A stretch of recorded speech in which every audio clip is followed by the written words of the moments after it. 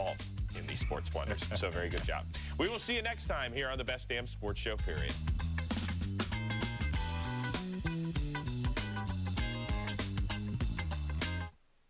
When the Cubs game is over, stay tuned for Cubs Postgame Live on Comcast Sportsnet. All the interviews and press conferences, in-depth game highlights, and Dan Plesac breaks down all the action. Cubs Postgame Live after the game on Comcast Sportsnet. Fans' best friend.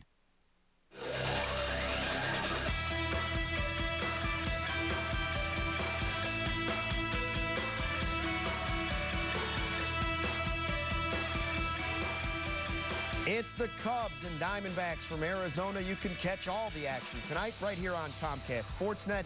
First pitch coming up at the bottom of the hour with Sean Marshall on the hill for the Northsiders.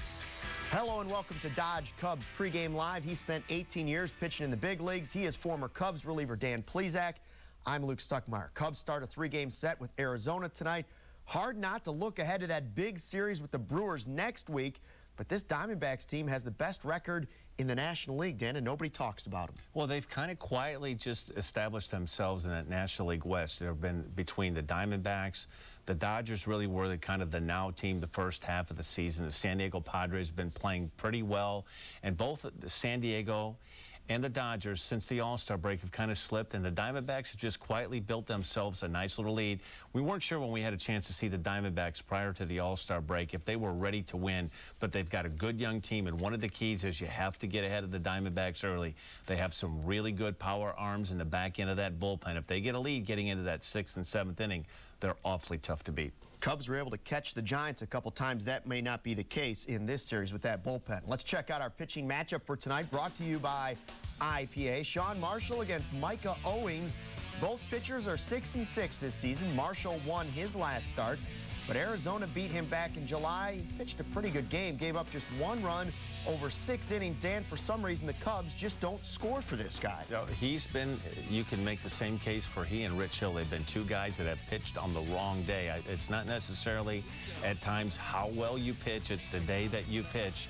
And he's really been fairly consistent. He's kind of been, we've touched on it, kind of one of those bend but not break kind of pitchers. He's not overpowering. He's not going to be dominant. He's not going to go 6, 7 innings and strike out 12, 13 batters. He makes you put the ball in play, and it's very, very important that he gets ahead. And if he starts throwing a lot of ground balls, inducing a lot of ground balls, you know that he's throwing the ball very well. And he always has that big curve ball he can count on, too, that big looping curve. Well, what really helps him, too, is his size, being as tall as he is, and he throws the ball very well on a downhill plane. And if he's locating his fastball, and I think one of the pitches that has really helped him, he has a good curveball. When he mixes in his changeup, it becomes a very effective pitch, and it makes that 88, 89 mile-an-hour fastball look a lot better than it actually is. But he's got good stuff. If he's around the plate, inducing some ground balls early, you'll know that he's going to probably settle down and keep this Diamondback club at bay. Cubs have to go against Micah Owings tonight. He picked up a no decision at Wrigley Field back on July 21st.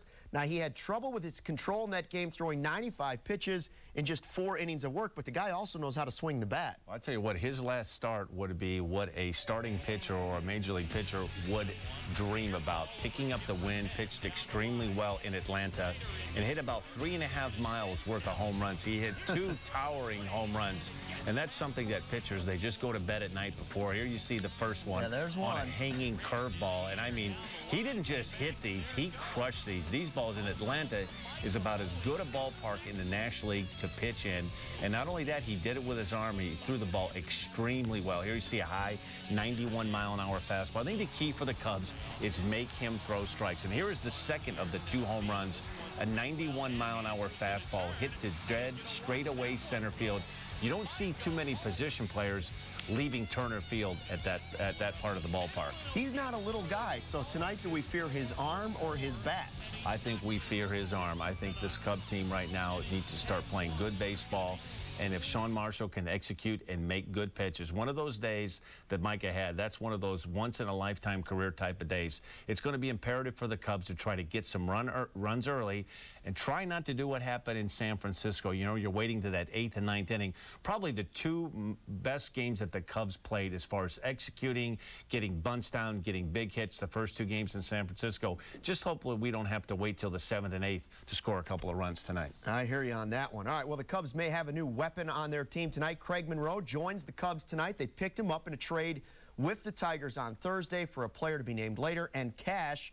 Monroe hit 28 homers last year for the Tigers, but he has struggled this season. They were ready to let him go, decided to work out the deal. And what do you think of the move? I think it's a good move. Anytime that you can add an experienced bat, this is a guy that had 28 home runs. They're certainly not looking for him to hit, 10 to 15 home runs, but he's a good alternative off the bench. And really the outfield situation for the Cubs, most of the pop or power is from the left side. And I think this kind of balances that lineup a little bit.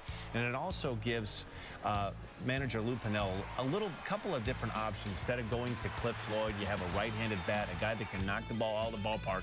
And that's one of the things that this club has really missed this year, has been some right-handed sock out of the outfield. We mentioned the 222 average, but he hits left-handers really well. You might just play him against the lefties. He's hitting over 300 against lefties. And that's great. That's a great point, Luke. I think when you get to this time of the year, when you've got a little over 5 weeks left into the season, you're trying to acquire a player that is a specific need, and the Cubs have had a very difficult time against left-handed pitching, and this guy hopefully can answer that and give them a little bit of counter and put a right-handed bat in that lineup. And even if he's not playing every day, it certainly, as an opposing manager, when you know that there's a right-handed bat on the bench that hits left-handed pitching well, you'll think twice in the 7th inning making that move to bring in a left-hander to say get a guy like Cliff Floyd, when you know that on the bench for the Cubs you have a right-handed option to kind of counter that left-handed move. Now, does he take at bats away from Jake Fox, Matt Merton, those guys? Is he kind of in there to fill that void a little bit? You know what, at this point of the season right now, he can take bats away. If he's going to hit and be productive, it's to the point of the season now where the development stage of the young players with the Cubs, they're in a pennant race. They're a half a game up with 5 weeks left in the season, and I think who's ever going to play and produce is going to be out there on a daily basis. I think right now, as far as looking down the road, is he the answer down the road? I'm not sure, but short term, he definitely could be the answer. But he's proven he can't do it. If he hit 28 homers last year, what's missing? How do you get a guy back into that swing? Well, a lot of times it changes scenery. You go to a team and you look at that outfield situation in Detroit. You had some Gary Sheffield, Curtis Granderson. They have some good young players coming up in that organization, and a lot of times you kind of get lost in the shuffle. And the Tigers have really kind of slid since the All-Star break, and for whatever reason, sometimes you fall out of flavor, you fall out of grace with the team or with the manager or an organization, and sometimes just as simple as putting on a different uniform might give you some life. And a lot of times, and we've touched on this before, a lot of times when you go to a new team, they're not necessarily looking at the things that you can't do. They're looking at the positive things that you can provide, and sometimes that's enough to either get you out of one of those mini slumps or even make you feel a lot better about yourself. And all it takes is a big hit early on when you're with a new team, and all of a sudden you feel like you fit right in. It gives you some new confidence. 36 games to go. If he helps you win 1, 2, 3 games, the trade was absolutely worth it. Much more to come on Dodge Cubs Pregame Live. We will have the starting lineups for both teams and hear from manager Lou Piniella. It's the Cubs and Diamondbacks coming up at the bottom of the hour right here on Comcast Sportsnet. Summer means time for camping out, cooling off, and time for the GMC Summer Sell-Down. The best time for the best selection of 07 models, like an 07 Sierra with best-in-class fuel economy and the best coverage in America. The GMC Summer Sell-Down. Get $2,000 cash back when you purchase any 07 Yukon XL, plus an additional $4,000 on select Yukon XL models in inventory since 11/11/06. Visit GMCDrive.com.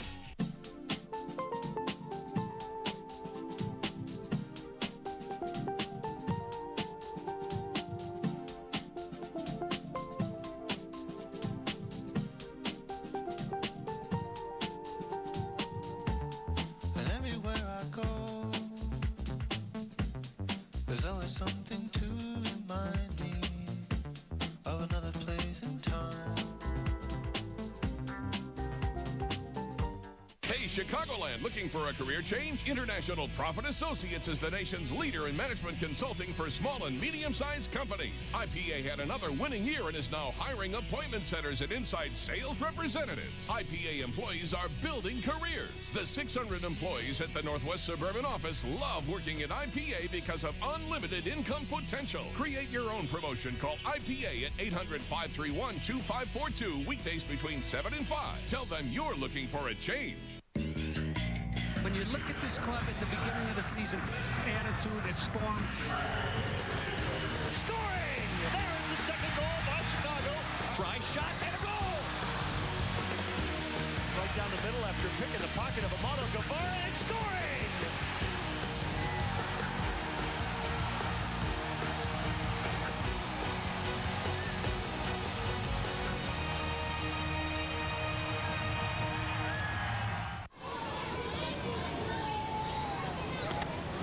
Are your kids dreaming of playing in the big leagues?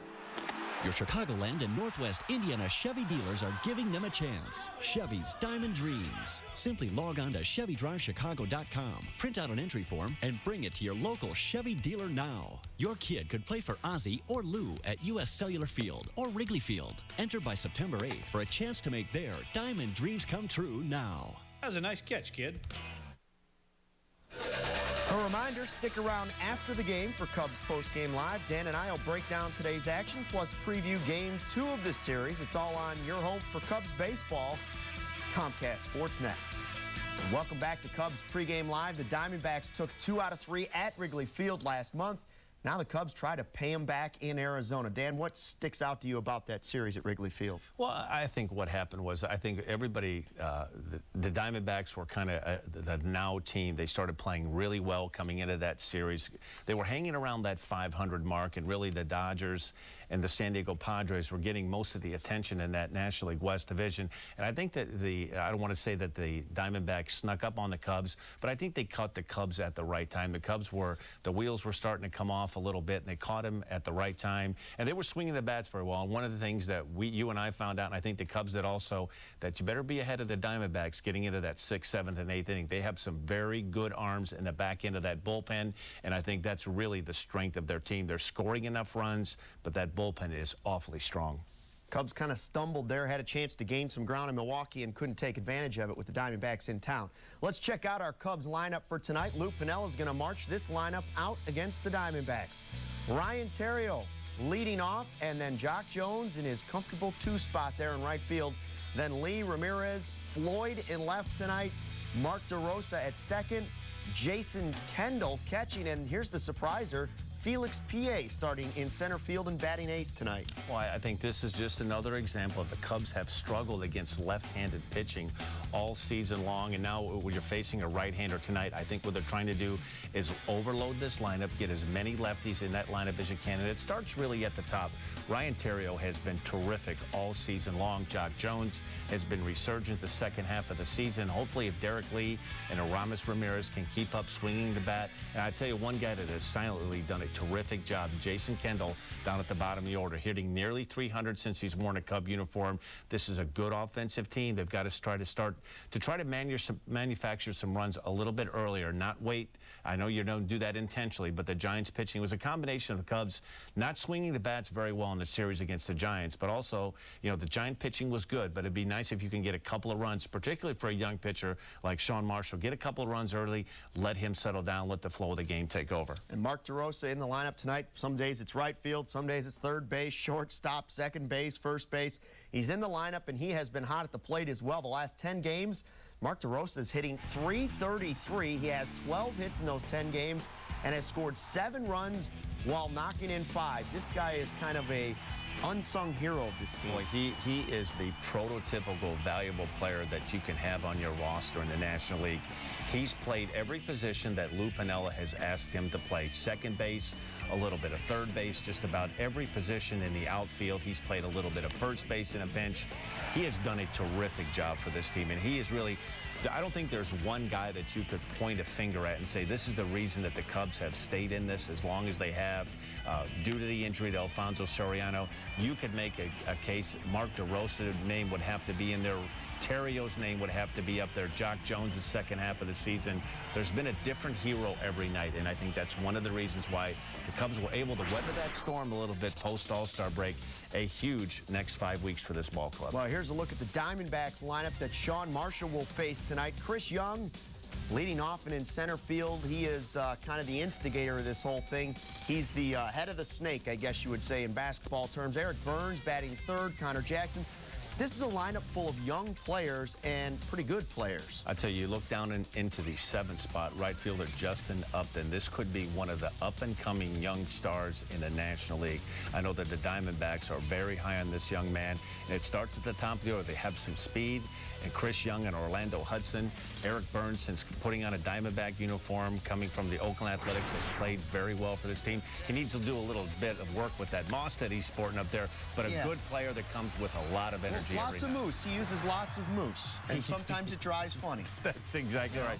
But I'll tell you what he does do. He plays with a lot of energy, plays with reckless abandon, not afraid to leave his feet. He'll take the extra base. He's a very aggressive player, and he has really done a terrific job for the Diamondbacks. Burnsy didn't factor in how the desert heat was going to affect the moose. That was his big mistake. You would think with the low humidity out west in Arizona that it wouldn't, as far as really No, but it grows like a mushroom. It's like a desert rose. Chia pet. Like a chia pet. Time now to hear from the skipper, Lou Piniella, who met with the media before tonight's game in Phoenix. Here's what Lou had to say. Good to have Monroe here. Yeah, it really is. We had early work. Oh, okay, we had early work today, and he took some batting practice and swung the bat well. He's excited being here. We're very happy having him. I talked to him. He play all 3 outfield positions, and tomorrow you'll see him in right field against Davis. I got Felix. This is the quick outfield, big park. I toyed with this yesterday, and we played Fontenham, but it was I almost flip a coin yesterday in Candlestick. But this is a real quick outfield. The ball carries well here, so we're trying to get as much speed as we can in our outfield. And I'll tell you what, if you'd have seen him taking batting practice today, you'd have given him half a Scottsdale.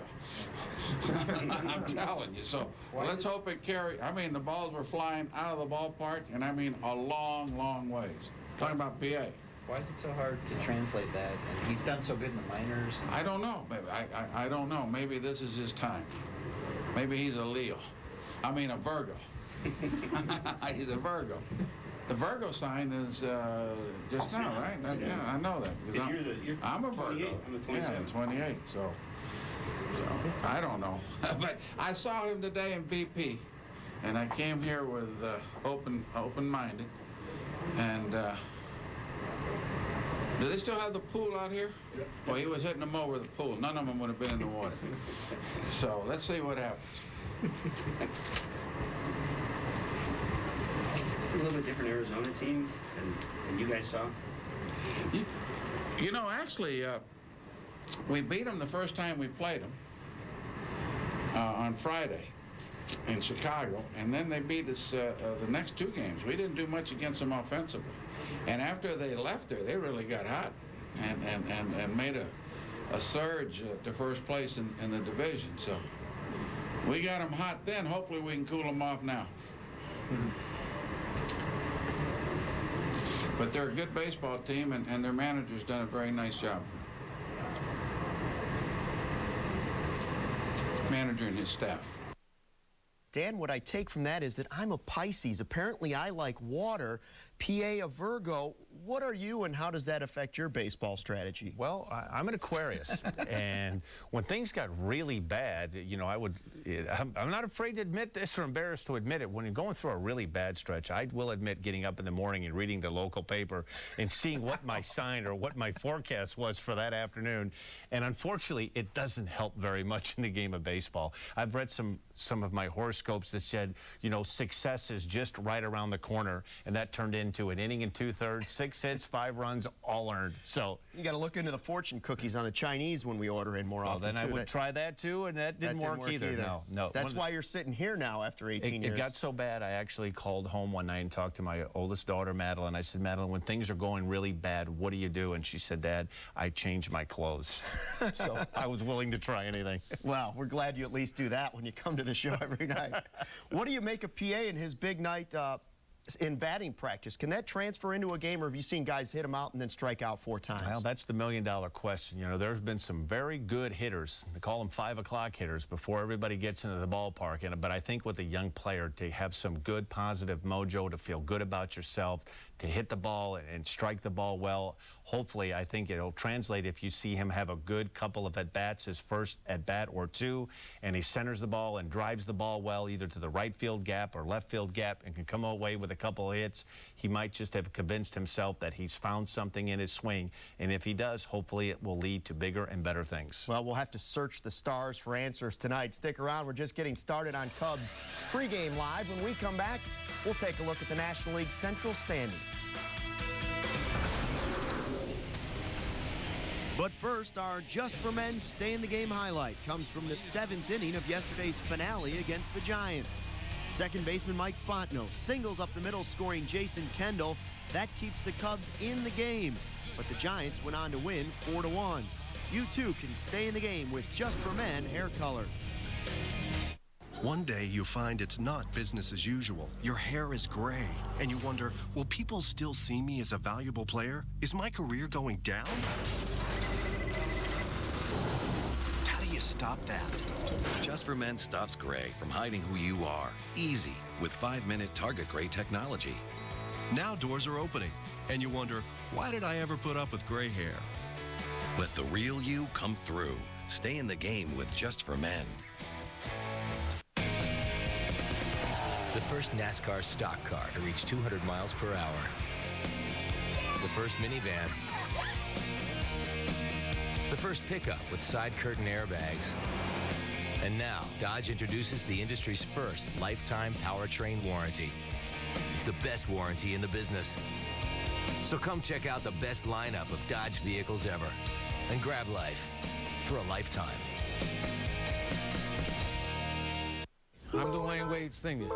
You know the name, Moo and Oink, one of the most recognized names throughout Chicago. Did you know Moo and Oink has a whole line of branded products that are sold throughout the country? The complete line of fresh frozen Moo and Oink products, from their signature beef and pork hot links to hot fire patties, Moo Doggies, and a variety of chitlins. So you can take your favorite Moo and Oink product with you on vacation. Go to moo-oink.com and find a grocer near you who carries Moo and Oink products. You can bring a part of the ocean into your home. Aquatic Environments will walk you step by step in the design, building, and installation of your own aquatic environment. Adam Marietta with Aquatic Environments. I used to think advertising on MediaCom would be expensive, but it's really not. It was more affordable than any other medium that we've used in the past. On Media is very easy to deal with. Their salespeople and their editing department are extremely good at what they do. When the subject is trucks, you've got to know how to work it. Quad City Spring is all over that. When you need organizing systems for pickups and vans, and Adrian Steel custom setups are your mandatory upgrades, Quad City Spring gets the call. Ladder racks, toolboxes, towing, and truck accessories, we've got you covered. When the subject is trucks, Quad City Spring knows how you want to get it done. Got a truck? Work it, baby. Quad City Spring, 34th Street and River Drive, Moline. Blackhawks, Cubs, and White Sox. Comcast Sportsnet. Welcome back to Cubs pregame live. On paper, this series looks pretty even. The Diamondbacks have a better record, and they've won 2 out of 3 against the Cubs this year, but the Cubs have a slight edge in runs per game, average, and ERA. Arizona sits in first place in the West. They have the second-best home record in the National League.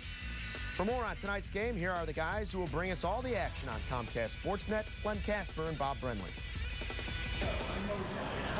All right, Luke and Dan, it's very hot outside, but under the roof tonight. And interesting lineup change as Felix P.A. Bob gets his first start and plate appearance in 12 days. And Lou said before the ball game that he was really hitting the ball well in batting practice. Strictly based on the batting practice that Felix P.A. took earlier this afternoon here at Chase Field, was putting on a show, and Lou saw that and said, I need to have this young man in the lineup tonight. Craig Monroe is available off the bench. He took some extra BP today, and it sounds like he'll be in the lineup tomorrow night against the left-hander Doug Davis. Yeah, and I talked to Craig a little while down on the field. He is very excited to be here. He thinks it's going to be a great opportunity for him and for the ball club. I think this is going to be a real good fit for the club. Should be a great series. 2 first-place clubs. How about that? Well, I think the people around Chicago, and certainly we thought the Cubs would be a team that could contend in the National League Central, but I think the Diamondbacks have surprised everybody in baseball. This is a very young team. I think everybody thought it was going to take a couple of more years, but there they are atop the division. Is this a team you have to blow out? Because it seems like if it's close late, they come up with a big hit. Yeah, they've got a real strong tail end of their bullpen. They've got some clutch hitters, but they're not a thumping team. They really take their runs wherever they can get them. Manager Bob Melvin is a little disappointed in the offense, but not in their position in the standings. All right, it's the first place Cubs and the first place Diamondbacks coming up. We'll have all the action for you right here on Comcast Sportsnet. Thank you, guys. Looking forward to the game. Let's take a look at some games going on right now around baseball. The Braves and Cardinals in a rain delay.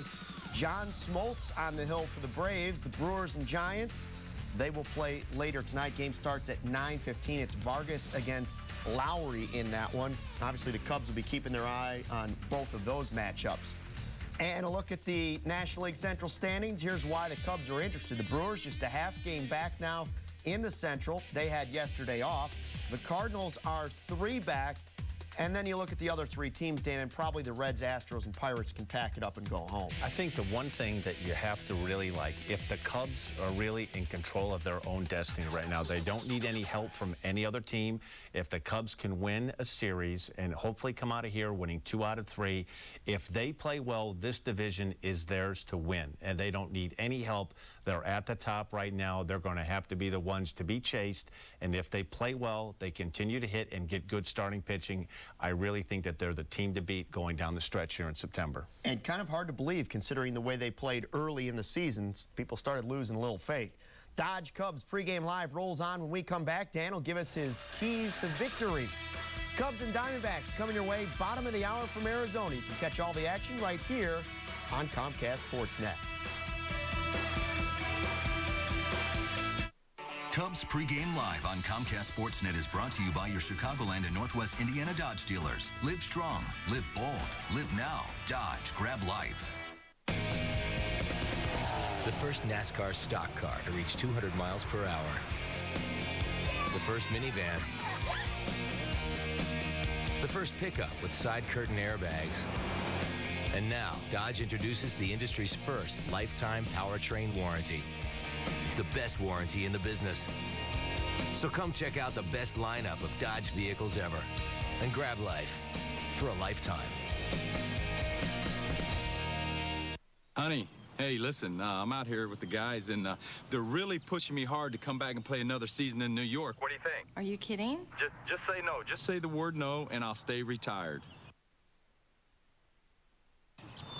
Just say no, and, you know, I won't do it. Okay, great then. Guys, I'm back. She's so happy, she's speechless. The network you can trust. AT&T. Buy any phone and get up to 4 free.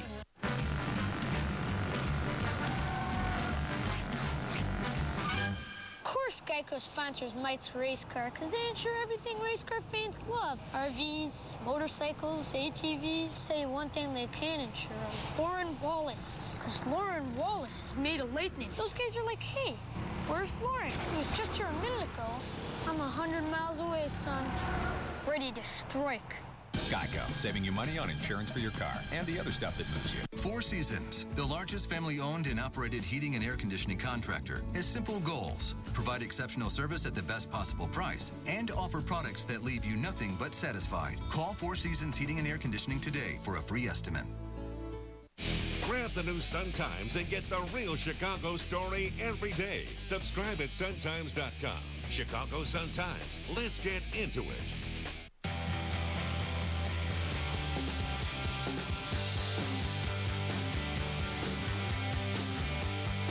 Introducing the Cadillac Summer Event. Right now at your Cadillac dealer, you can experience the best Cadillac has to offer and 0% APR financing across all models. The best part about summer? It's here.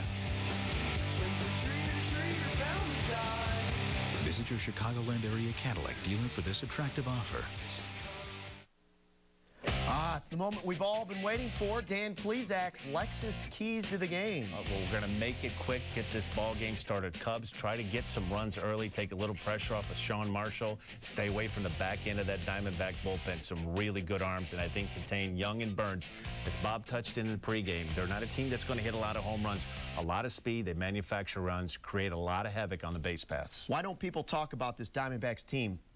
All these wins in the National League, nobody talks about Well, they don't really have that one marquee player. They don't have that Randy Johnson. They don't have that Louis Gonzalez. They don't have a face of that franchise right now. They've got some good young players that they're only going to get better. So hopefully the Cubs can cool the Diamondbacks down right now and this March to September baseball. And finish off this road trip on a high note. That's going to do it from the studio. It's time to head out to Chase Field in downtown Phoenix where it's sunny and hot. Here's Len Casper and Bob Brenly.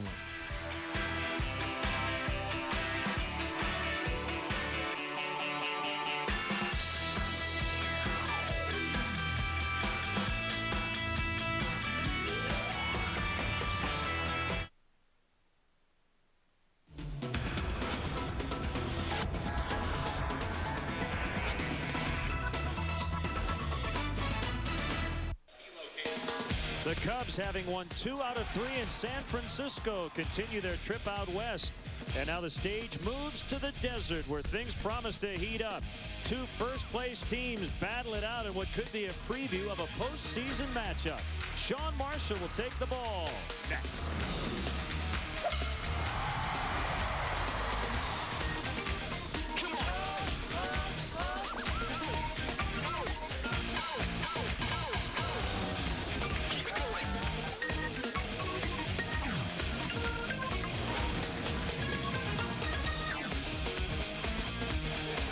It's a blistering hot evening here in the Valley of the Sun. We're in Phoenix, Arizona, but we are cool and comfortable indoors.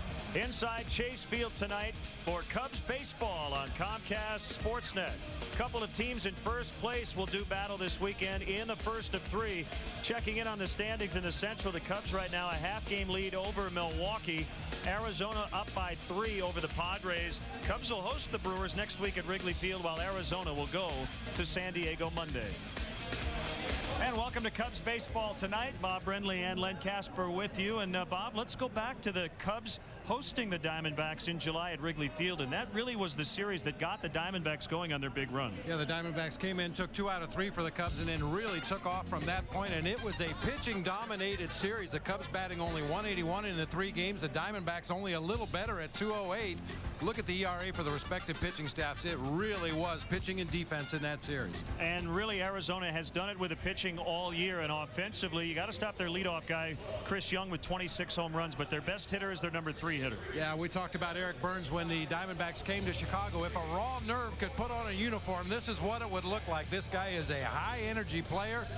The Cubs get their energy from the younger guys, Terrio, Fontenot, PA. Diamondbacks get all their energy from left fielder Eric Burns. He recently signed a 3-year contract extension. Now the starting pitchers, Sean Marshall for the Cubs. Micah Owings can do it both ways for the Diamondbacks. Yeah, Micah Owings is a guy you're going to have to keep an eye on tonight, both when he's on the mound and when he's at the plate. A 4-hit, 2-homer, 6 RBI game last time out against the Atlanta Braves. Sean Marshall just needs to worry about taking care of business on the mound. Marshall pushed back a day with Carlos Zambrano pitching yesterday in San Francisco. Well, the table setter, Ryan Terrio, will get things going. The Cubs and the Diamondbacks next.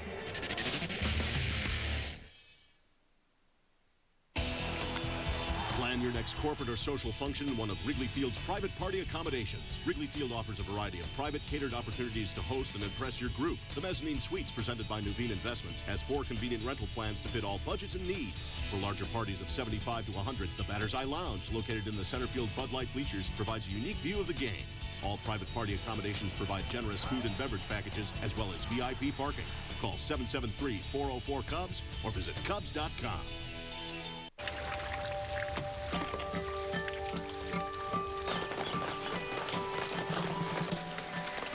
It's Toyota's Lots on the Lot event. With so many great trucks to choose from, it's the right time to buy.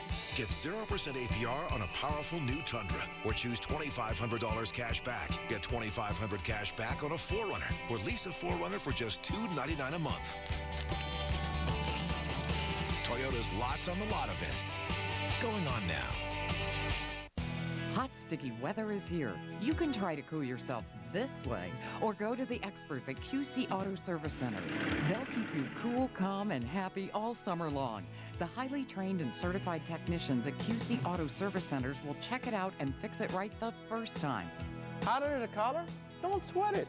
Come see us. The place to go for air conditioning service, QC Auto Service Centers, keeping you on the road.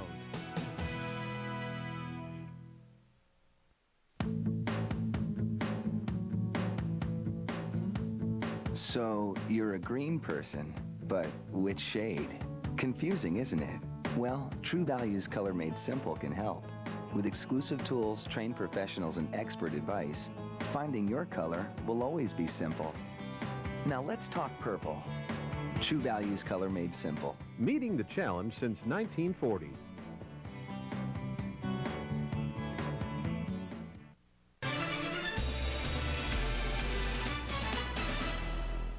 Hey there, welcome inside our Comcast Sportsnet studios. I'm Luke Stuckmeyer. We'll get you back out to Arizona for the start of the game in just a couple minutes. But first, a quick check of Game 1 between the White Sox and Red Sox this afternoon.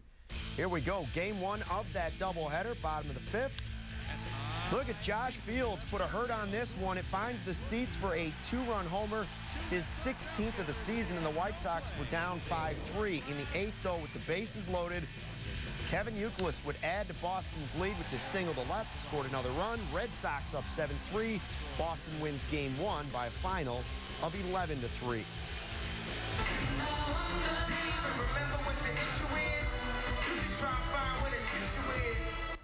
Meanwhile, around 350 local students were given a big back-to-school treat this afternoon. Hip-hop superstar and Chicago native Kanye West invited kids for a sound check at the House of Blues downtown. Bulls guard Chris Duhon was there, so was top pick Joakim Noah, reminding students about the importance of going back to school. Now, West is putting on a benefit concert called Loop Dreams, asking presidential candidates to address the problems of the nation's 1.2 million high school dropouts. The Kanye West Foundation was started about 3 years ago, and this is our first really big effort to raise money to keep kids in school. That's the mission and the purpose of the foundation. You know, the only thing we can do is just try to encourage and, you know, as a group, think of ways to help the dropout rate, because it's definitely sad how bad the dropout rate is. I respect his lyrics, I respect where he's coming from, and I know a lot about him and his work, and I love his work, so I'm just here supporting and doing what I can in my part. They're also giving out free Xboxes today, so that's why I'm here. These kids don't know. There's not a lot for everybody, and it's a little sticker on the bottom, so I've been looking, lifting them up, trying to find that sticker, and I just snatch it out. And they're like, where's my pad? I'm switching it out, you know, Johnny, because I need that Xbox. That's going to do it. Cubs baseball's coming up next on Comcast Sportsnet. Enjoy the game.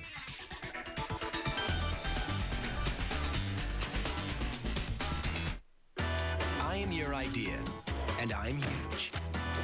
Tab me, bind me, stack me, send me round. I'm your big idea. You can't stop this. I'm your biggest idea. And Rico moves me, shows me, sends me.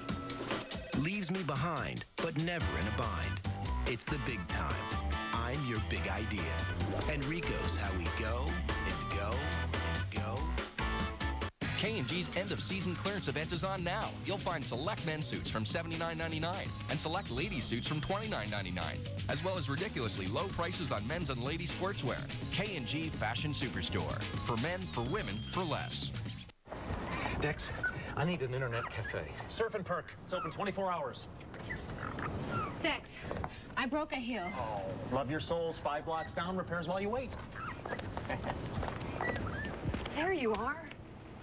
Dex, I need to find Millinger's Flower Shop. Chestnut and Browning. Can't miss it. Dex, you know everything. Come on. Oh, no. The AT&T Real Yellow Pages, published by Dex, your most complete local info. Mr. Bean is off on his dream vacation, but he's having a little trouble getting there.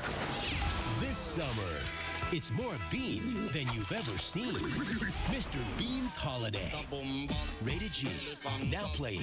Summer means time for camping out, cooling off, and time for the GMC Summer Sell-Down.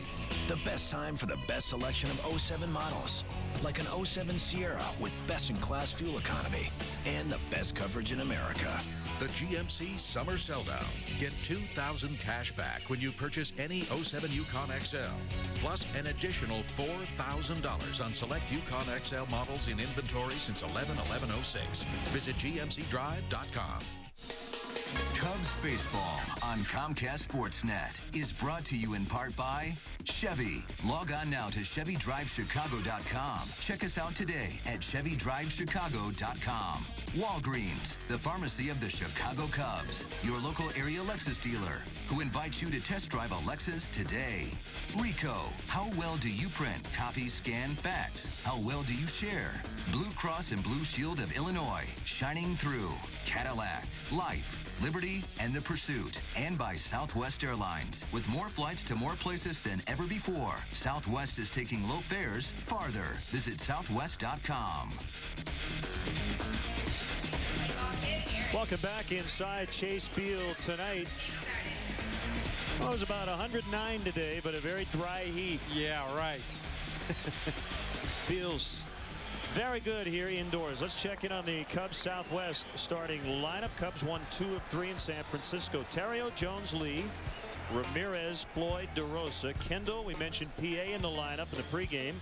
He'll hit 8th, and Sean Marshall 9th. Take a look at the Diamondbacks defensively. Burns, Young, and Upton across the outfield. Reynolds, Drew, Hudson, Jackson across the infield. Chris Snyder will be doing the catching for right-hander Micah Owings, 24-year-old right-hander. 6'5", 220 pounds. Boy, coming off one of the best days a pitcher could possibly have in the major leagues at Atlanta. Went 7 strong innings on the mound, gave up only 3 hits and 3 runs, struck out 7, didn't walk a batter, and as we mentioned earlier, went 4 for 4 as a hitter with 2 bombs and 6 RBI. No one missed a little up. 1 ball, 1 strike. And while we can joke about the weather here, no laughing matter back home in the Midwest. And we certainly hope everybody is safe and sound after the devastating storms that hit the entire area. Well, maybe you can get away a little bit tonight for 3 hours and enjoy some Cubs baseball. A lot of Cub fans here in the Valley. Cubs train in Mesa in the spring. Fouled back by Terrio. 2 balls, 2 strikes. I got myself in a little trouble as the manager of the Diamondbacks when I was asked about all the Cub fans at the time. It was Bank One ballpark, and there were probably 2 Cub fans for every Diamondback fan here for that one series against the Cubs. And I invited them all to go back to Wrigley Field rather than camp out here in our ballpark, and immediately realized the error of my way and issued a retraction the next day. We're glad to have any baseball fans out here at the ballpark. We don't care who you root for. It was so frustrating here in Arizona. As you know, Len, it's a very transient community. A lot of people retire here from other areas of the country. And boy, when the Mets were in town, we had a lot of Mets fans. When the Cardinals were in town, we had a lot of Cardinal fans. And certainly when the Cubs are in town, you always have a bunch of Cubs fans.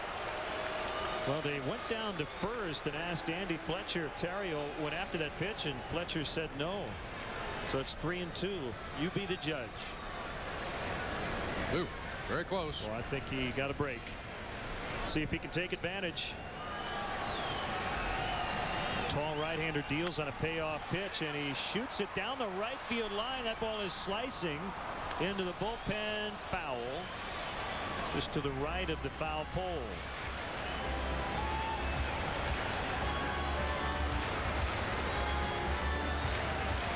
Mentioned Andy Fletcher at first base. Eric Cooper in his 9th year working home plate. Mike Riley's the crew chief at second base, and Jeff Kellogg with 2 F's, 2 L's, and 2 G's, 2 E's too. He's at third.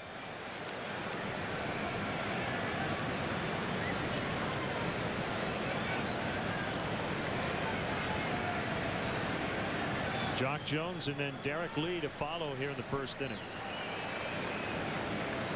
Another 3-2 pitch and another foul. The Cubs just don't play well against the Diamondbacks. They lost 2 of 3 at Wrigley Field, and All-time just 29 and 44, including 12 and 23 in this ballpark. But first time they've played here under Lou Piniella. Cubs tonight try to end the 4-game losing streak here at Chase Field. Ball 4. That was a terrific plate appearance to get it started. 8 pitches, and Terrio draws the walk. That's why you love him at the top of the order. Whether he reached base or not, he forced Micah Owings to throw a lot of pitches to start this ball game. He has a built-in scouting report now to take back to his teammates on the bench, and resulted in a base on balls, jump starting the offense here. Bob Melvin has done a terrific job, and I think you have 2 very qualified manager of the year candidates in the ballpark tonight. Bob Melvin and Lou Piniella.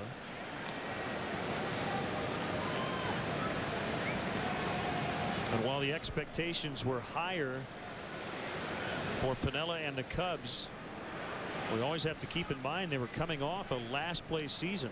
In fact, if the Cubs win tonight, they'll equal their win total from all of last year when they won just 66. Wow, that's remarkable.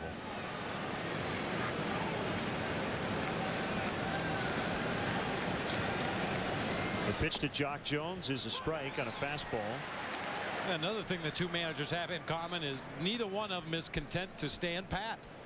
Bob Melvin with a very young ball club here. I talked to him before the game and talked about their lack of offense, how they have to seem to scratch and scrape to win every ball game.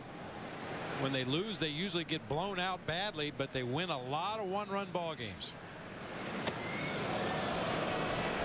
Well, you know how I like to look up that run differential, and it's very interesting when you look at the National League West. The Diamondbacks have been outscored by 31 runs this year. The San Francisco Giants have been outscored by 15 runs. What their record should be based on the run differential. Actually, the Giants should be better. But we pointed out in San Francisco the Giants have lost all the close games. The Diamondbacks continue to win them. That's a 3 unassisted as Jackson touches first base. And I think what it does tell you is that Bob Melvin has done a very good job, and it also tells you a little bit about a bullpen that in the back end has shut teams down. Jose Valverde leading the major leagues in saves. You know, when they're tied after 6, they're 13-7. When they're tied after 7, they're 13-3. So if they're close late, they generally win. Yeah, with Brandon Lyon and Tony Pena as setup guys leading to Jose Valverde to close the ball game. If they have a lead late, they usually bring it home. Tell you what, though, Len, coming into this series, and it's never as easy as just saying go out there and put a thrashing on them in the first game and see how those young kids react to a pennant race. I think that's the big question surrounding this Diamondbacks ball club. Yeah, they've overexceeded expectations in a lot of areas, but a lot of these guys have not been through an August and September in a pennant race in the major leagues. It's going to be interesting to see how all the youngsters react.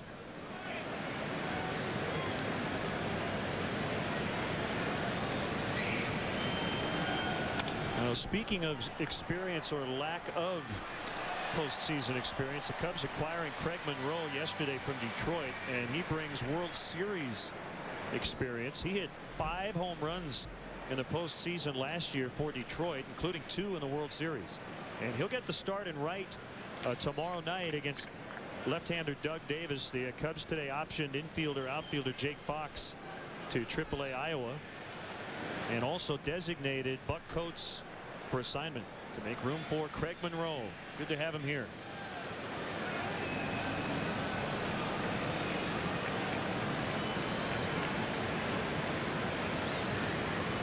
Micah Owings in no hurry right now with Ryan Terrio at second base.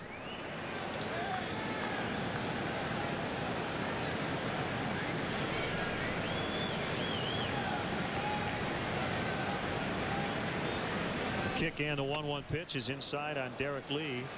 You'll see a lot of that from Micah Owings tonight. He's plunked 11 batters this year. He loves to pitch inside. He feels that he needs to command that inside part of the plate to be able to get hitters out away.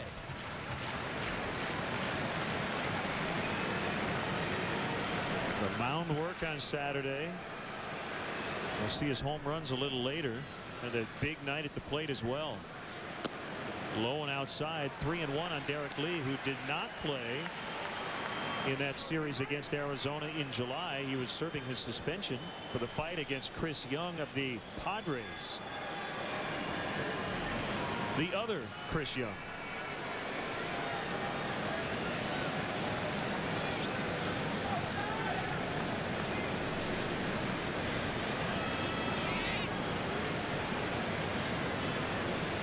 Another long pause and a 3-1 pitch.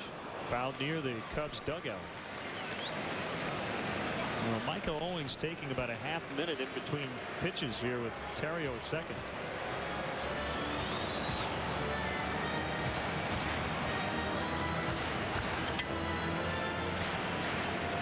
Rubbing up the baseball, taking a look at it.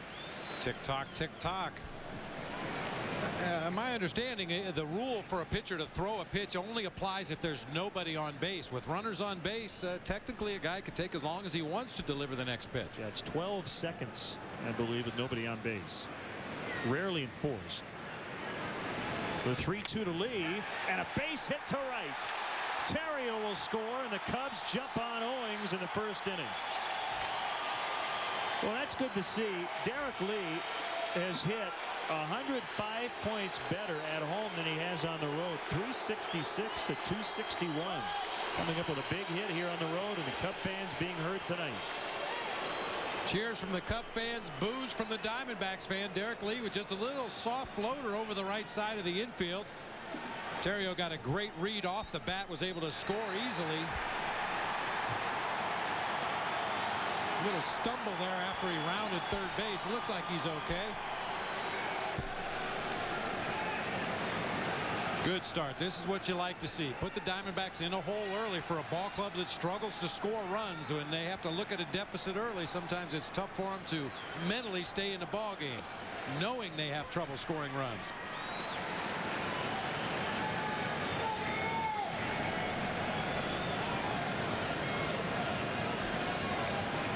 One strike on Aramis Ramirez.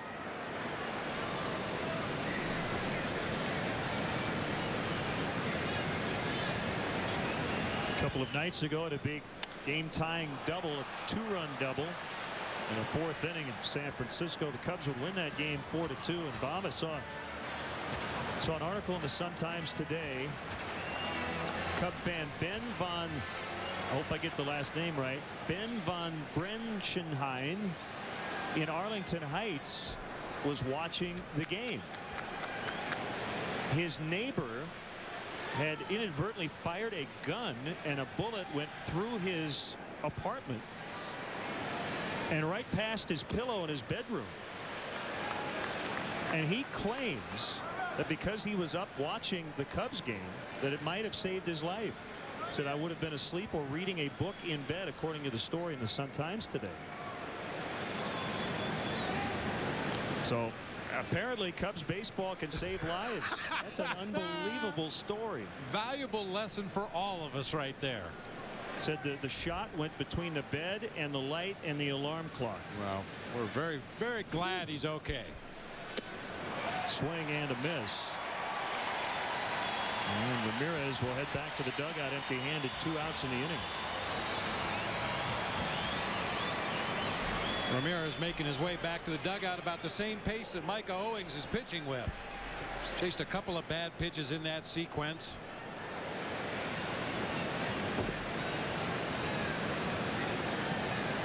Well, here's another guy that had a real good batting practice before the ball game today. We mentioned with Felix Pié.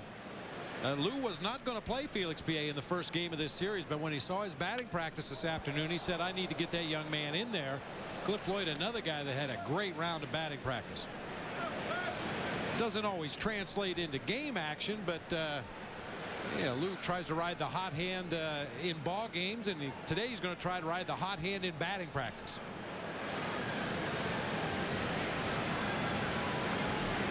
One strike on Cliff, the hero Tuesday, and then again Wednesday in San Francisco, coming up with a couple of huge hits.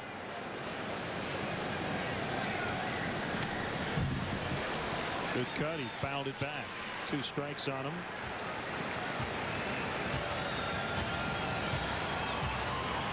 And the game-winning hit in the 9th Tuesday, and then a leadoff double in the 10th Wednesday, which led to the eventual game-winning run.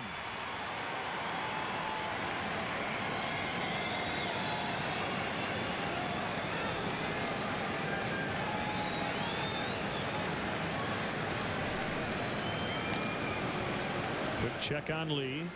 A knocked in Terrio of an RBI single. Ryan had walked to begin the ball game, and after moving to second and the ground out by Jones, came around to score on the Lee hit.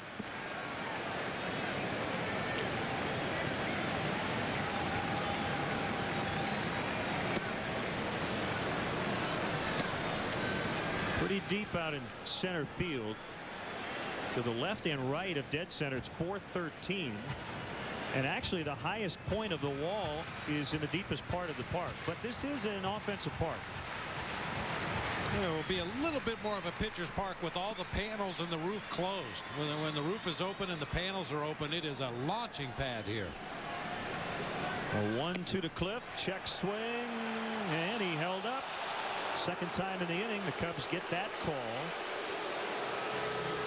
You know, Ryan Terrio was able to parlay his non-call into a base on balls and eventually scored. Ooh, another close one.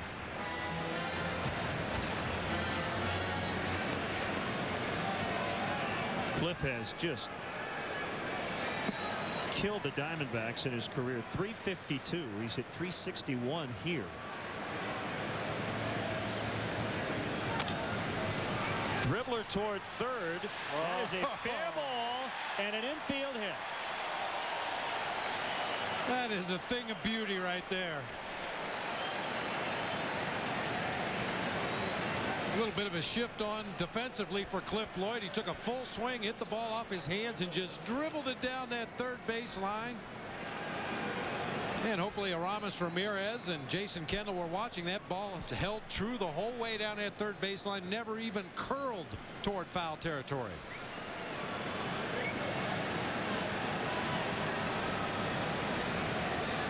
Now Mark DeRosa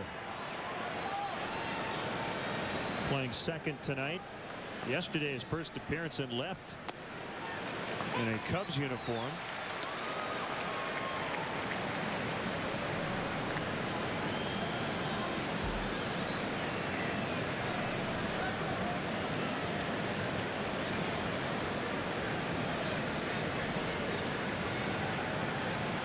Owings is 6'5", 220 pounds, just 24 years old.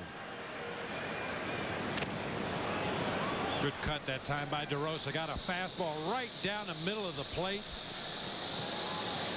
You know, we talked about Owings working both sides, in and out, in and out. He loves to challenge. He likes his fastball. He's not afraid to challenge hitters with it. Got away with one there to Mark DeRosa.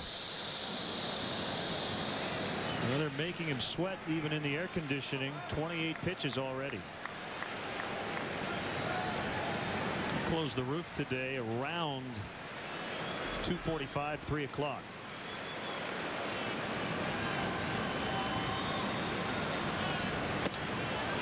You talked about how the ball will fly out of here with the roof open. That Cubs extra BP was with the roof open.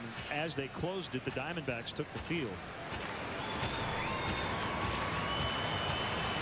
You see those big signs out there in left center, right center field. Those panels open up to allow the air to get into the ballpark on the pleasant evenings early and late in the season. But this time of year, you may as well super glue those things shut. There's a little flare. It'll get down for DeRosa. Lee coming around. The throw's going to go to second. And the Cubs lead 2-0.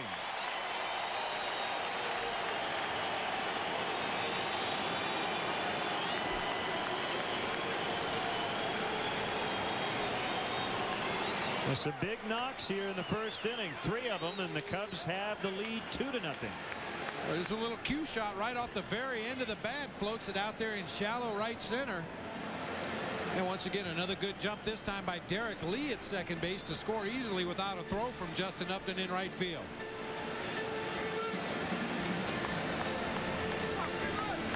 Cub fans, young and old, loving it.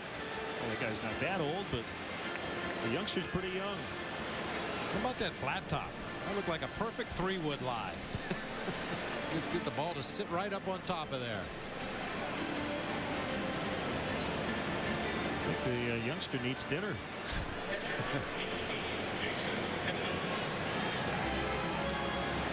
Jason Kendall hitting 7th. He scored the lone Cubs run on Thursday in San Francisco in a 4-1 loss.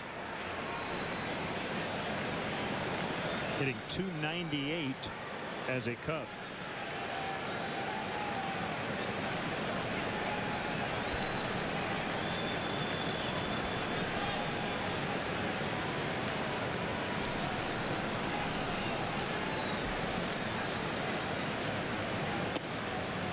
Strike one on a fastball. Kendall facing Owings for the first time.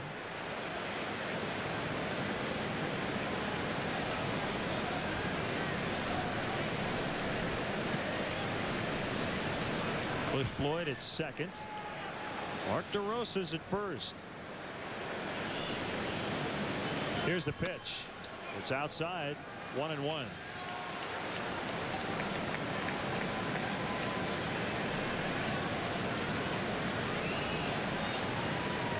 Felix P.A. with his first start in 12 days is on deck.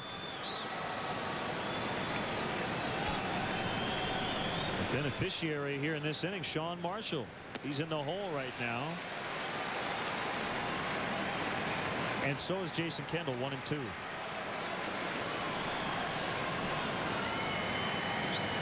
You know, we had that shot of that young Cub fan. I think he was mesmerized by all the glitz and neon, and there's a lot going on in this ballpark right now aside from the ball game.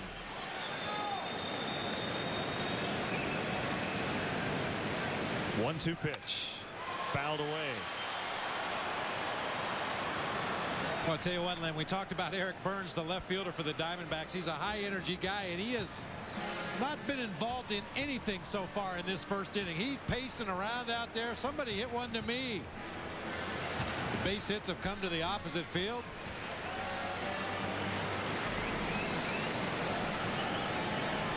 Now that's where Felix P.A. was hitting him an extra BP.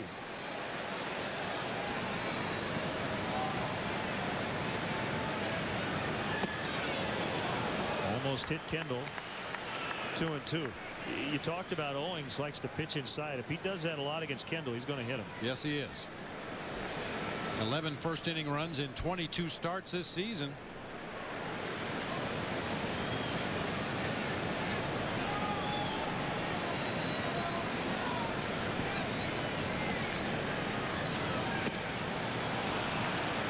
Good patience, 3-2, and the runners will both get a head start.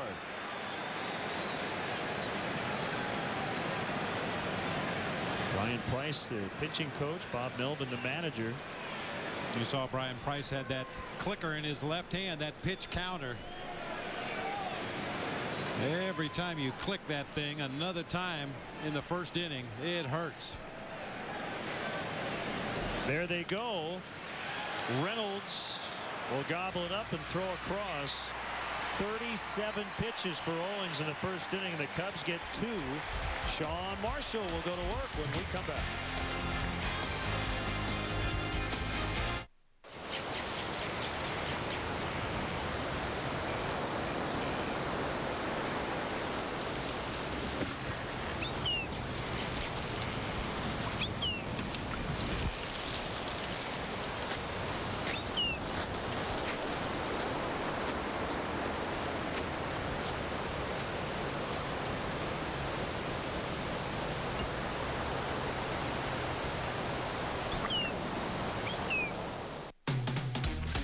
What's the difference between having fun and having none? The Midas Touch Maintenance Package. We'll change your oil, rotate your tires, and do a 45-point courtesy check, all for just $29.95. It's our lowest price of the year. Let Midas help you get the most from your car. For brakes, oil changes, tires, and more.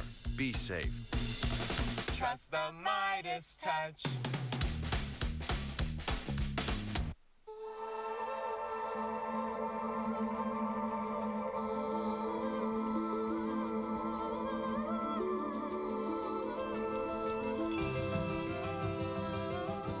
cordially invited to the event from Lexus. The summer sales event where you'll find unexpected values on the Lexus you've always wanted. But like summer, it won't last forever. The event, now through September 4th. See your Chicago area and Northwest Indiana Lexus dealer.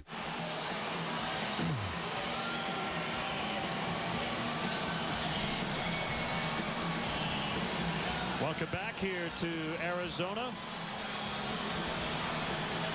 As Sean Marshall gets ready to work, Cubs getting 2. Let's check in on the Diamondbacks Southwest starting lineup. Chris Young leads it off. Orlando Hudson batting second, playing second. He's been hot. Eric Burns in left. Connor Jackson, Chris Snyder, the catcher. Mark Reynolds at third base. Justin Upton turns 20 tomorrow. Stephen Drew at short. Micah Owings does the pitching. And let's take a look at the Cubs defensively, brought to you by Rico. Move your ideas forward with Rico dependability. Floyd, PA, and Jones across the outfield tonight. Ramirez and Terrio, as usual, on the left side of the infield. DeRosa at second base tonight. Derek Lee at first base. Jason Kendall behind the dish for left-hander Sean Marshall, looking for his 7th victory of the season. Rookie of the Year candidate Chris Young takes a strike. Not quite sure leadoff will be a long-term spot for Chris Young. His on-base percentage right now just .289, but he has a lot of power. There it is, deep to left, but Cliff Floyd will make the catch. Sounded good off the bat. Didn't really go anywhere. Hey, you mentioned the power. Chris Young was 7 leadoff home runs this season. Yeah, very odd-looking numbers for a young player. You mentioned the 26 homers, only 47 RBI because he's been hitting in the leadoff spot a lot. Get a look at his swing. Got it off the end of the bat just a little bit. He's also creeping up on 100 strikeouts on the season. He's at 97 going into play tonight. So averaging nearly a strikeout every 4 at-bats. Now the red-hot Orlando Hudson, 11 for his last 21, and you expand that out to 15 games, hitting .417 with 8 multi-hit performances.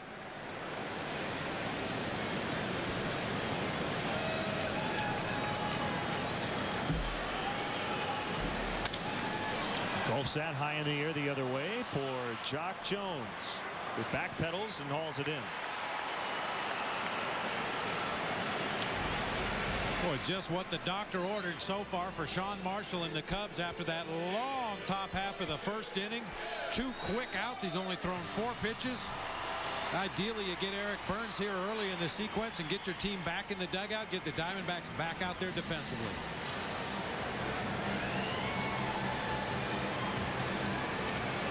So Marshall got the win the last time out against St. Louis. Coming in at 6-6. Want to keep Burns off the bases. 35 steals, 4th in the National League.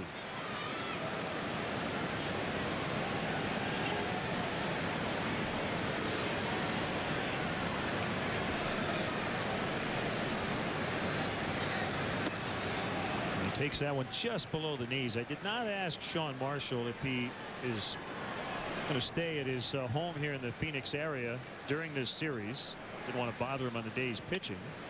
There's a flare, shallow left. Floyd will make the catch, but I know a lot of Cubs players do live in this area and kind of able to sleep in their own bed this weekend. It's 2-0 Cubs.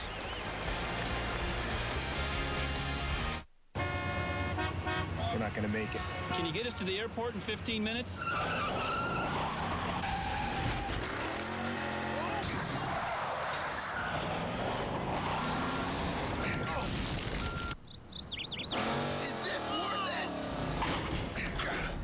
Cheaper than a change fee if we miss our flight. As with all airlines, it may cost more to rebook your flight, but on Southwest, we never charge an additional fee. You are now free to move about the country. Shining is taking responsibility. At Blue Cross and Blue Shield of Illinois, we know managing your health care can be overwhelming, and it's our job to help you meet the challenge. By guiding, supporting, and showing the way, we encourage you to gain control. Because we believe the best tool we can give you is the confidence to take charge. Blue Cross Blue Shield of Illinois, shining through. It's the Chevy Model Year-End event, and now we're making it easy for you to choose your new Chevy. Just click and go to find great offers on 07 cars, trucks, and SUVs online 24/7. But you've got to decide. Then get to your dealer before yours is gone at the Chevy Model Year-End Event. Use $3,000 cash back to get a Chevy crossover, an 07 Equinox LS front-wheel drive starting at $19,865. Click on ChevyDriveChicago.com, then see your Chicagoland and Northwest Indiana Chevy dealers. Hey everyone, Len Casper and Bob Brenly here. How would you like to hit the links with us this summer? Presenting the second annual. Honor your loved ones with an engraved brick on the sidewalks beneath the historic Wrigley Field marquee. Join thousands of others in the commemorative paver program and make your mark on the grounds of Wrigley Field. All orders come with a replica brick for your home or office. Space is limited, so order today. For complete details, visit Cubs.com or call 1-800-851-6846. How about a 5-pitch first inning for Sean Marshall? Gets his offense right back to work in the second. Felix P.A. ground ball to short. Stephen Drew, with his momentum taking him toward first base, will throw him out. And Marshall will come up.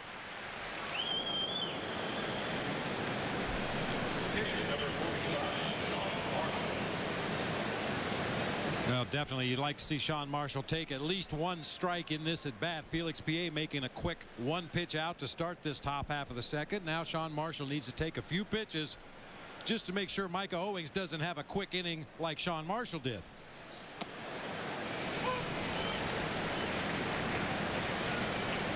Well, I know you were able to sleep in your own bed, and boy, a lot of Cubs live in this area.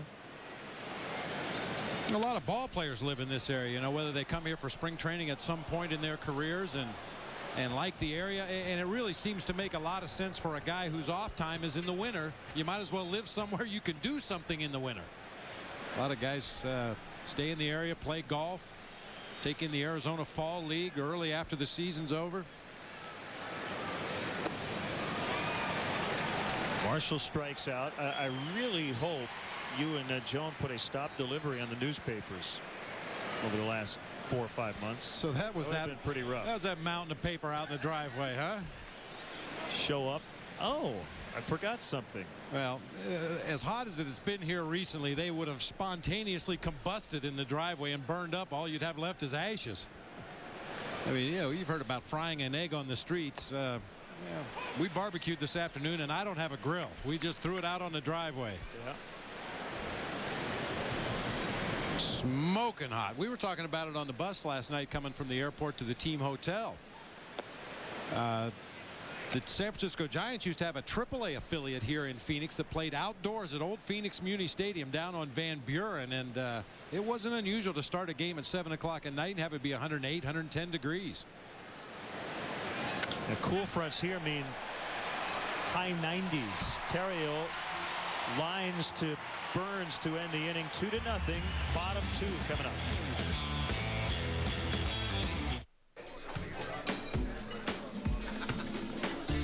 Fellas, leave the tight pads to the ladies. If I can count the coins in your pocket, you better use them to call a tailor. Stay thirsty, my friends. Stop, Hub! Where should we sit? Right at first base. Wait, how about along the third baseline? Wow, this is great. Just like having season tickets. Looking for great seats? Buy tickets from other fans. Have extra tickets? Sell them to other fans. Go to StubHub.com today for tickets to the hottest sports, concert, and theater events, even if they're sold out. Peanuts. Hey, there's still tickets right behind home plate. Let's go for it. StubHub, your choice, your ticket, your experience. StubHub! The survival of the Greenbacks is a daily challenge. This one was overspent. They're at risk of becoming extinct. But you can help right now during Kia's Save the Greenbacks sales event. You save a lot of greenbacks with Kia, like the fuel-efficient Spectra. With its impressive safety rating, you and your greenbacks are more protected than ever. Together, we can save the Greenbacks. Hurry and get 2.9% APR plus $1,000 bonus cash on the Spectra.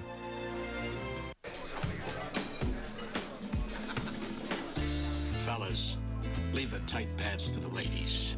If I can count the coins in your pocket, you better use them to call a tailor. Stay thirsty, my friends. to you in part by Aflac. Ask about it at work.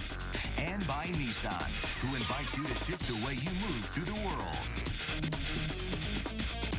The Cubs battle the Brewers this coming Tuesday. Game time is 7:05, but be sure to arrive early. The first 10,000 fans will get a Cubs home cap, compliments of Pepsi.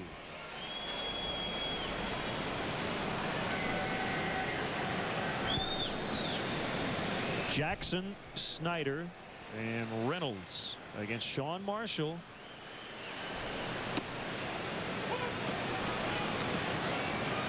Well, actually threw 6 in the first.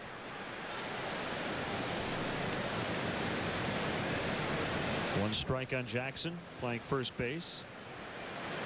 He's been hot, 348 his last 14 games. And Marshall quickly ahead of him, 0-2. The Diamondbacks have been a little disappointed in Jackson's power numbers. He's hit for a high average, as you mentioned, but only 9 home runs in 344 at-bats this season. As he goes down on the big curveball, as opposed to Tony Clark, the veteran first baseman who's already hit 11 home runs in just 159 at-bats. There was a big Tiger reunion around the batting cage a few hours ago. You see the curveball from Marshall. You had Tony Clark, Craig Monroe, Kirk Gibson, and Alan Trammell all having a nice conversation. I assume they were all laughing. I was not in on it. I was up in the booth.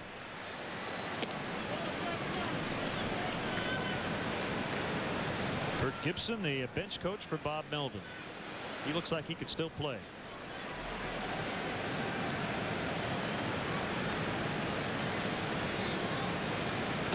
Well, physically things may not quite work the way they used to for Gibby, but you know mentally he's still got that edge. He played the game so hard that some American League managers used to complain because of his football mentality on the baseball field. He used to just absolutely wipe out catchers at home plate. And breaking up double plays was like eating dessert for him. He loved that kind of stuff. Rick Dempsey tells a great story when he was catching for the Baltimore Orioles and got run over at home plate by Kurt Gibson, got hit on the front of his left thigh, and the bruise came out on the back of his leg. That's how hard he hit him. He ended up in the on-deck circle on the first base side of the field. Went all the way through him. Oh. 2-2 on Chris Snyder. He's had a big second half. Easy ground ball for Ryan Terrio. Low throw, but no problem for D. Lee.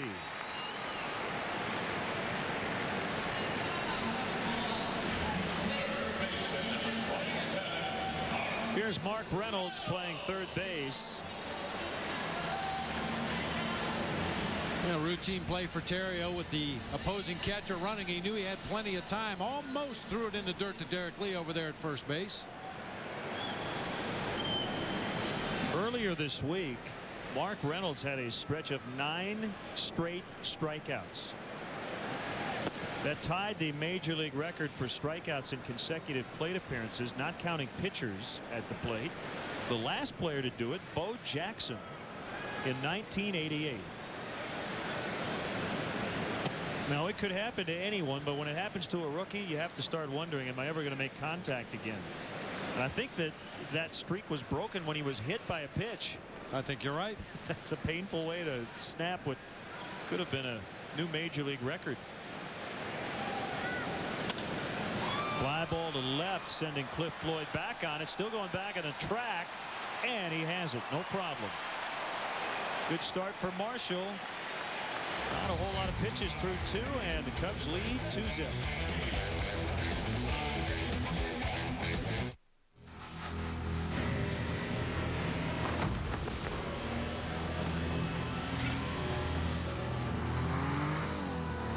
Agility captured by the world's most advanced 4-wheel active steering system. Now cornering is more precise, handling more responsive. The all-new 330 horsepower Infiniti G Coupe. Intensity captured. This copyrighted telecast is presented by authority of the Chicago Cubs and may not be reproduced or retransmitted in any form. And the accounts and descriptions of this game may not be disseminated without the express written consent of the Chicago Cubs. If you need to tow it, Quad City Spring has it. Quad City Spring is the area's suspension, spring, truck accessory, and towing experts. From goosenecks and fifth wheels to every kind of hitch imaginable, including Blue Ox base plates and tow bars, strong as an ox. And Quad City Spring installs and services everything they sell. So tow it right. Get your ride to Quad City Spring. Quad City Spring, 34th Street at River Drive in Moline. Dude, we're at a beer. Going a beer run. Let's go, man. Come on. Wait, are you alright to drive? Dude, I'm fine. Okay, I'm just a little buzzed. Let's go. Shotgun. We need to get a keg. At least one. Hey, watch out for that kid. Oh!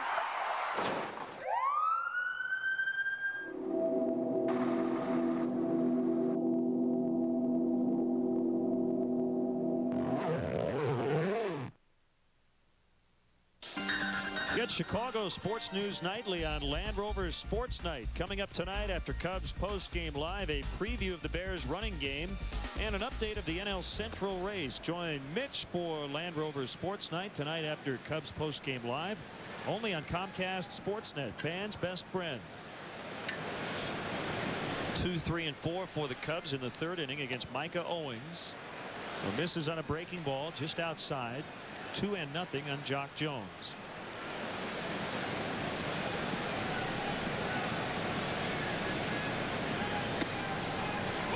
Pitcher strike, 2-1.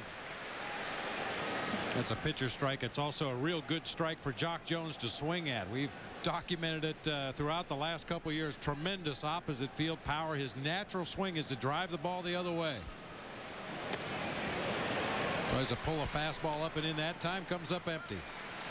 We'll keep an eye on the Brewers and the Giants tonight. Claudio Vargas and Noah Lowry.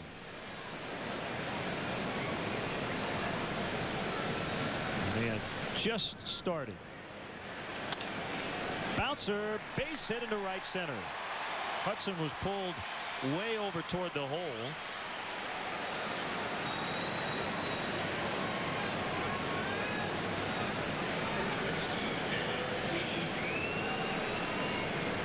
Yeah, Hudson was cheating toward first base, trying to close that gap over there between first and second, and this ground ball well to the right of the bag at second, and Hudson nowhere to be seen. Ryan Braun with an RBI single in the first inning, scoring Corey Hart. So Milwaukee with an early lead. Boy, Ryan Braun hitting .334, slugging .644. As you'd have to say the front runner right now for the National League Rookie of the Year. It's not that easy. We'll see the Brewers next week, Tuesday through Thursday at Wrigley Field.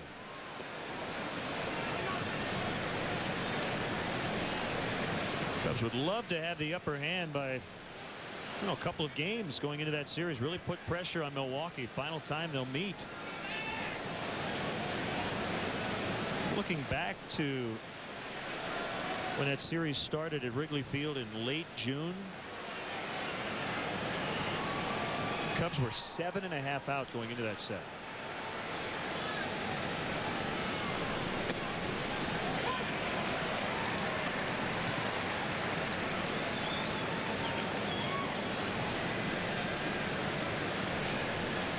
Things certainly have changed over the last month and a half.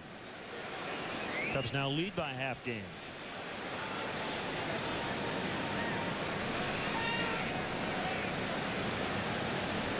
You know, the most remarkable thing for me, Len, I mean, forget last year and the year before, just focusing on this season only, the turnaround of this ball club in the fundamental aspects of the game, the base running, throwing to the right bases, backing up bases, doing the right things. They're more consistently, fundamentally sound right now than they've been in a long time.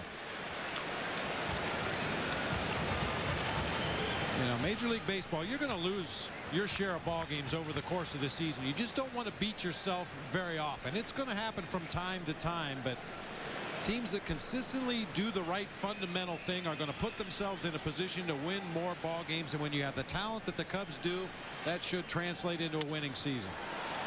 High fly to right. Upton comes over in foul ground, makes a catch. Jones thought about tagging. He's going to hold at first base. That's 19-year-old Justin Upton, who was the #1 overall pick in the 2005 draft.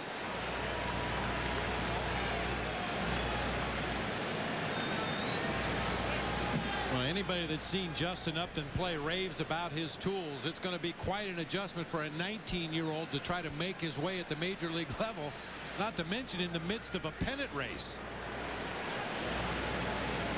After getting off to a pretty good start, he's hitting only .222 coming into play tonight.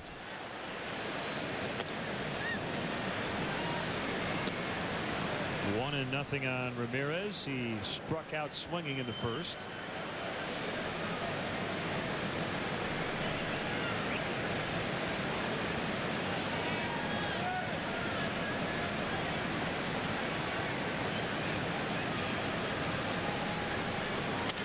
It's a ground ball to short.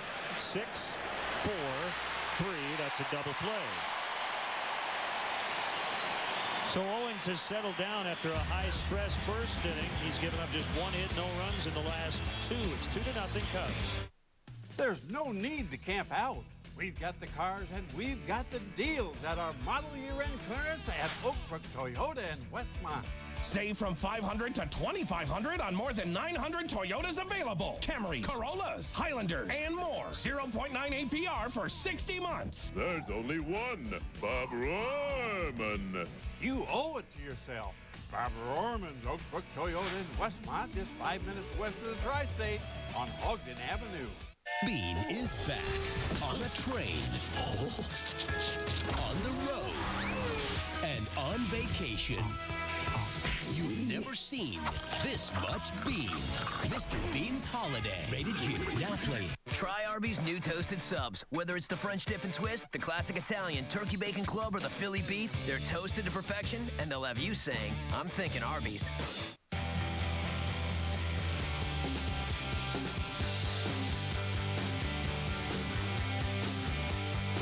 Introducing the Cadillac Summer Event. Right now, at your Cadillac dealer, you can experience the best Cadillac has to offer and 0% APR financing across all models. The best part about summer? It's here. Visit your Chicagoland area Cadillac dealer for this attractive offer. Hey, Cubs fans, tune into Comcast Sportsnet all year to watch your team and the LoJack caught stealing play. Then visit Cubs.com/LoJack to enter to win a 2008 spring training trip.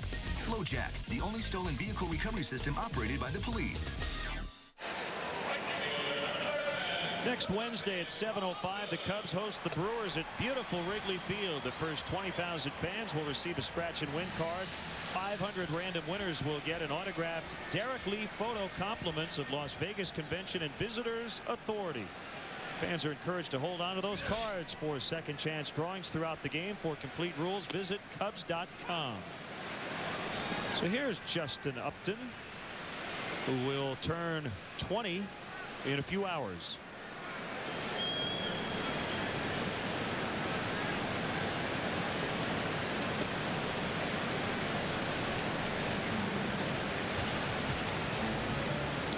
After Upton, it's Stephen Drew, the shortstop, and then the pitcher, Micah Owens. Justin Upton started the year in Double-A ball, was called up. Actually, was called up from Double-A on August 2nd. Hard ground ball to Ramirez. The third long throw across in plenty of time to get Upton. Combined between Visalia and A-ball, Mobile in Double-A. .320 batting average, scored 75 runs, 23 doubles, 18 homers, 70 RBIs, 19 stolen bases. As I mentioned before, he's got all the tools. Hard one hopper. A little bit to Ramirez right. No problem throwing across to get the speedy Upton.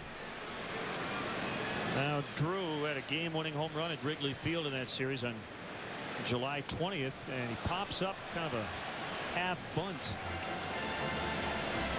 Kind of took a swing at that pitch. The old slug bunt. Yeah, that looked like that slug bunt where you kind of square a little bit early, try to draw the third baseman in, and then slap the ball past him directly at the shortstop.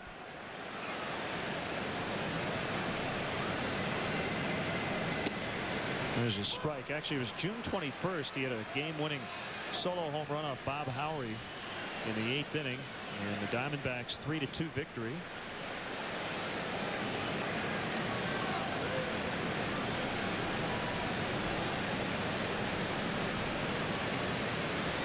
And including that win, they have won 22 of their last 30. When they lost in the opener of that set, dropped them to 50-48. They were 4.5 games out in the West, tied for third. They would go on to win 8 in a row and take 9 consecutive series before dropping 2 of 3 to Milwaukee this week.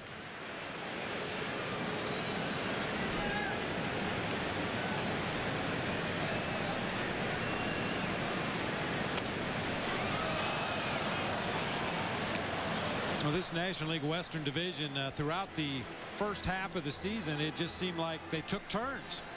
Dodgers were in first place for a considerable amount of time. They gave way to the Padres. The Padres sat atop the division for a while. The Diamondbacks got hot. They snuck in there. It figures to be that kind of race right down to the end this year. Even the Rockies involved, only 7.5 out going into play tonight. Well, David Wells has signed with the Dodgers. Padres beating Philadelphia 14-3, and the Dodgers lost at Shea 5-2 to the Mets. Mark DeRosa with a short throw. Well, here comes Micah Owings, and the home runs he hit in Atlanta were not cheap by any stretch of the imagination. I mean, look how far that one went, and the second one 446 feet to center. Bob, I read he had over 100 family and friends in attendance. He is from the state of Georgia, from Gainesville, not too far from Atlanta. It was his first major league appearance in Atlanta. What a night. Oh, man. Micah Owings has done it again. 6 RBIs on Saturday, and he now has 3 home runs in his last 2 games. It's 2-1. Can you believe that?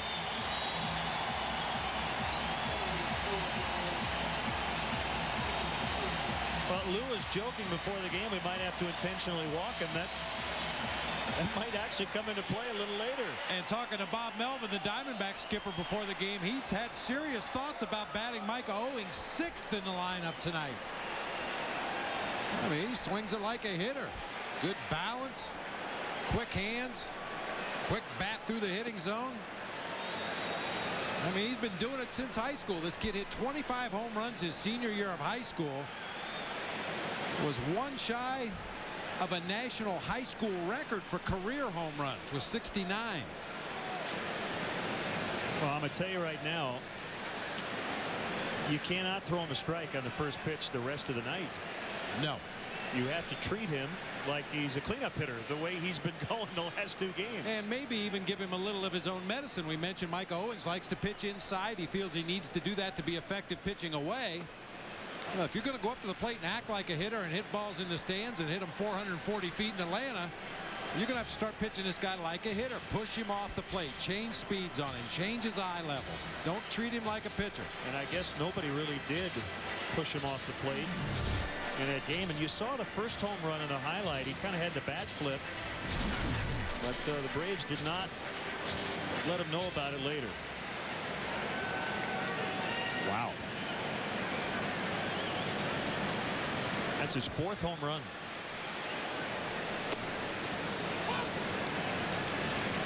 And Marshall had retired the first 8. Just cruising right along. Not only retired them, but retired them easily. There wasn't really a hard hit ball against him in the first 2 2/3 innings. And now Chris Young draws the walk. I pointed out that he has a very low on base percentage, but in his minor league career, some pretty good walk totals. So I think Bob Melvin's hoping that at some point that patience that Young just displayed will be more consistent.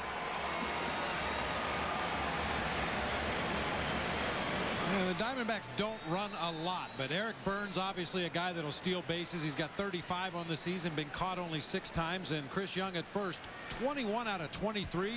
They have him picked off. The throw by Lee to second. The tag applied by Terrio, and they get him.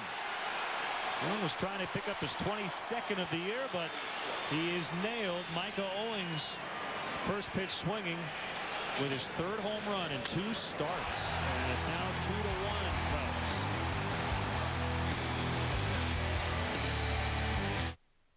During the Pontiac Summer Sell-Down, you can get more than just some sun. Get more horsepower than any import under 18 grand, and still get 33 on the highway. Get more horsepower and better highway fuel economy than Scion TC. And with every 2007 Pontiac, you get more coverage than anyone in America.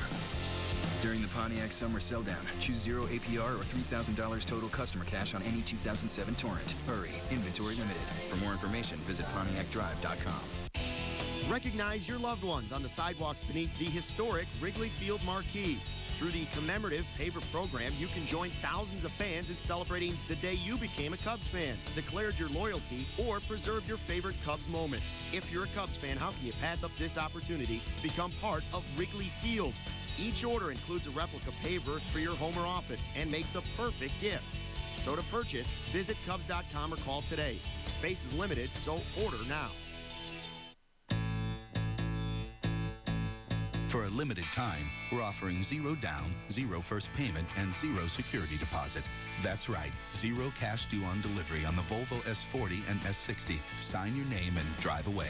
It's that easy. Our sign and drive sales event is the perfect time to go to a Volvo retailer. We know you'll hear the answers you want.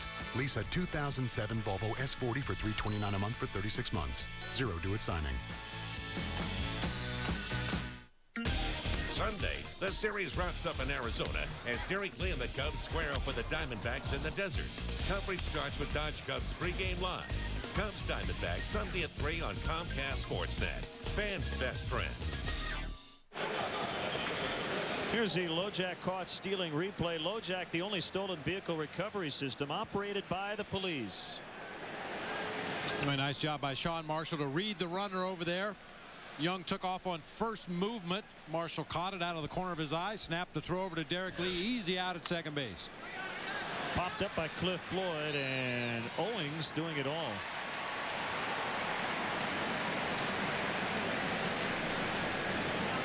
And now tonight's Aflac trivia question. The other night, Texas scoring a record 30 runs. First game of a doubleheader in Baltimore.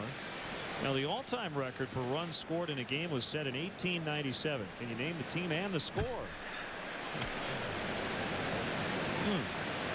The Cleveland Spiders. I don't know. They existed one time. That sounds like it. Sounds good to me. All right.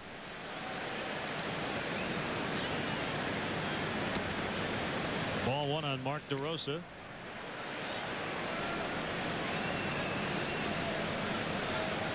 Maybe the Detroit Wolverines.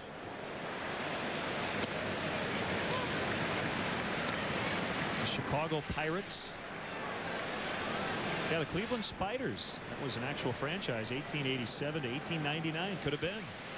Kansas City Cowboys. One of the Stockings teams. I mean, it was probably the Red Stockings, White Stockings back then, I'm guessing. The Newark Pepper. Okay. We can go on and on. The Pittsburgh Burgers. Yep. Burghers. Surprised they weren't the Pittsburgh Pierogies. The St. Paul Apostles. Oh my. Like that one? St. Paul Saints, right? Is a Northern League franchise. Getting a little extra help. And the Worcester Ruby Legs. Fly ball deep to right. Upton. I think I know her. Catch. 2 outs. See, a lot of the outs and a lot of the base hits, for that matter, for the Cubs coming to the right side of the field. Either a little tardy on the Mike Owings fastball, or he's just able to keep the ball away from the Cubs right-handed hitters. This one chasing Justin Upton over in the corner there. You can see the Cubs bullpen right behind him in that right field corner.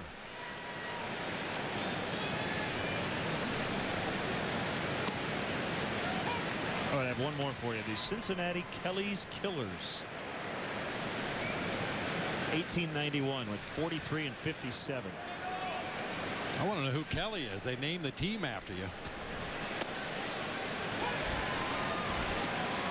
It was in the American Association in 1891. Now, you're right about this ballpark. They've added a lot of neon over the years. Since I left here, it is visually overstimulating. Man. I mean, there aren't very many flat places in this ballpark that don't have some kind of signage on them. Imploring the fans to make some noise. They dress up kids as hot dogs between innings. It'll be the first baseman Jackson to apply the tag. And a quick 1-2-3 inning for Owens. It's 2-1 Cubs.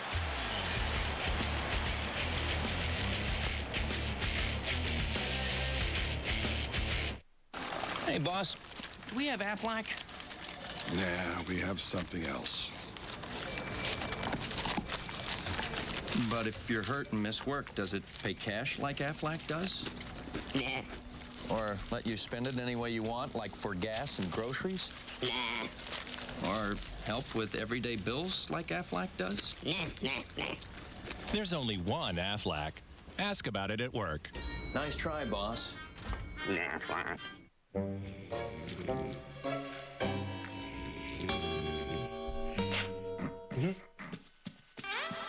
Wake up to rivalry and wake up to McDonald's. Get any 2 biscuit sandwiches for just $3. K&G's end-of-season clearance event is on now. You'll find select men's suits from $79.99 and select ladies' suits from $29.99, as well as ridiculously low prices on men's and ladies' sportswear. K&G Fashion Superstore. For men, for women, for less. It's the Chevy Model Year-End event, and now we're making it easy for you to choose your new Chevy. Just click and go to find great offers on 07 cars, trucks, and SUVs online 24/7. But you've got to decide. Then get to your dealer before yours is gone at the Chevy Model Year-End event. Qualified lessees can get a low-mileage lease on an 07 Impala 1LT for around $199 a month. Residency restrictions apply. Call for details. Click on ChevyDriveChicago.com. Then see your Chicagoland and Northwest Indiana Chevy dealers. Let's get the answer to our Aflac trivia question. The all-time record for runs in a game set in 1897. Can you name the team and the score? We've thrown out a lot of team names. There you go, the Chicago Colts. That actually was the Cubs franchise defeating Louisville. I think it was the Colonels, 36-7. And to follow up on your question, King Kelly was the manager of the Cincinnati Kelly's Killers. There you go. So that's why they had that name. Chicago Colts. Came to Cubs in 1902. Started out as the White Stockings in 1876. Meanwhile, the Diamondbacks history goes way back to 1998.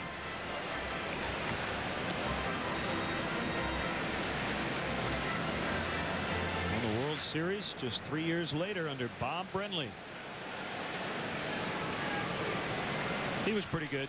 What a team.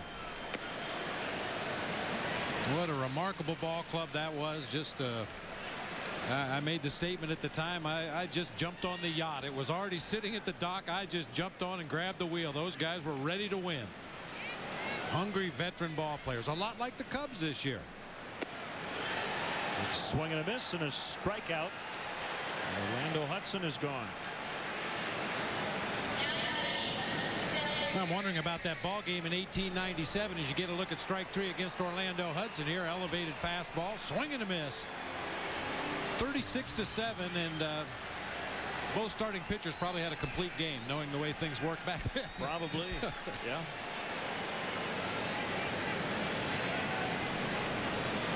Here's Burns inside Pitch for a strike. Maybe a little cutter or a slider from Sean Marshall. He has allowed 2 or fewer earned runs in 11 of his 16 starts. And remember, Sean Marshall, the 5th starter.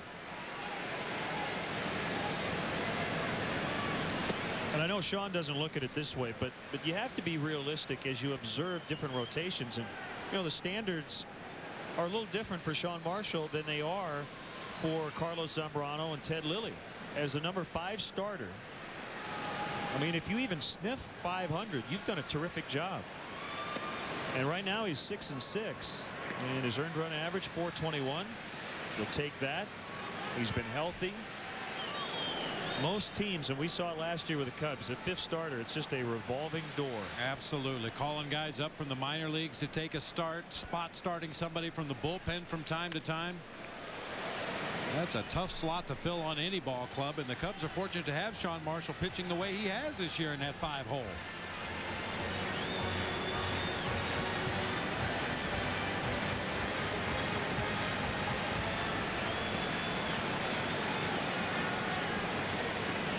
Hey, good to see Mark Pryor checking in with the Cubs training staff. He's rehabbing after surgery. Line and caught by Ramirez. Eric Burns could not hit it any harder, and Ramirez with a stab. Strictly a reaction play. When a ball is hit this hard in your direction, you just throw your glove out there where you think the ball's going to be. I mean, Ramirez doesn't even have a chance to take a step. He just has to leap from his standing position far to his left to make that catch. Boy, as hard as that ball was hit, if it gets by Ramirez, it may end up in the left field corner past Cliff Floyd.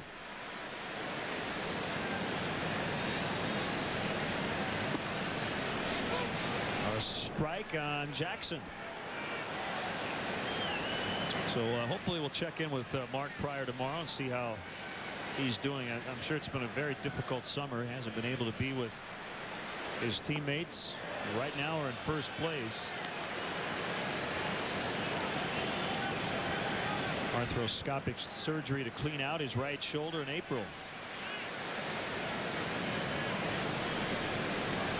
Made just 9 starts last year.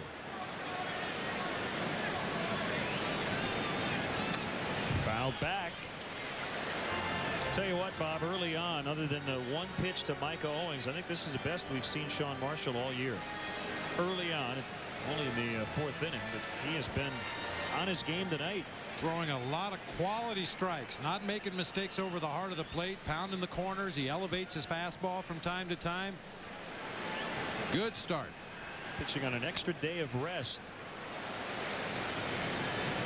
And he'll actually get a couple of extra days before his next start, which should come 1 week from today against Houston. The Milwaukee series will line up like this: Rich Hill, Carlos Zambrano, and Ted Lilly. Probably Marshall Friday and Jason Marquis next Saturday. Marquis will pitch this Sunday. Ted Lilly tomorrow. Popped up near the mound, and Sean Marshall's calling for it, makes a catch. It's a good job there. That was kind of no man's land for everybody else. 2-1 Cubs after 4.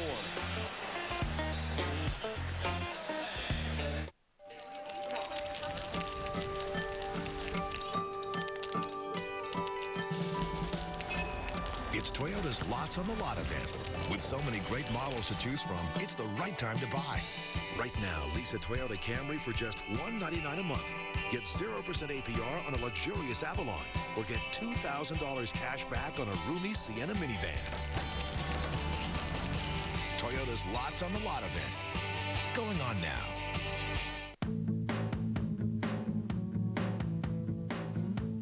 So, you're a green person, but which shade? Confusing, isn't it? Well, True Value's Color Made Simple can help. With exclusive tools, trained professionals, and expert advice, finding your color will always be simple. Now let's talk purple. True Value's Color Made Simple. Meeting the challenge since 1940.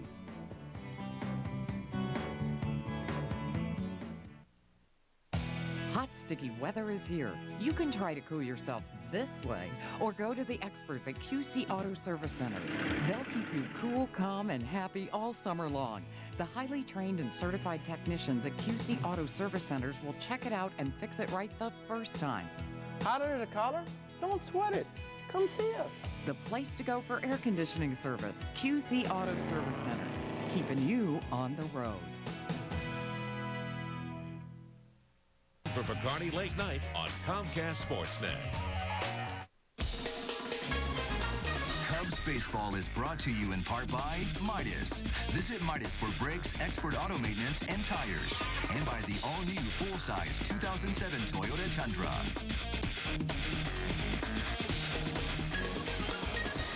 Felix P.A. with his second at bat. He pops up the bunt attempt. So Felix has only seen 2 pitches tonight and has made 2 outs. And, you know, Bob, I don't want to question the strategy there, although the reason he's in the lineup is because he was hitting the ball out of the park in extra batting practice. And a little different story when he's leading off an inning ahead of the pitcher. You'd like to just see Felix get on base somehow in that situation, but with that patience, that's usually the last thing to come as a young, talented player. The willingness to work a deep count. Not afraid to hit with 2 strikes sometimes. Felix P.A. a little overly aggressive tonight, both with his first swing and that bunt attempt. And also remember, tonight his first plate appearances in 12 days. Not only his last start was August 12th, but he hasn't even been at the plate. He's been basically a defensive replacement and a pinch runner. So maybe a little over anxious early on. And our good friend, the Khalil Green lookalike, the bat boy, who we saw throughout spring training. He didn't get his hair cut. We wouldn't have recognized him.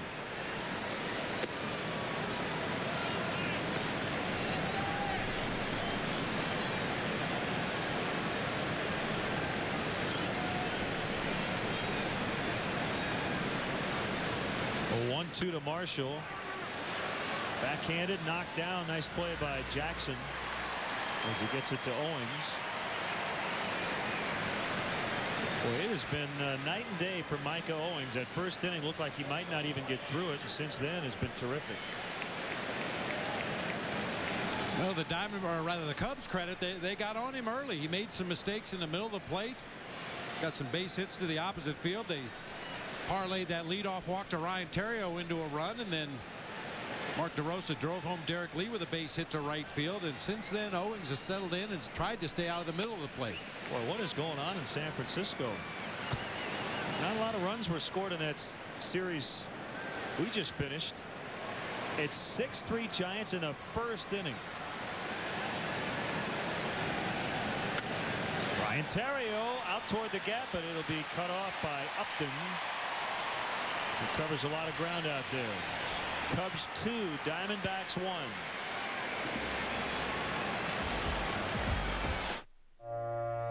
Flying out of Chicago Midway for business? Southwest Airlines isn't just for short flights anymore. We offer nonstop flights to LA, DC, Phoenix, Houston, Long Island, Philly, and dozens of other destinations. You wanted more nonstop flights for business, so we're flying more nonstops than ever before. You are now free to move about the country. Mr. Bean is off on his dream vacation, but he's having a little trouble getting there. This summer, it's more Bean than you've ever seen. Mr. Bean's Holiday. Rated G. Now playing. Try Arby's new toasted subs. Whether it's the French dip and twist, the classic Italian, turkey bacon club, or the Philly beef, they're toasted to perfection, and they'll have you saying, I'm thinking Arby's. Summer means time for camping out, cooling off, and time for the GMC Summer Sell-Down. The best time for the best selection of 07 models, like an 07 Sierra with best-in-class fuel economy and the best coverage in America. The GMC Summer Sell-Down. Get $2,000 cash back when you purchase any 07 Yukon XL, plus an additional $4,000 on select Yukon XL models in inventory since 11/11/06. Visit GMCDrive.com. You're watching the home of the Bulls, Blackhawks, Cubs, and White Sox. Comcast Sportsnet. Time now for a GMC Sports Update. Hi there, Luke Stuckmeyer here in our Comcast Sportsnet studio. We'll get you back out to Arizona in just a moment. First, let's check out some other scores in the National League Central. Right now, the Braves and Cardinals, it's 7-2 in the bottom of the third, and the Giants put up 6 in the first. Or in the bottom of the first, it's 6-3 San Francisco. Time now to head back to the desert with Len and Bob, guys. All right, Luke, thank you very much. And Sean Marshall has been terrific tonight. He really has been. It's fairly simple. We talk about Jason Marquis all the time. When Jason's good, he's keeping the ball down. When Sean Marshall's good, he's pitching to those corners, elevating the fastball, throwing the breaking ball for strikes. And so far tonight, he has been right on top of his game. And he's back out there here in the bottom of the fifth. He'll face Snyder, Reynolds, and Upton. Only hit for the home team was a home run by the pitcher.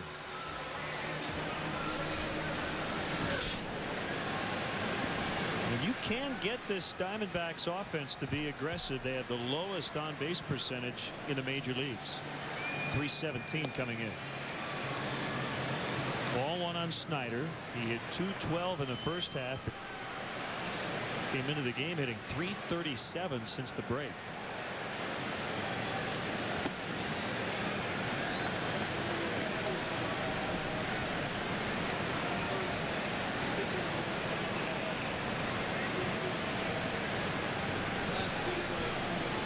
.2-0 the count.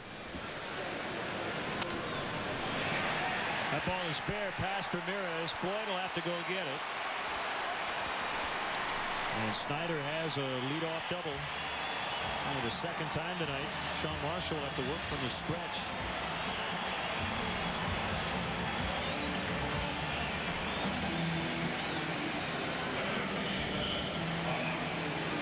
Snyder hitting out of that widespread stance, gets it just past Ramirez inside the third baseline. Rattles around down in the corner long enough for Snyder to end up with his 14th double of the season.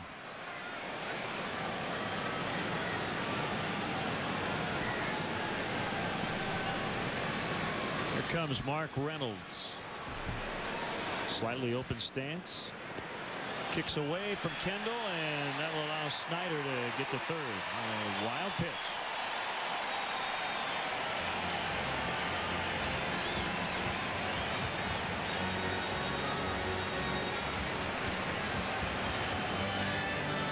Ball hits well out in front of home plate. Kendall tries to square up and keep that ball in front. Unfortunately, hits the right side of that chest protector and ricochets over to the first base side, allowing Snyder to advance. Cubs are going to play back. They'll concede the run for an out right here.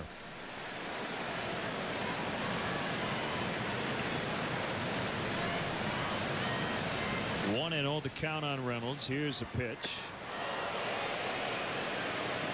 2-0 in that game in San Francisco. Claudio Vargas was taken out in the first inning. He threw 32 pitches, gave up 6 runs. Matt Wise had to bail him out. Now, they will have an off day Monday before that big series at Wrigley Field, but that is a bullpen killer. So even if, that's a called strike, even if the Brewers are able to come back tonight, a lot of damage has been done to that pitching staff, and there was some thought that Ben Sheets might come off the disabled list as early as tomorrow. Well, the problem with that is you have to assume that Ben Sheets is probably not going to be able to get you deep into a ball game his first start back off the DL. So, yeah, that blowout of a starting pitcher the first game of a series is devastating to a staff. Or can be devastating.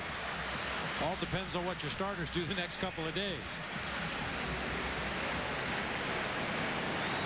When their terrific long man Carlos Villanueva recently sent to the minor leagues. So they're going to have to piece it together. 2-2 pitch on the way. Swing and a miss. That's a big out. One down. Upton coming up. It's a big slow curveball from Sean Marshall. All 3 of the Cubs left-handers in the rotation, Rich Hill, Ted Lilly, and Sean Marshall, feature that big over-the-top curveball. Such a good pitch. Changes planes a couple of times on its way up to the plate. Tough for a hitter to square that pitch up, and in Reynolds' case, tough to make contact. Just misses off the outside corner with another breaking ball.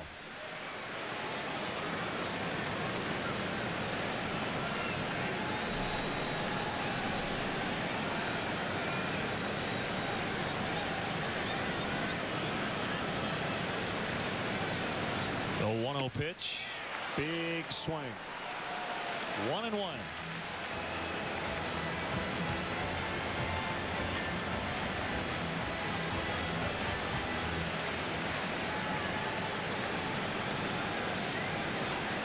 You see Terrio playing back. Everybody else in at least a little bit. Hoping they can have a shot at Snyder. Diving stop. Snyder's going to try to score. Throw goes toward the plate. The tag applied. They got him. What a play by Ryan Terrio. There might have been a slight hesitation on Snyder's part. And I was surprised that Terrio actually threw to the plate, but he nailed him. And the Cubs maintain their lead. Good play on both ends. Ryan Terrio making the diving stop, an accurate throw to the plate. Woo! Snyder, as you said, delayed. Finally decides to break for home when he sees Terrio dive, but Ryan gets to his feet so quickly and makes that throw to the plate. I'm not so sure Snyder didn't get his feet through the shin guards of Jason Kendall at home plate. Hard to tell from that angle, but Kendall holding his ground right there in front of home plate, blocking it, and in Eric Cooper's eyes, he got him. Well, I remember that play. Still 2-1.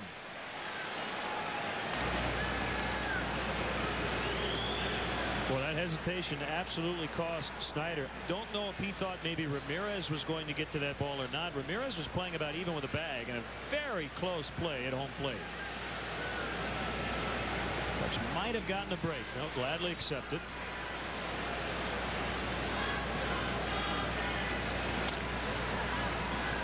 Well, you could see from Eric Cooper's position where he was, he never really saw when the tag was applied by Jason Kendall. The mere fact that Jason was in front of the plate, up the third base line, he caught the throw, dropped down to his shin guards to try to block the plate. And as I said, because Eric Cooper could not really see exactly when the tag was applied, he banged the runner at home plate.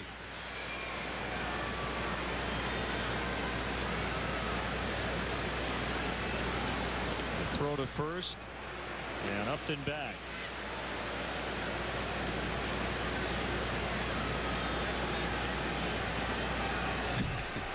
Seems funny to say this, but you'd like to end the inning right here, so you have Micah Owings leading off with nobody on base.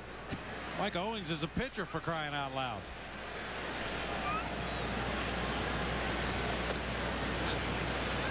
He has supplied all their offense to this point.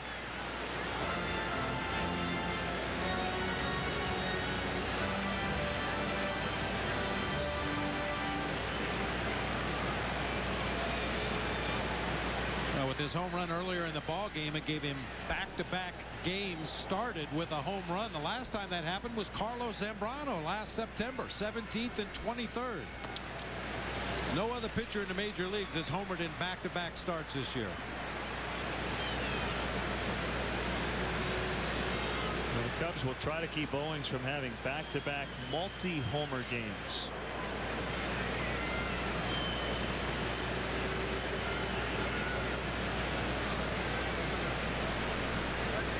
Marshall with a good look at Upton. He's going to throw over there again. Lee Tinsley is a first base coach for Arizona. Chip Hale is over third.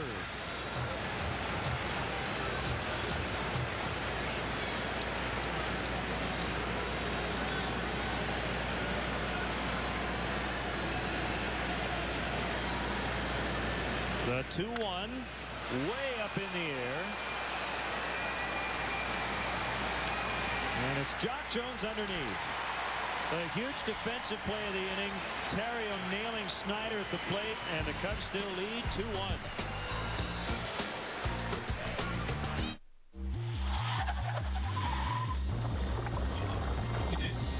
There's no way to hide it. If you drive drunk, we will find you. Cops everywhere are stepping up enforcement and cracking down like never before. Sir, have you been drinking tonight? Sir, have you been drinking this evening? Sir, have you been drinking tonight? no mistake. You will get caught, and you will be arrested. Over the limit, under arrest.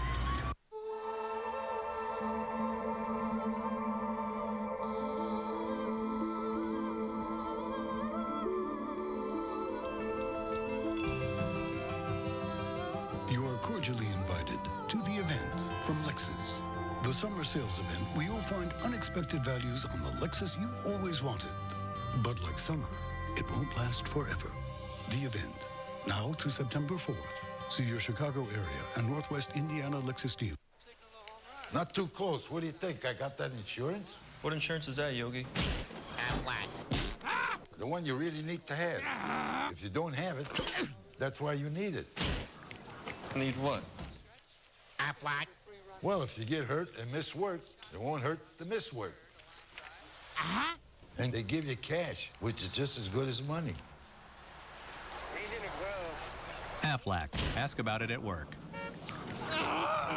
You never know who's going to drop by on Chicago Tribune Live. My goal is to have single-digit interceptions and 30 touchdowns. Chicago Tribune Live, presented by your Chicagoland and Northwest Indiana Chevy dealers. Weeknights at 5:30 on Comcast Sportsnet. Weeknights, don't miss Chicago Tribune Live on Comcast Sportsnet. Dan Jiggets, Tribune writers, sports stars, and celebrities discuss the day's hottest sports topics and set the table for the night ahead. Don't miss Chicago Tribune Live weeknights at 5:30 right here on Comcast Sportsnet, fans' best friend.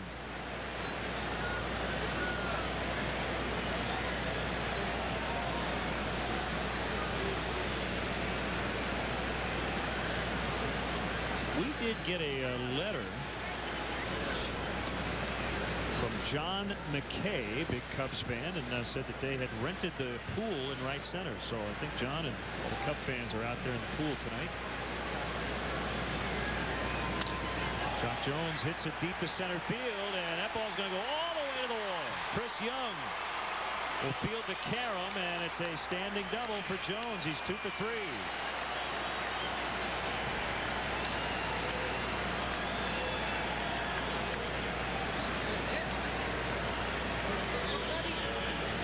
With Burns, Young, and Upton in the outfield, this is one of the fastest defensive outfields you'll see in the major leagues, but even Chris Young in center can't catch up to this one. This ball is a rocket. One hops the fence out there in straightaway center field, about 410 feet away. Jock Jones with an easy leadoff double here in the top half of the 6th.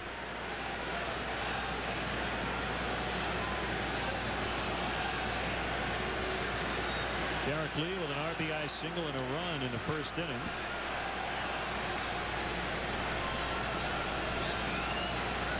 I forgot to tell you about John's letter. He invited us out to the pool before the game. I know that you were outside today and probably could have used a little dip in the pool before the ball game.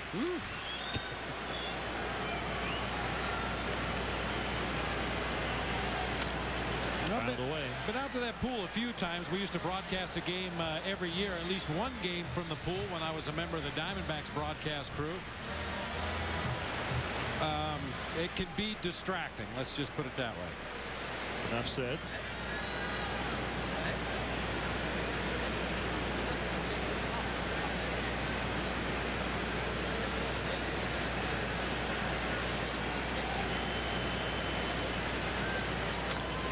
Another foul, 1 and 2 on Lee. Rough day and night for the White Sox as the Red Sox swept them in a doubleheader. 11-3 this afternoon and 10-1 tonight.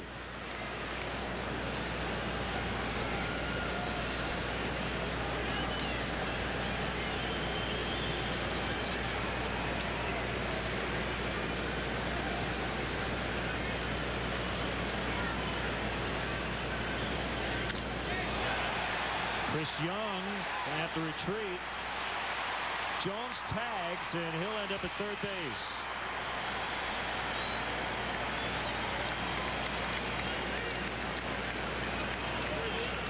Good base running by Jock Jones right there. He did the right thing initially. The ball off the bat of Derek Lee. He turned around to pick up the ball in center field.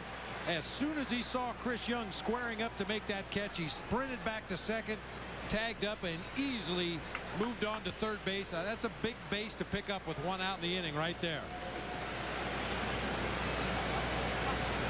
Get that runner to third base with 1 out in the inning. Now Aramis Ramirez doesn't really have to get a base hit to drive home a run if he can get the ball in the air to the outfield or drive it through this drawn-in infield.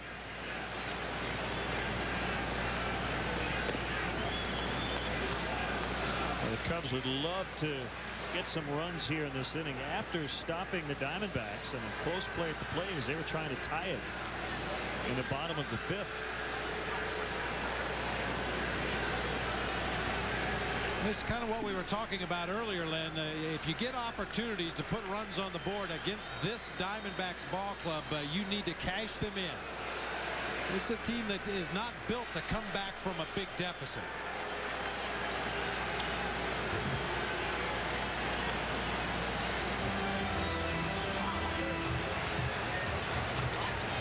Cubs getting a break this weekend. They do not have to face Brandon Webb. He's trying to win back-to-back Cy Young awards. He got his 6th straight win on Wednesday, even though his consecutive scoreless inning streak ended at 42 in the first inning against Milwaukee.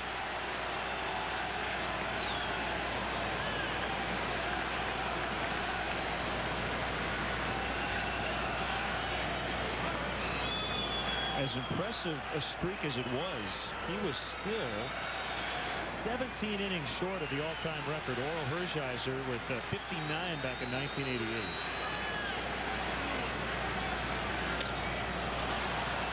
A rainbow to left. This should be able to get Jones in, no problem. Burns with a catch. And Jones will score standing on a sac fly by Ramirez. 3-1.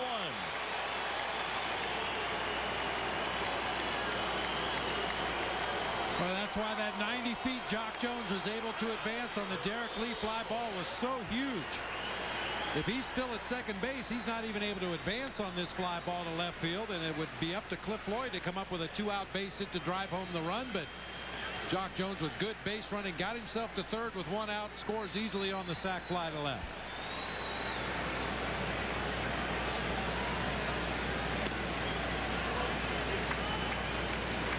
I think Cliff's going to blow up on one tonight. He's been swinging the bat so well lately, squaring it up with regularity.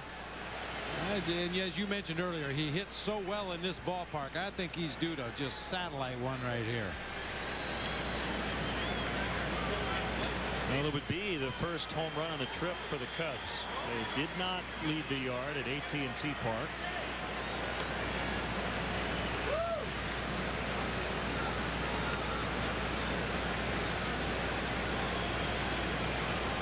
Well, if he's going to get one, it's going to be a battle here. Down 0-2. Back to the pitcher, Owens. Get out of here. I thought it had a chance until it bounced in front of the plate. 3-1 as the Cubs add a run.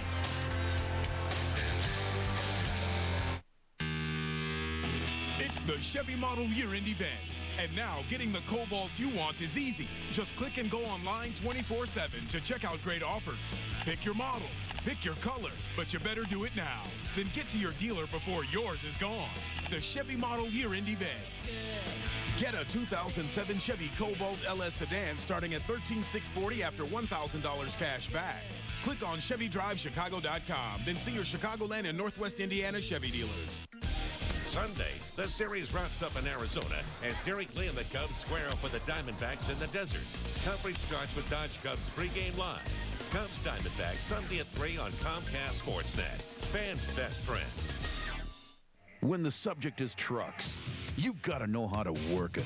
Quad City Spring is all over that. When you need organizing systems for pickups and vans, and Adrian Steel custom setups are your mandatory upgrades, Quad City Spring gets the call. Ladder racks, toolboxes, towing, and truck accessories, we've got you covered. When the subject is trucks, Quad City Spring knows how you want to get it done. Got a truck? Work it, baby. Quad City Spring, 34th Street and River Drive, Moline.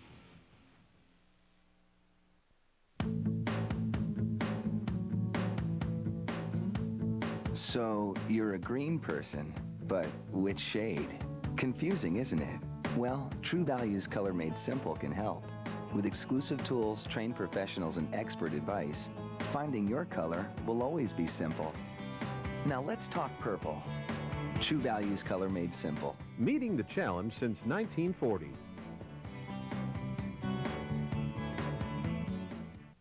Every morning, only on Comcast Sportsnet, fans' best friend. Time for a Coors Light Cold Blast to the booth. Got an email. I don't have a name, but it says, hello, Len and Bob. What should I name my mule? Should I name him Bob or Len? Ask Bob if he'd like to be named after a mule. I believe he said he was once named after a pig. Yeah, hey, a mule's good for me, sure. Or was the pig named after you, I should say. Oh, boy. Micah Owings. 2 strikes.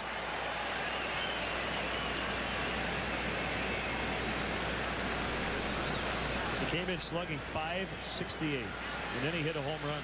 Yeah, but does he have a mule named after him? I don't think so. He's slugging .644, but he just struck out. Kendall will throw to Derek Lee at first base. He's been all or nothing tonight. A home run and a strikeout. A mule named Bob. All right.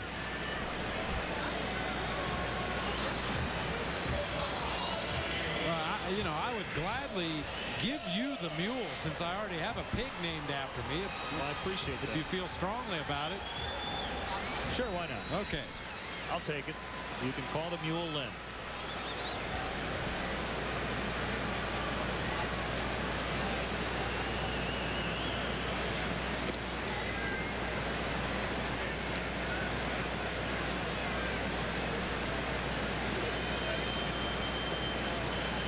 Chris Young with 7 home runs over his last 9 games, leading all rookies in home runs with 26. 7 leadoff home runs, pacing the majors.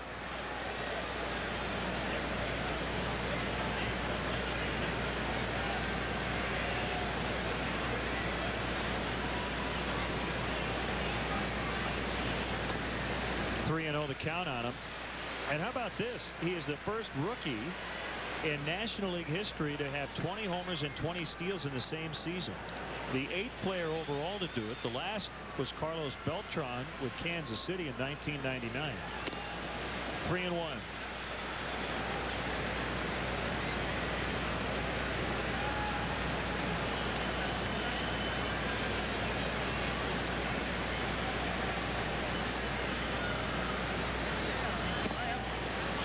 Full count.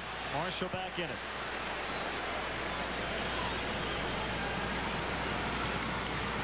Carlos Marmol's up in the bullpen.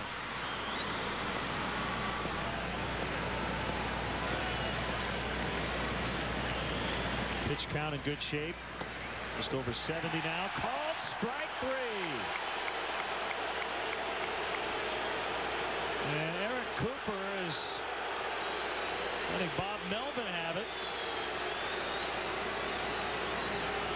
Just a word of warning. Eric Cooper threw me out in the same position Bob Melvin's in right now. I told Eric Cooper his strike zone was as big as the world, and so far tonight it has been. I think Bob Melvin and the Diamondbacks thought that pitch was low. It looked like it may have been knee-high when it crossed the front of the plate, and that's all that matters.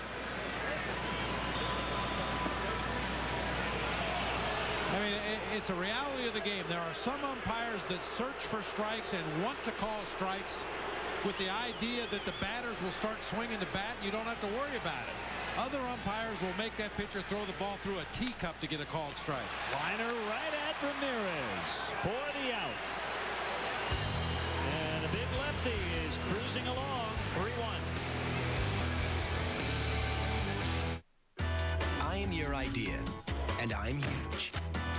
Tab me, bind me, stack me, send me round. I'm your big idea. You can't stop this. I'm your biggest idea. And Rico moves me, shows me, sends me. Leaves me behind, but never in a bind. It's the big time. I'm your big idea. Enrico's how we go and go and go. Bold, powerful, unique, Nissan's lines, this is the one you've been waiting for. The Bottom Line.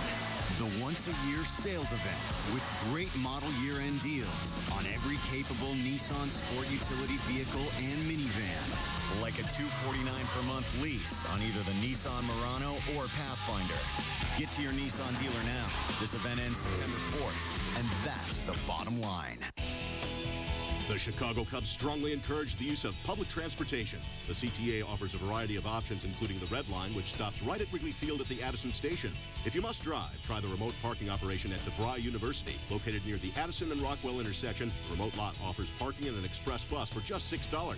For another option, try riding your bike. The Cubs provide a free bike check at the car wash at Clark and Waveland. For more details, call the CTA hotline at 773-836-7000 or visit Cubs.com. When the Cubs game is over, stay tuned for Cubs Postgame Live on Comcast Sportsnet. All the interviews and press conferences, in-depth game highlights, and Dan Plesac breaks down all the action.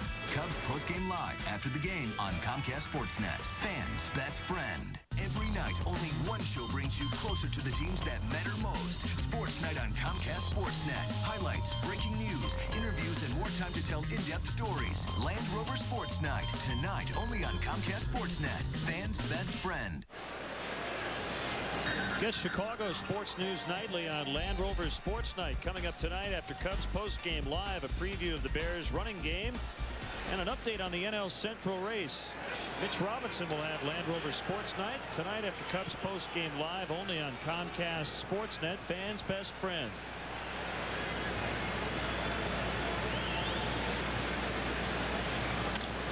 DeRosa deposits that one into left center. How far will it go? It'll be a double as Young will get it back in.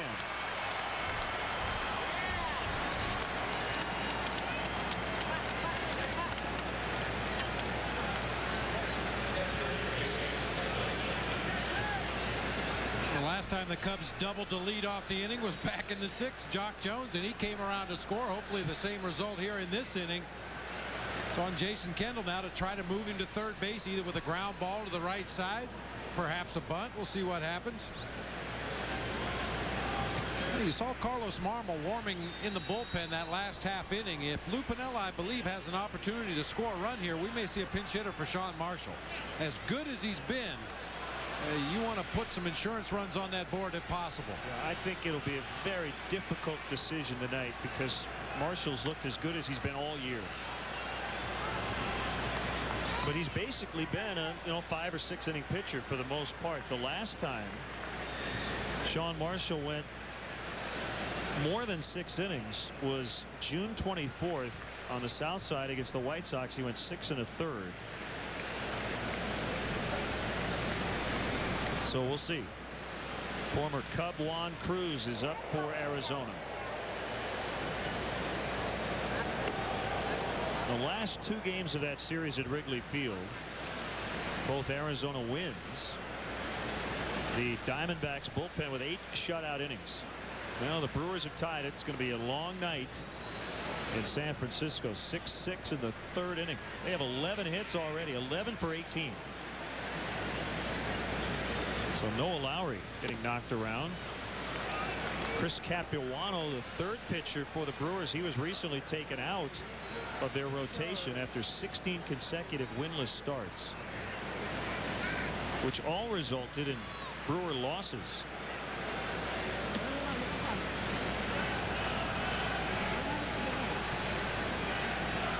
Well, 1-1 on the way. It's downstairs, 2 balls and a strike on Kendall. Jason will probably start tomorrow, and then most likely Henry Blanco will get his first start since coming off the disabled list on Sunday.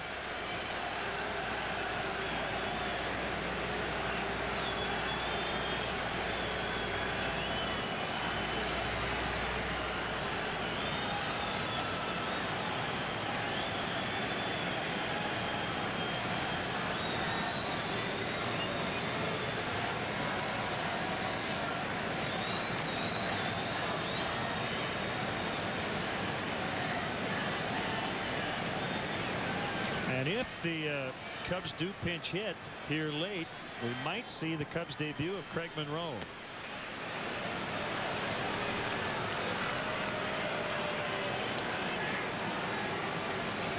Look like we'll see him in the 7th. Maybe a little bit later on. The Diamondbacks have one left-hander in their bullpen, Doug Slayton. Darrell Ward has a bat. Mike Fontenot, also a lefty on the bench.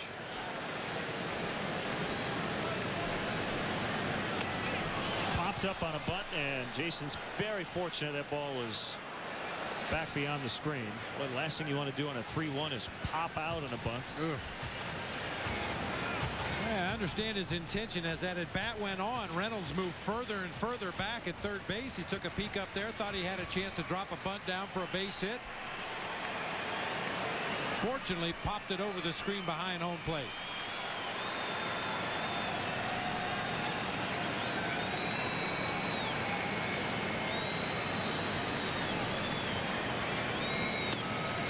To right, and fair.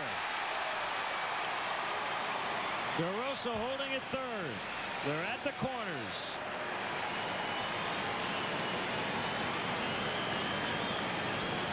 Tell you what, it has been the Cubs' night. I mean, these are the kind of nights where you really need to win. A couple of check swings in the first inning, they got the call. The slide by Snyder at home plate, he might have been in. And then look at this one. Just fair. Well, you're living right. Yeah, DeRosa had to hold up momentarily at second base. It looked like that ball might carry out to Justin Upton in right field, but just died on the line for a base hit for Jason Kendall.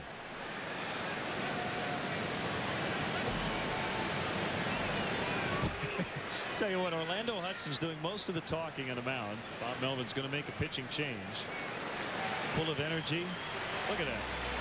He's still going. So the Diamondbacks will make a change. The Cubs threatening. They already lead by 2, and we'll be back.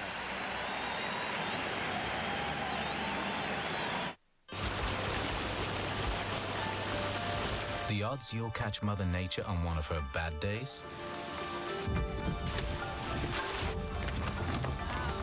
9-1.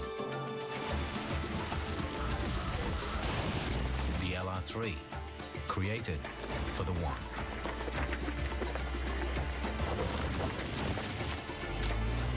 Visit your local Land Rover Center now for limited time, model year, and lease and finance offer. Make a smooth approach. Make smooth contact with Electric Shave Pre-Shave Lotion. Stands up whiskers for up to a 52% closer shave. Electric Shave. Blade close. Electric smooth. Hey Cubs fans, tune into Comcast Sportsnet all year to watch your team and the LoJack caught stealing play. Then visit Cubs.com/LoJack to enter to win a 2008 spring training trip. LoJack, the only stolen vehicle recovery system operated by the police. During the Pontiac Summer Sell Down, you can get more than just some sun. Get more horsepower than any import under 18 grand and still get 33 on the highway. Get more horsepower and better highway fuel economy than Scion TC. And with every 2007 Pontiac, you get more coverage than anyone in America. During the Pontiac Summer Sell Down, get into a 2007 G6 sedan starting at $16,895. Hurry, inventory limited. For more information, visit PontiacDrive.com. Well, after Bob Melvin made the pitching change, he started to get into a fairly animated discussion with a home plate umpire, Eric Cooper. It got more animated, and eventually Cooper threw him out. Well, he is hot. I know the feeling.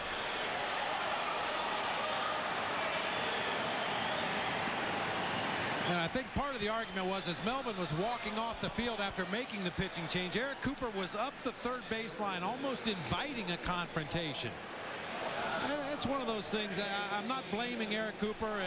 It's obvious Bob Melvin wanted to be ejected from this ball game, but he could have just as easily stood on the first base side of home plate and avoided any contact with the manager whatsoever. But Melvin's been ejected. Eric Cooper is still in the game.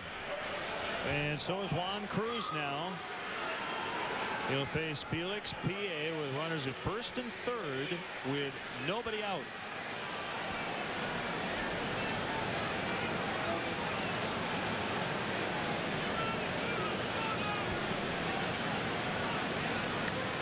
Well, contact between a manager and an umpire is not allowed. Incidental contact that time as Eric Cooper was pointing his finger. He made contact with the Diamondback skipper, and I'm sure that's what Bob Melvin is pointing out to the crew chief, Mike Riley. Make a note of who made the first contact here.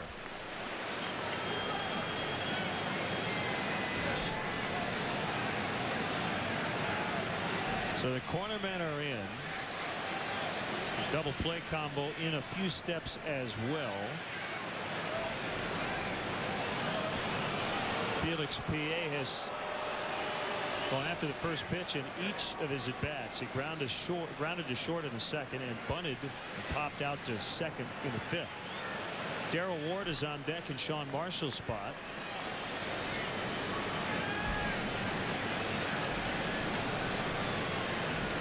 Cruz has a sign from Snyder, and the pitch. Good play by the catcher to block it.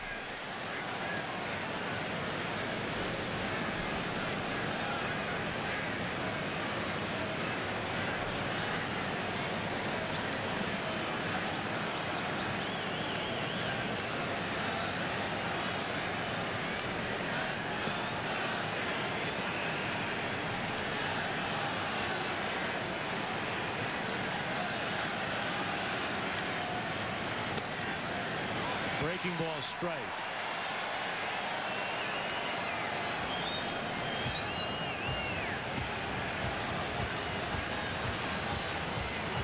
Juan Cruz originally signed with the Cubs out of the Dominican Republic 10 years ago, 1997.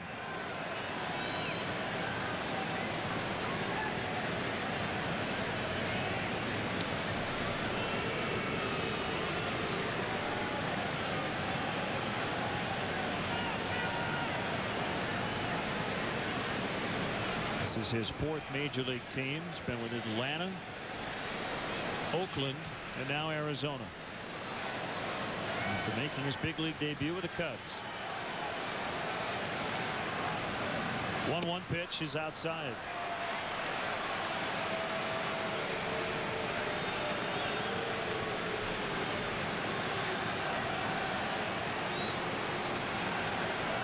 Paid crowd tonight, 36,700, and many are Cub fans.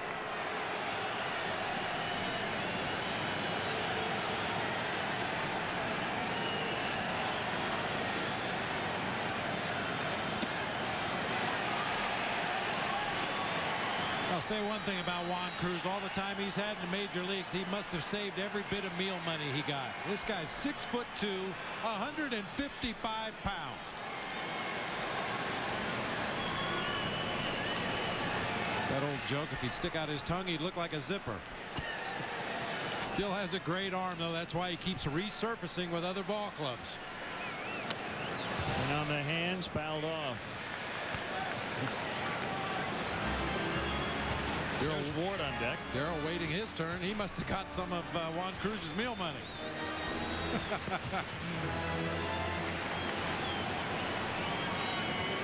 That's a great thing about the game of baseball. You look at a guy like Mike Fontenot that can't even see over the top of the dugout railing. And then you got guys like Randy Johnson at 6'10", Richie Sexton at 6'8". You got big guys, you got skinny guys. All heights and shapes and sizes.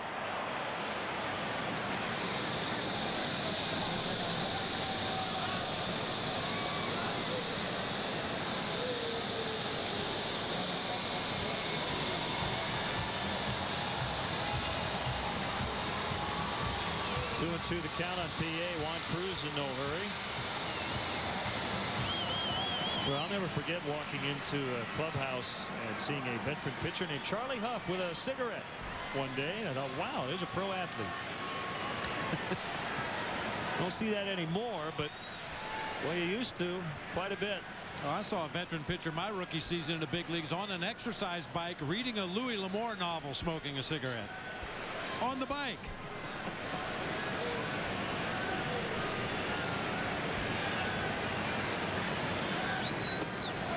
Full count. How about this at bat? Completely different feel to this at bat.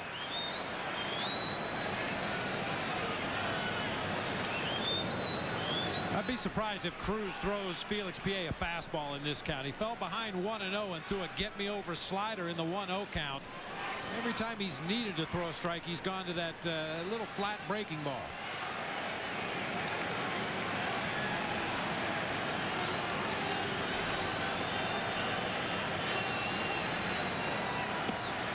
Missed up and away with it. Boy, a good take by Felix. And they are loaded with no outs.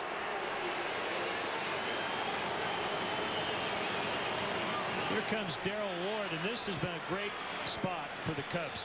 They have gone 4 for 4 with a walk in their last 5 plate appearances with the bases loaded.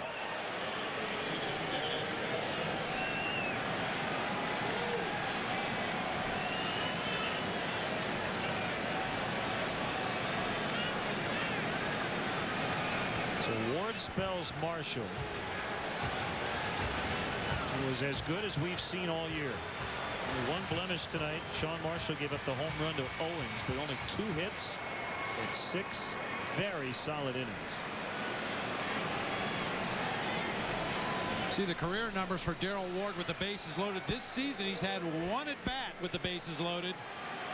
Cashed them all in. Grand slam home run.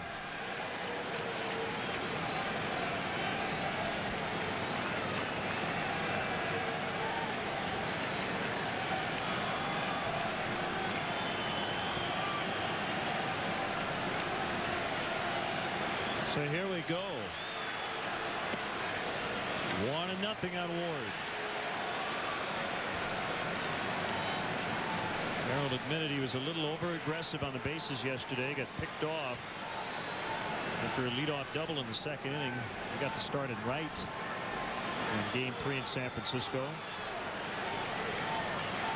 Chance to come up big here. Back to the pitcher. They get 1 at the plate. It'll go 1, 2, 3.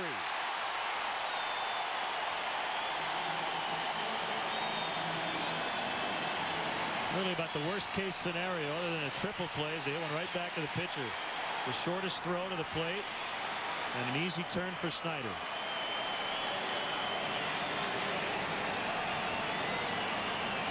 Yeah, good quickness by Juan Cruz out there on the mound. Just sticks his glove out there to the left, makes the easy play, and then wastes no time getting the ball to his catcher, who completes the double play with a strong throw on to first.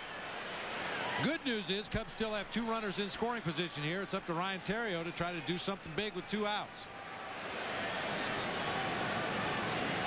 I've never seen a pitcher sprint toward the catcher. They always wait. Well, Chris Snyder's about 6'4", 230 pounds, and as we mentioned, Juan Cruz 6'2", 150. So I'll come to you, big boy.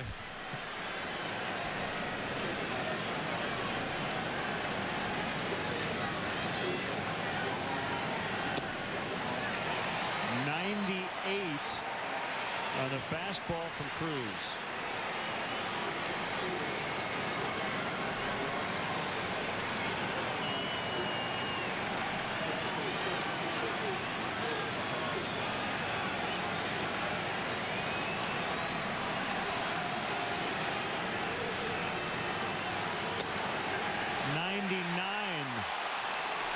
For strike 2.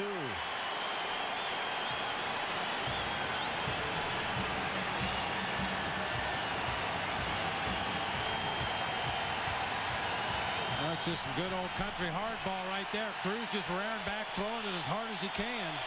Oh, good movement. 98 on strike 1, 99 on strike 2. 97, he got him on the swing.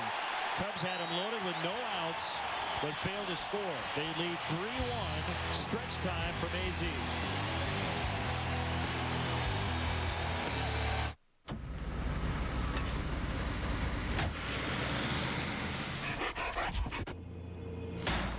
With convenient flights every day, Southwest Airlines gives you the freedom to do business out of town and still come home at night. Winston, I'm home! Fly one of Southwest's 8 daily nonstops from Chicago Midway to the San Francisco Bay Area for just $99, including new service to San Francisco International starting August 26th. You are now free to move about the country.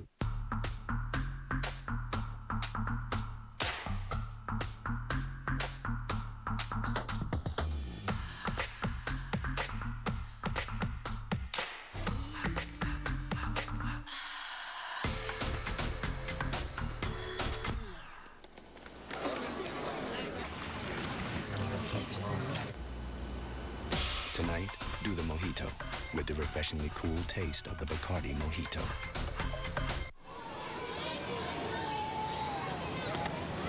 Are your kids dreaming of playing in the big leagues?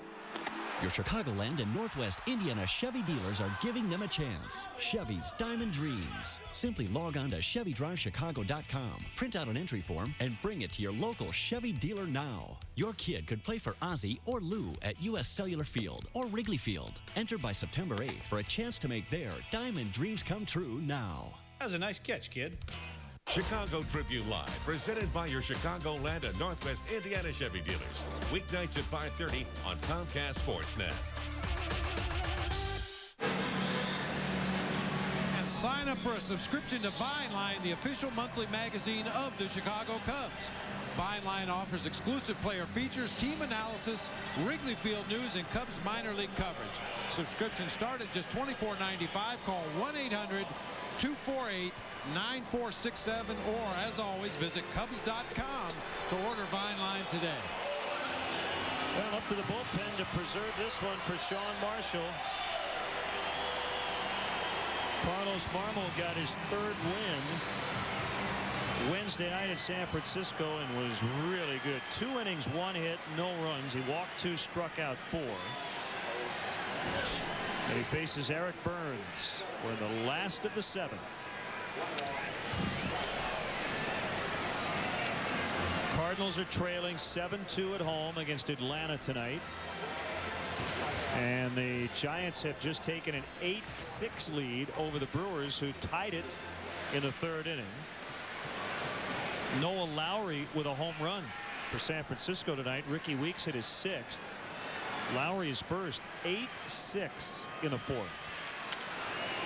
Pop foul out of play.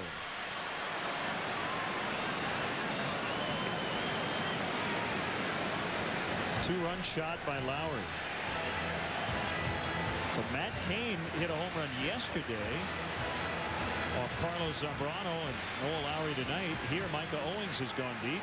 Craig Monroe, the newest Cub, would love to get an opportunity to bat tonight. He'll start tomorrow in right against Doug Davis.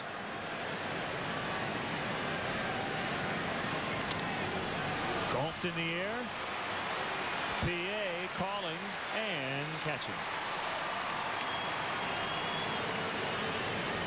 They've kept Burns quiet. He's 0 for 3. All right, and that's huge. We talked about his energy and what he brings to this Diamondbacks ball club, and if you keep him in that dugout, don't let him get on base. He can't display that energy.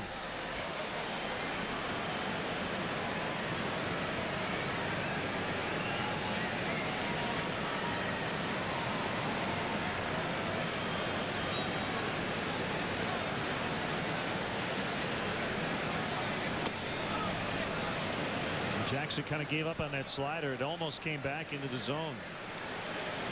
Jackson, a first rounder of Cal Berkeley in 03. He's born in Austin, Texas. Went to high school in Woodland Hills, California.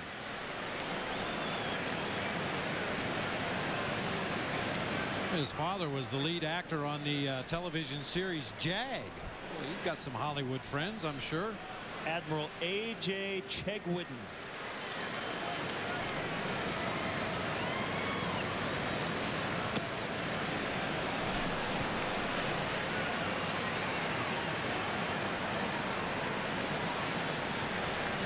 So 3-0 on Jackson.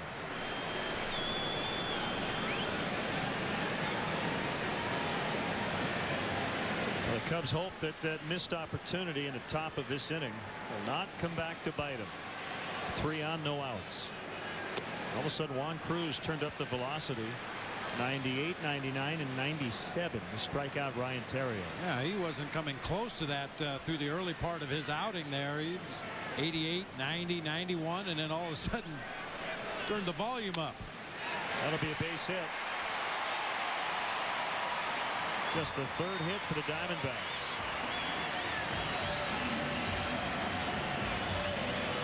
What a terrific outing for Sean Marshall tonight. Really solid outing to start this series here in Arizona. We always like to win that first game of a series on the road. It kind of gives you a little bit of breathing room, and Sean Marshall did everything he could tonight to help the Cubs win this ball game. Well, the Cubs are 15-13-2 in series when they win that first game. Just 2-17-2 when they drop the opener. And that would make sense. After you win that first one, you only need to take one of the final two to win the set.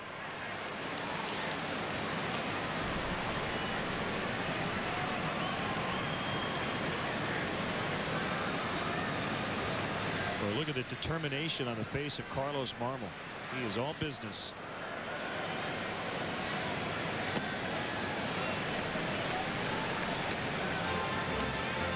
He has really taken to this short relief role.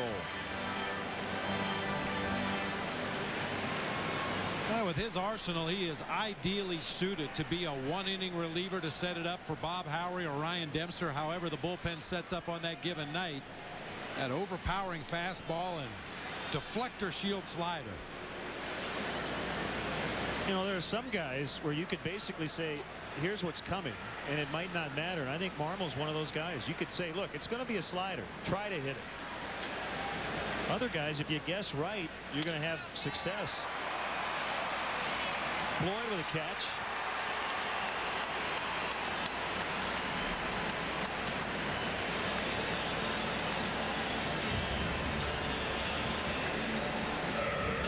Two outs, and it's Reynolds. And in this role, Carlos Marmol does not have to worry about pacing himself. He just goes out there and gives it everything he can for 3 outs. Some occasions maybe 6 outs if the pitch count is reasonable, but yeah, there's no governor on his arm out there right now. He's letting it go.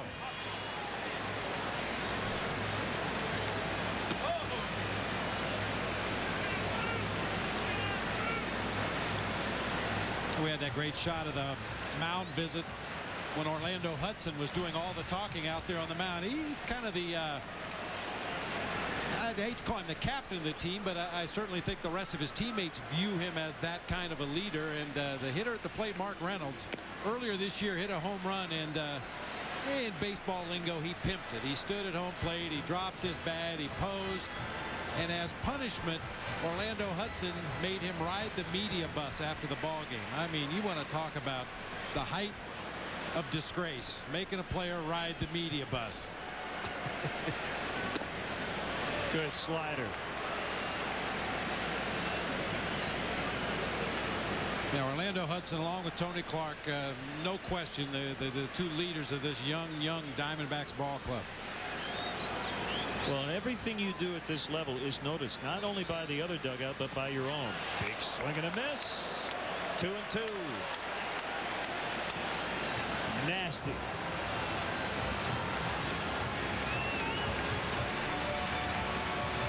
Doesn't even come close to this pitch. A slider that starts off the plate away and breaks further away. That's how confused Reynolds was. And he got a called strike 3 on that pitch. Cub fans love it. On to the 8th, 3-1.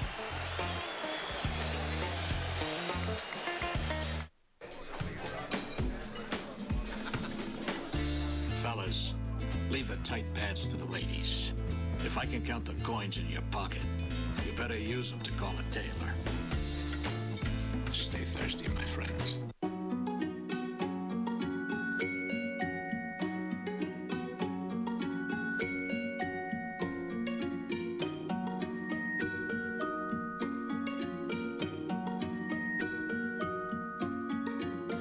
You've always loved the details,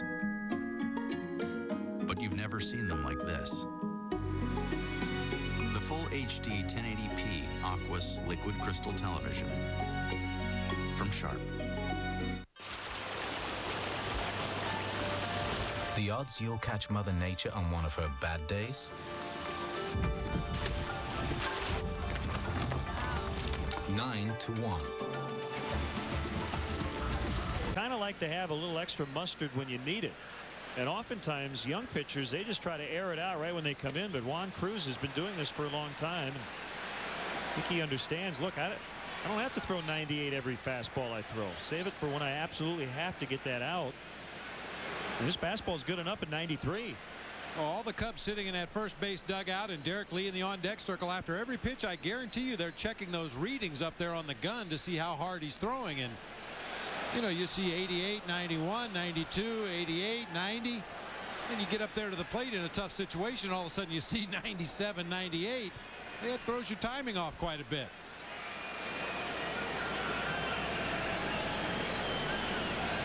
I mean, certainly the Cubs hitters, especially the veteran hitters, they know Juan Cruz is capable of hitting the upper 90s, but when he comes into the ball game and is pitching in the low 90s, hey, you start to wonder, yeah, maybe he's a little fatigued. Maybe the innings are starting to catch up to him. Well, Bonds with home run number 761, and the Giants now lead by 3. We got the day off yesterday, and the Giants beat the Cubs 4-1. Sharply hit, base hit. Number 3 for Jock. Hitting well over 400 here at Chase Field.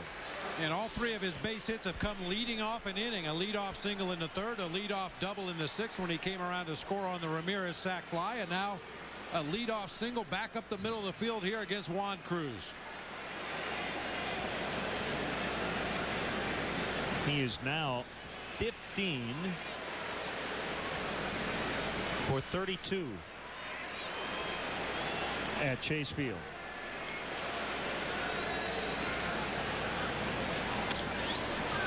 Five, 4, 3. It was a really good turn by Hudson, and maybe even a better play by Jackson on that bounce throw. It looked like Jock Jones could have gotten a piece of Orlando Hudson to prevent this double play. Reynolds a little slow starting at the throws off the back of the bag, and Jock Jones kind of slid past Orlando Hudson. He slid late right at the base, but went right past Hudson, didn't make contact with him, didn't disrupt that throw to first base.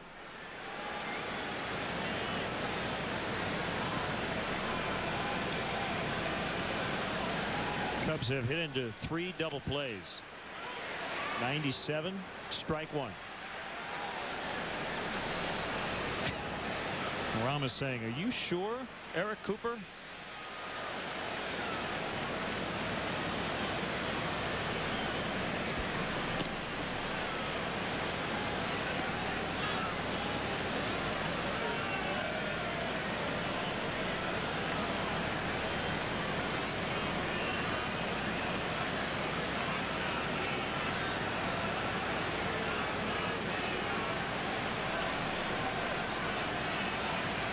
Some more heat.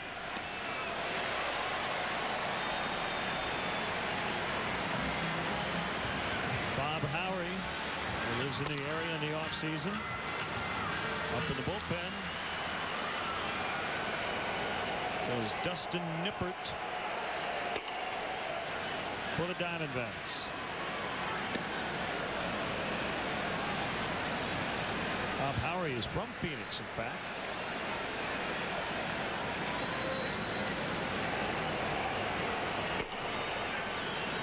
Attended Yavapai Junior College and McNeese State.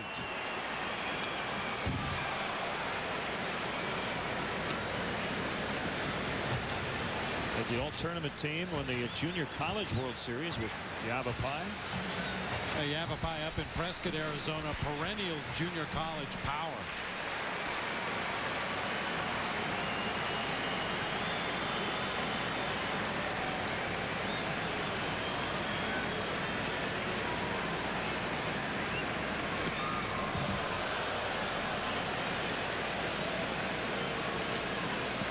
Count on Ramirez. Floyd on deck.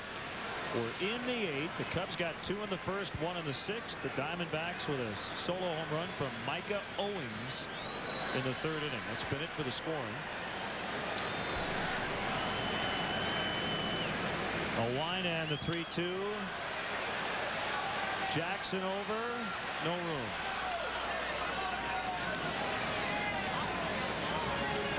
You have a pretty good amount of foul territory behind the bases and the corners for a newer ballpark.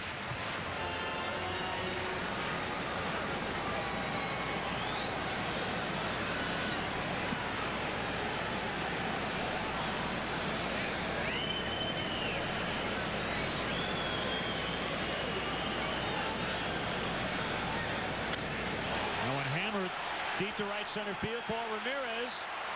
And it's going to get to the barrier for a double.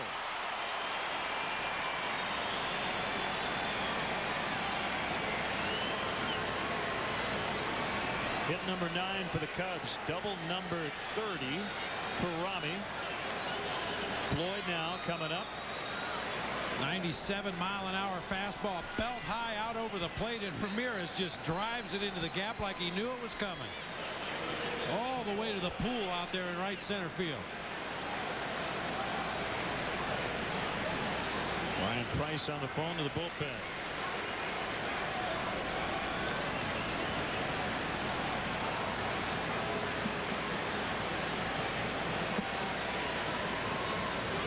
This is the time of year where you pull out the media guide and try to see if the guy is nearing a career high in a certain category.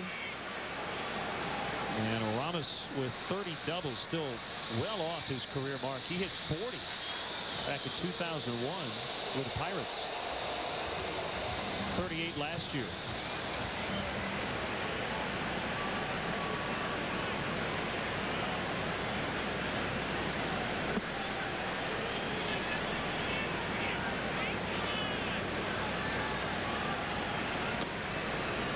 I was surprised to see the Diamondbacks pitching to Cliff Floyd in this situation with a right-handed hitter in the on-deck circle in Mark DeRosa.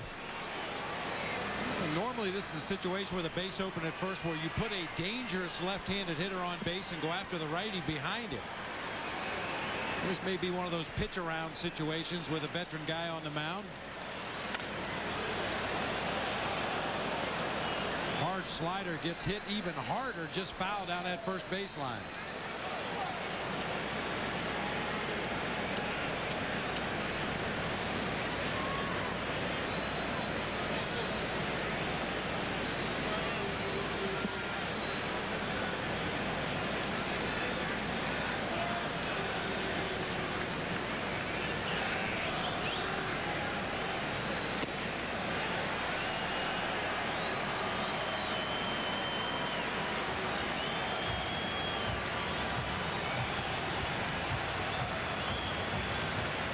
Monroe getting stretched out.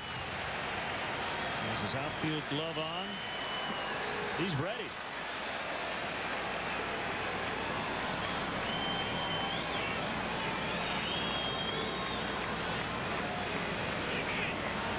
A 1-2 to Floyd. Chopper to first. Jackson will step on the bag. And the Cubs done in the 8th. 3-1 they lead.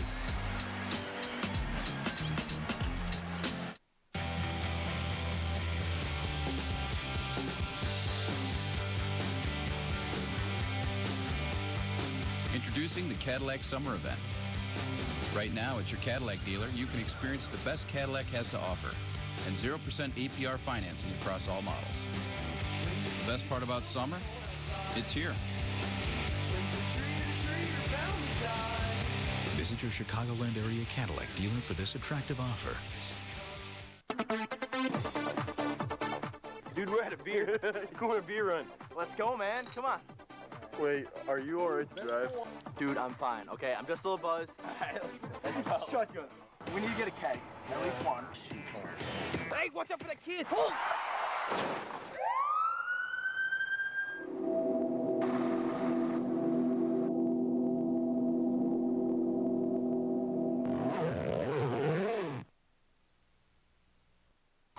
Save on year-round heating and cooling costs with a Westinghouse ceiling fan from Menards. The Summerton 2 featuring the Instalock system with light and blade brackets pre-assembled to the motor and key slot for attaching blades, $68. Lighten up any room with the Provincial Collection. This flush mount ceiling fixture is $29. This A-Light chandelier is $169. Plus save 15% off anything you can fit in the bag during Menards bag sale. Hurry, end Saturday. Save big money at Menards. The Bulls, Blackhawks, Cubs, and White Sox. Comcast Sportsnet. Time now for a Cadillac Sports Update. Luke Stuckmeyer here in our Comcast Sportsnet studio. Back out to Arizona in a moment. First to check at some other National League Central scores right now. It's 7-2 Braves over the Cardinals. John Smoltz, 7 innings, 2 runs, and 4 hits. And 9-6 Giants over the Brewers. Barry Bonds just hit number 761. That game just in the 5th. Time now to go back to the desert with Len and Bob. All right, Luke. Craig Monroe will make his Cubs debut. He is now playing left field and hitting 9th in the order, so he'll be due up 4th in the 9th inning. Bob Howery will come on to pitch, and he'll be slotted in where Cliff Floyd was 5th. If he can get 2 outs, he'll reach a milestone. It'll be 600 career innings. Kerry Wood yesterday, with a strikeout of Pedro Feliz, tied Greg Maddux for 4th on the Cubs all-time strikeout list with number 1,305.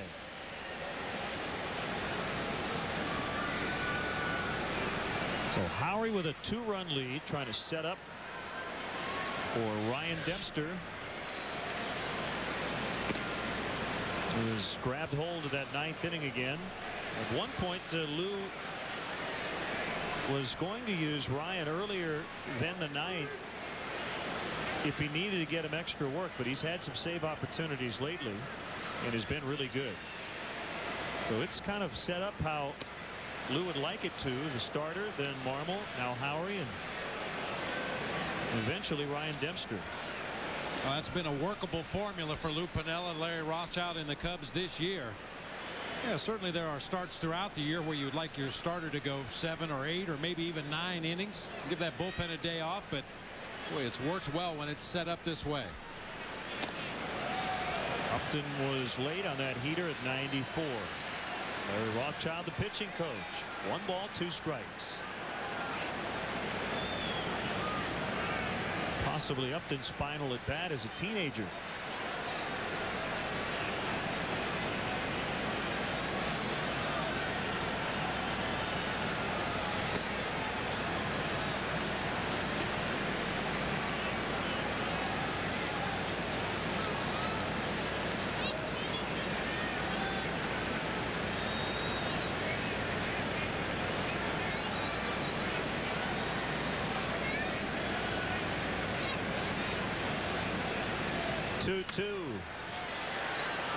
We'll do it again.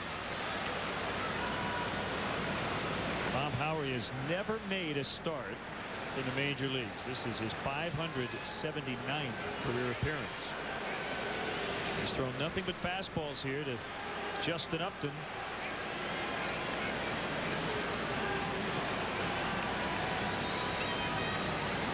So he made his major league debut earlier this month.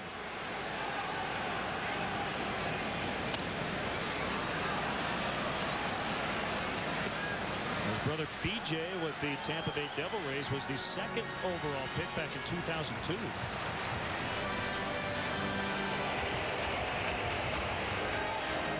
The Cubs may face Valverde in the 9th, but they hope they're still ahead.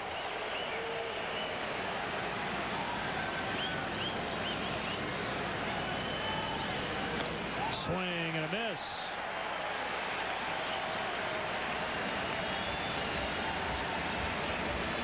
To say Bob Howery is a fastball pitcher would be a huge understatement. Oh boy, and just commanding that outside part of the plate. Either hits the corner or at least puts it on the outer third of the plate where you just can't seem to get a good swing at it with any consistency. Able to elevate that 4-seam fastball when he wants to. I think it was in Houston. There was an outing, and there was one particular pitch I asked him about. I said, was that a fastball on the 3-0 or the 3-1 you threw? He goes, that's all I threw last night. They were all fastballs. Whereas Michael Wirtz could have an outing where he throws nothing but sliders.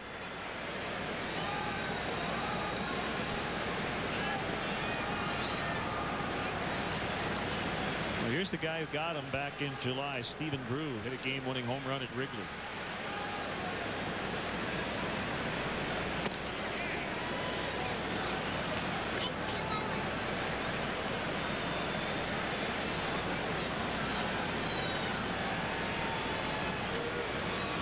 And we know about Bob Howery's command, but if it was just some guy that we had never seen before throwing nothing but fastballs, what it would tell you is not necessarily that his fastball is overpowering, but that he's able to command it and throw it where he wants it.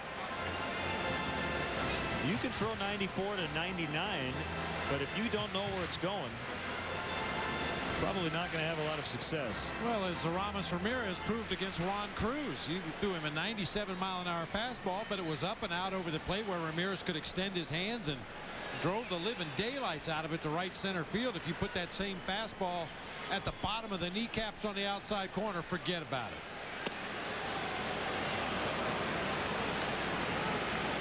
So Howery has thrown all fastballs except for one slider in this inning. 11 pitches overall, 3 balls and a strike on Drew. I think any pitching coach or pitcher would tell you that you can throw any pitch and get an out with it if you execute it. 3-2.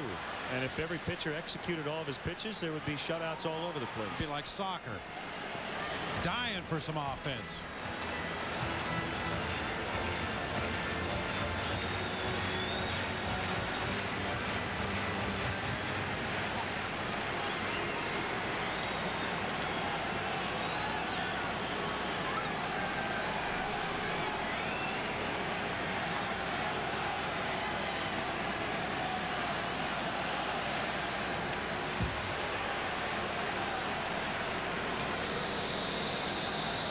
What you hope for, Cub fans, is that all the scores, the pertinent ones, stay the way they are. The Cubs lead 3-1 here. The Brewers trail 9-6 in the 6th in San Francisco, and the Cardinals are down 7-2 at home against the Braves in the 9th.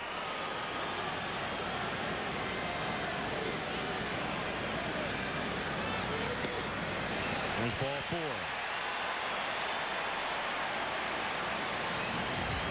Jeff Salazar was going to pinch hit, but the tying run will come to the plate, and that's why Tony Clark's going to come up, because he can tie it with one swing. And the Diamondbacks prefer to use Tony Clark as a left-handed hitter whenever they possibly can. Hitting .242 as a lefty, .185 as a righty, but 9 of his 11 home runs have come as a left-handed hitter. They have hit 11 pinch hit home runs.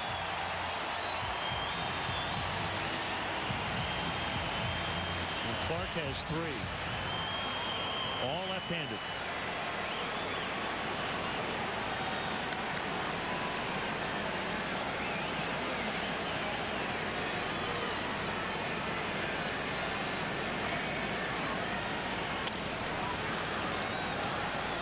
Well, when you talk to people around this Arizona team, a lot of them will tell you, I don't know how we've done it, but we find a way. While they haven't done much offensively, they are not done tonight. Bob Howery's going to have to make some pitches here to get out of this 8th inning. Well, hopefully history will hold true in this matchup here between Tony Clark and Bob Howery. In 8 previous at-bats, Tony Clark has yet to get a base hit. 0 for 8 against Bob Howery.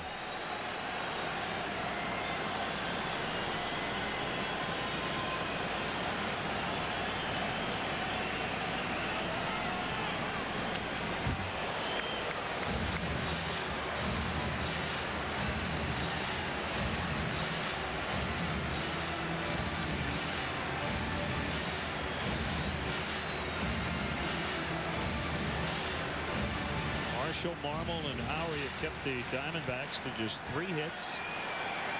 There's 7 1/3.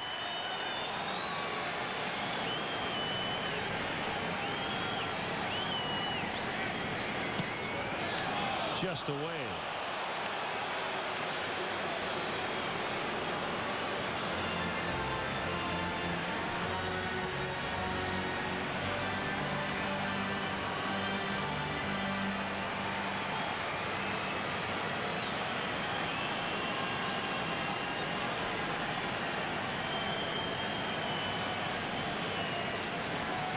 Two now. Popped him up. And Ramirez with a catch. 2 away.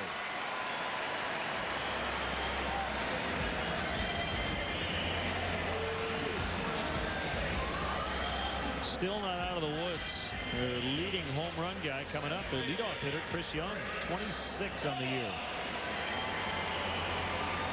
Howery does not come inside a lot But that time he did on Tony Clark, forced him to shorten his swing. He just popped that ball harmlessly up in the middle of the infield.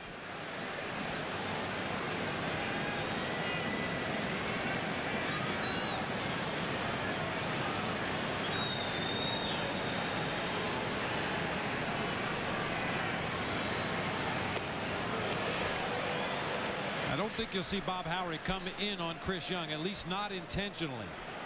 We talk about it all the time. When the hitter at the plate represents the tying or go-ahead run, you have to force them to beat you to the opposite field. The majority of Young's home runs have come to left center or straightaway left field.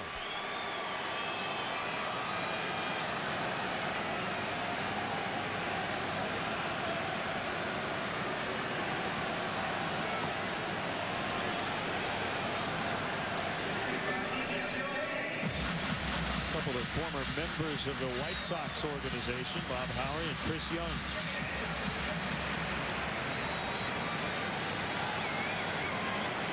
Young was a 16th rounder back in '01. He's from Houston, Texas.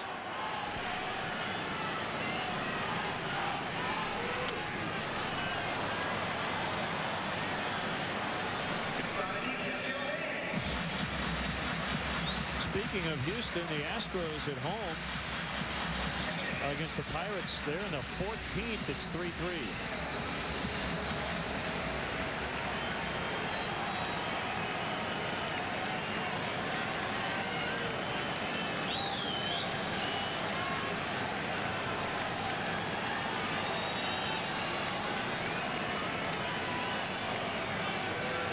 Swing and a miss. Strike three. Bob Howry gave up a walk, but no runs in the 8th. On to the 9th now. 3-1 Cubs.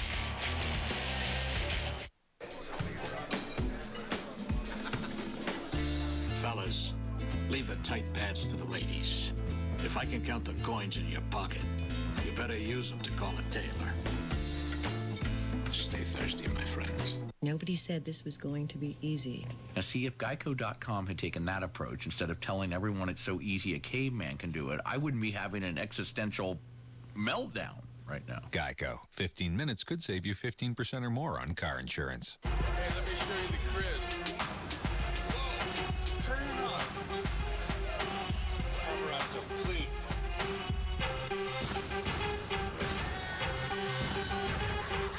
Better not be on the internet, man. During the Pontiac Summer Sell-Down, you can get more than just some sun. Get more horsepower than any import under 18 grand. And still get 33 on the highway. Get more horsepower and better highway fuel economy than Scion TC.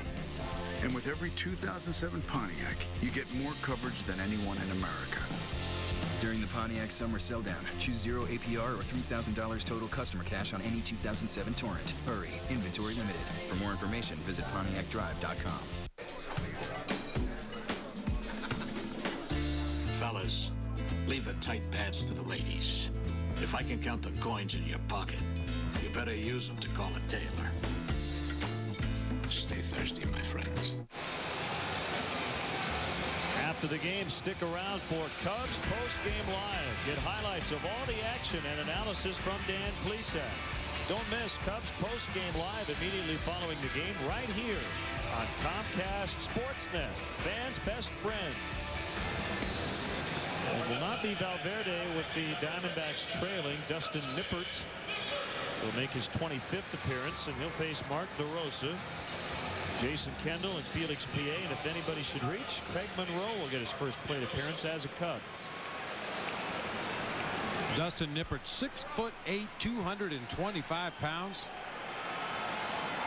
There's a twin brother named Derek that signed with the Diamondbacks back in '03. And DeRosa with a comebacker single. He has 3 hits, joining Jock Jones in that department tonight. The Cubs have done a nice job of getting their leadoff hitter on base. Unfortunately, they've only been able to cash him in twice in this ball game.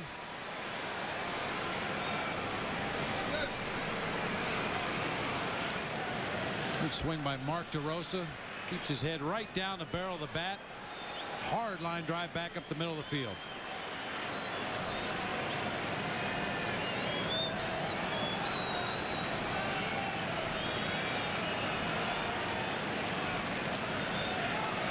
DeRosa running, and Kendall shoots it right where Drew was, but it vacated the cover of second base. First and third, no outs. That worked out all right. Well, what a job by Jason Kendall. I believe that was a hit and run all the way on the first pitch. We'll see DeRosa take off at the top right of your picture, and Kendall just drops a bat head on the ball. It's a little dribbler through the left side, right where Stephen Drew was. Nicely done.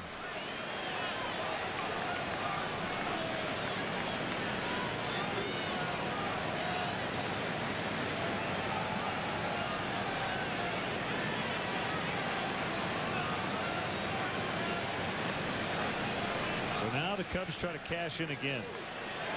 They loaded him up in the 7th with 0 outs, but could not score. They already lead by 2, so everything now extra insurance. Foul tip, strike 1.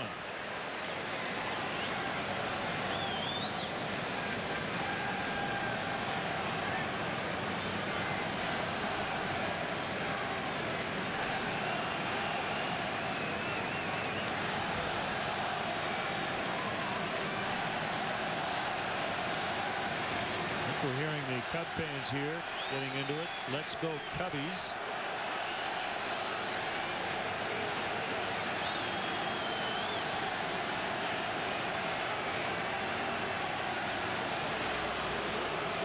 The old fake to third, fake to first move right there. More than trying to catch the base runners, I think they were trying to see if Felix Piet might tip what he was going to do at the plate.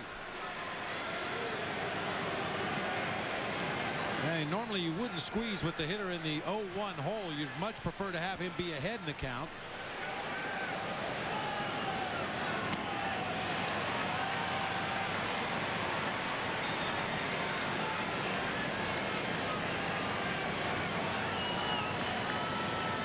And nobody out squeeze is such a dangerous play. You happen to pop that ball up, it could very quickly turn into a triple play, and what looked like a promising inning could disappear in a hurry.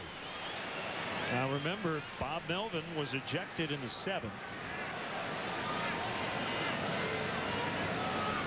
So the Diamondbacks are short 1 pair of eyes in their dugout. If you start to think about a squeeze play, Kurt Gibson, the acting manager, the bench coach, Brian Price, the pitching coach.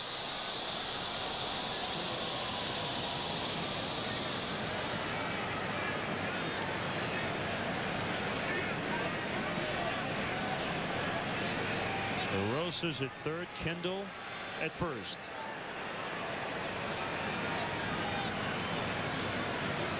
Another fake.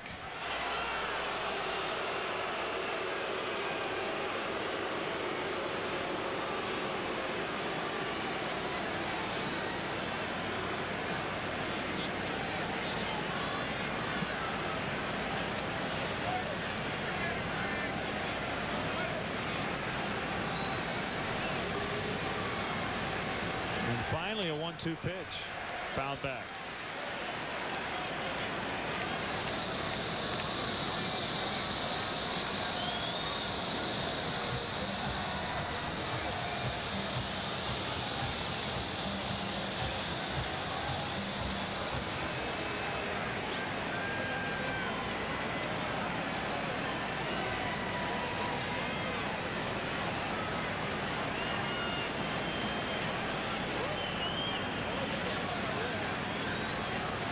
Gets away, and DeRosa will score.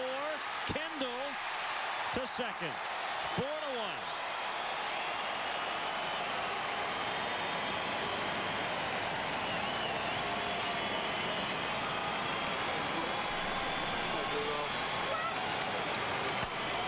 A good read that time by Mark DeRosa. Sometimes as a runner at third, it's hard to see when that ball ricochets to the right and behind the catcher, but DeRosa saw the ball immediately, got a great jump off at third, and scores without a play. So a big wild pitch, and it's now 4-1. And when that ball gets to the right and behind the catcher and umpire, sometimes that runner at third base is completely screened from the baseball and can't see where it is. Meantime, the Giants adding to their lead, 10-6.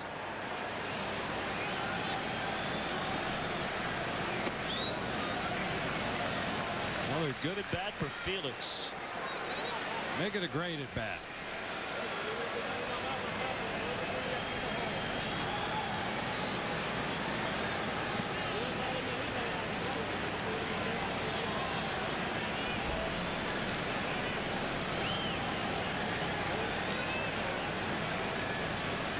The 3-2 on the way, and he walked him.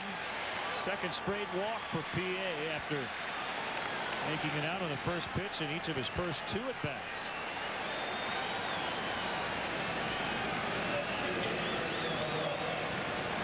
And now Craig Monroe, his first plate appearance as a Cub and as a member of the National League. Began his career with Texas, most of it with Detroit.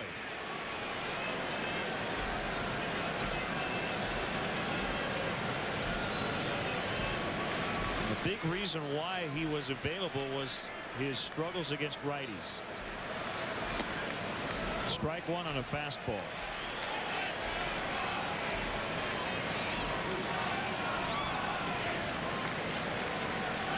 Hitting 190 and slugging 308 versus right-handed pitchers. Much different story against lefties. 302 and a 542 slugging percentage. Cubs acquired him yesterday, along with a cash consideration for a player to be named later. I'll tell you, Len, even with a 4-1 lead right here, I think if this were anything other than Craig Monroe's first at bat as a member of the Cubs, we'd see a sacrifice bunt right here. At the top of the order in the on-deck circle, a couple runners on base. I think Lou wants to give Craig Monroe an opportunity to swing that bat in his debut as a Cub. Good swing. I'm guessing that Jim Leland didn't have Craig Monroe lay down too many bunts. One sacrifice this year.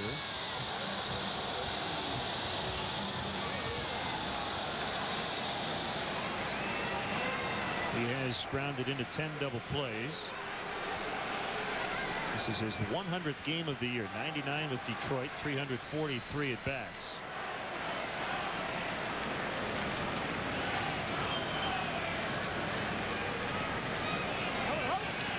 Good knockdown by Snyder.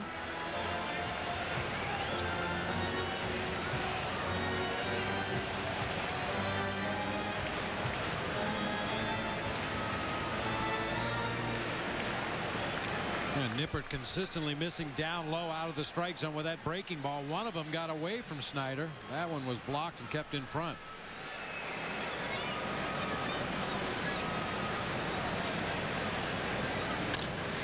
Bouncer, and Drew will throw to second. Save. Should be a hit for Monroe. It is. Congratulations to Craig Monroe, 1 for 1 as a Cub.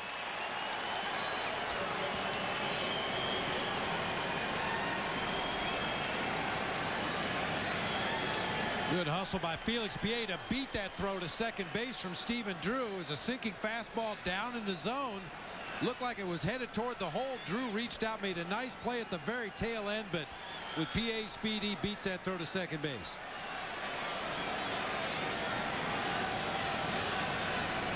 So here we are again, bases loaded, no outs. Now the Cubs do have a run already in this inning, but the last time they had them loaded with no outs, they did not get a run. But they will this time. Kendall's in. 5-1. RBI number 39 for the Riot.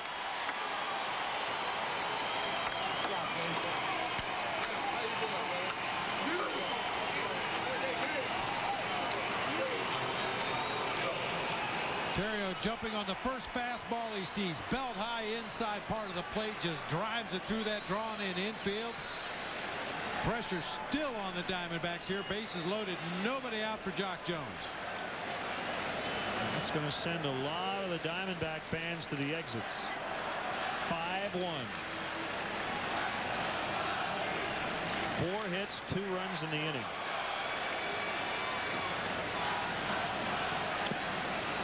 Off the plate and foul. How about that?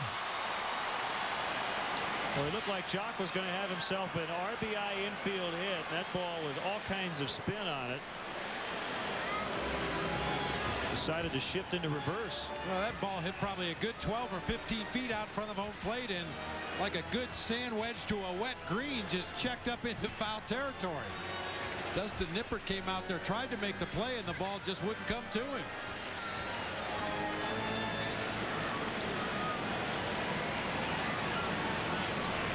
I don't know if Jock repaired his divot or not.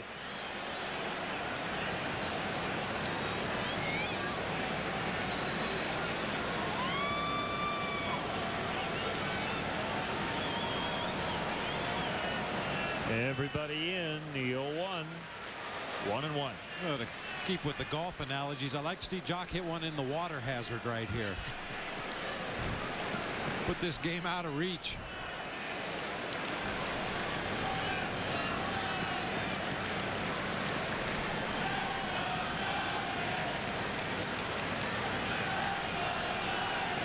He already has 3 hits.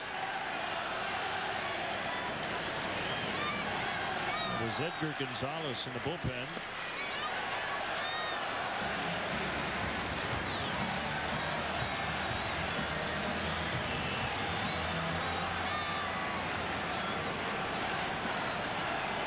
Luke and Smile up 5-1.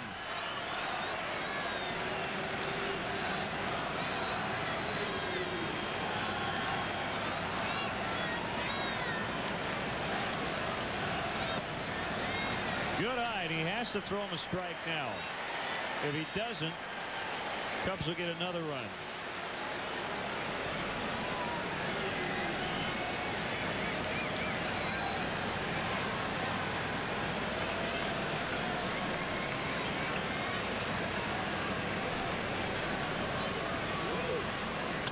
Ground ball, and Hudson with a great play. No tag, the ball got out of his glove, and everybody's safe. PA scores 6-1.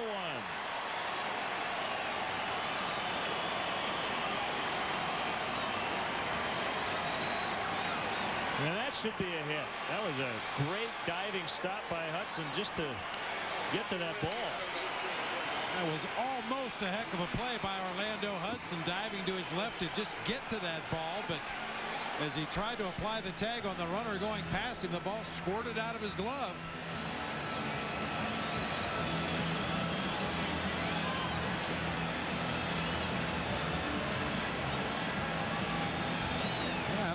You would rule that. Maybe a fielder's choice and give Hudson an error, but that seems awfully harsh on a ball that he had to dive and leave his feet to even make a play.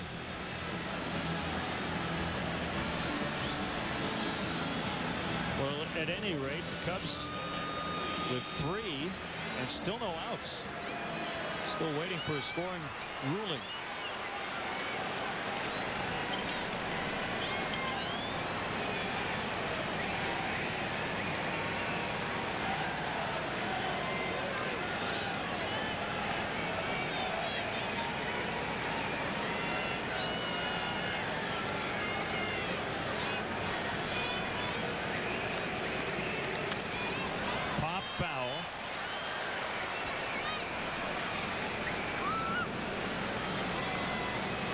You can see Hudson is fully extended, just has to reach out there, and the ball actually comes out of his glove before he makes contact with Terrio. And that will be ruled a base hit for Jock Jones. Nice going.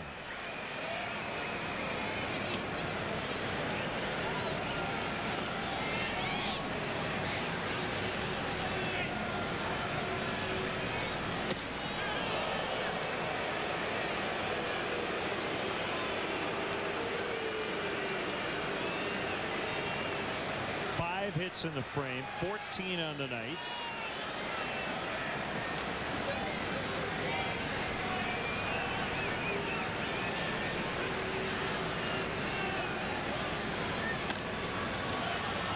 The throw will go home, but bad throw. They just got the out there, and Derek Lee doubled up at first base. 3-2-3. Very uncharacteristic of Derek Lee. He wasn't getting down that line very hard. Connor Jackson takes a long time to unload this ball to home plate. Snyder manages to keep that right foot on the plate, take a couple of extra steps, and throw still on time to get Derek Lee at first. You know, it looked like he was getting out of the way of the throw from Jackson to Snyder. Fourth double play the Cubs have grounded into. Second and third, the pitch to Ramirez. That'll be Hudson to gobble it up. Well, a big inning for the Cubs. They add on. 3 outs to go. They lead by 5. Summer means time for camping out, cooling off, and time for the GMC Summer Sell Down. The best time for the best selection of 07 models, like an 07 Sierra with best-in-class fuel economy and the best coverage in America. The GMC Summer Sell Down. Get $2,000 cash back when you purchase any 07 Yukon XL, plus an additional $4,000 on select Yukon XL models in inventory since 11/11/06. Visit GMCDrive.com. Make a smooth approach. Make smooth contact with Electric Shave Pre-Shave Lotion. Stands up whiskers for up to a 52% closer shave. Electric Shave. Blade close. Electric smooth. I'm Ryan Sandberg, asking you to help cheer up kids in hospitals. When children suffer from serious medical conditions, Rhino Kid Care, supported by Ryan Sandberg and National City, helps them and their families cope. Join the cause.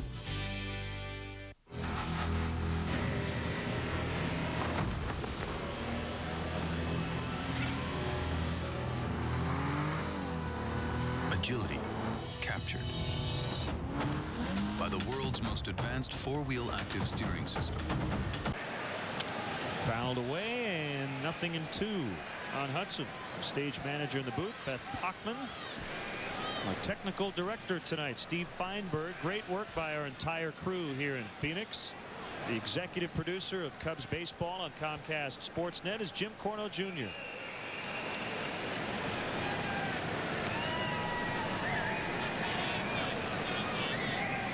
Great to see a lot of familiar faces as Hudson strikes out. We worked with a lot of these fine folks in spring training. It's been a while.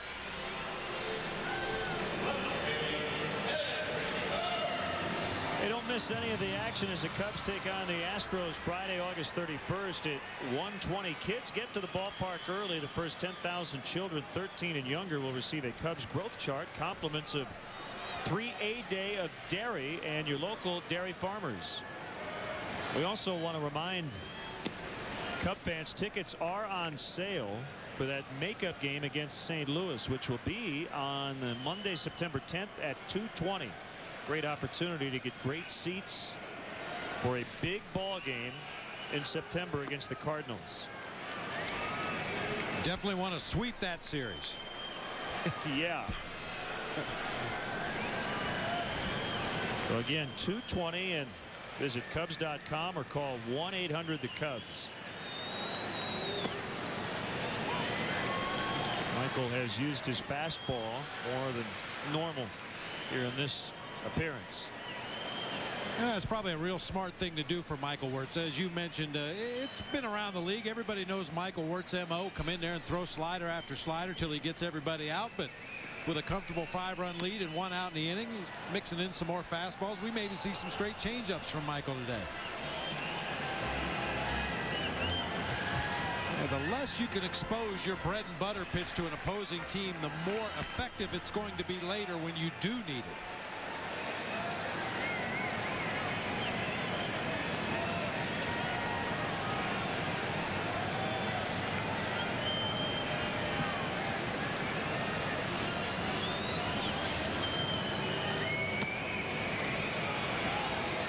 Burns able to hold up.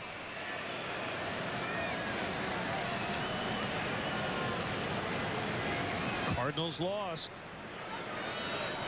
So they're now 3.5 out. It could be 4. The Cubs can hold on. The Brewers trail 11-6 in the last of the 7th.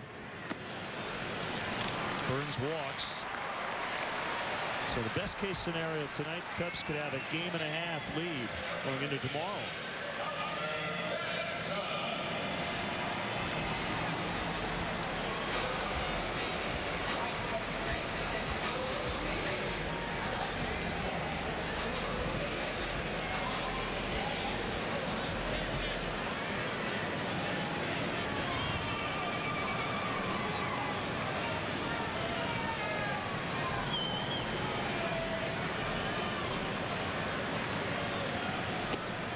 And in the case of the Diamondbacks, their lead could dwindle to 2 because San Diego pounded the Phillies 14-3. Greg Maddux got his 10th win. He beat Jamie Moyer. How about that matchup? That's that AARP special tonight in Philadelphia. And the Diamondbacks rallying here. Good play by Jones to get it. Eric Burns held. It's a double for Jackson. And now Ryan Dempster's throwing in the pen.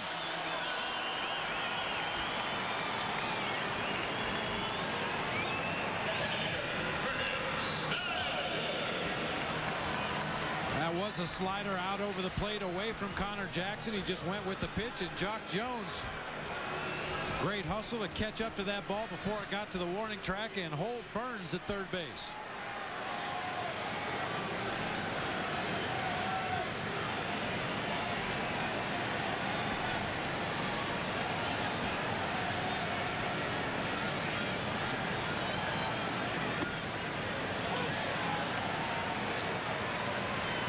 Cincinnati beat Florida 5-3. Aaron Harang over Dontrelle Willis. Harang now 13-3. Willis 8-13 with a .496. Been a rough year for Dontrelle. Oliver Perez defeated Brad Penny. Mets 5, Dodgers 2 the final. And in that game in St. Louis, John Smoltz over Kip Wells, number 12 for Smoltz.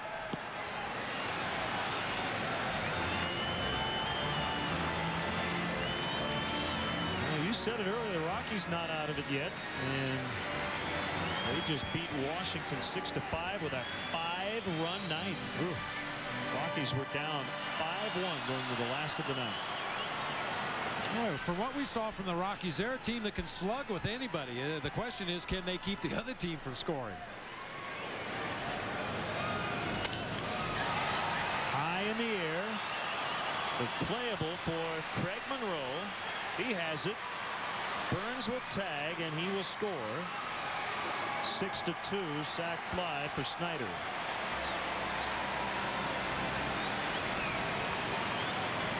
Cubs don't mind, no. Give up a run for an out at this point. Only need one more out. Now that was the Diamondbacks' league-leading 51st sacrifice fly of the year.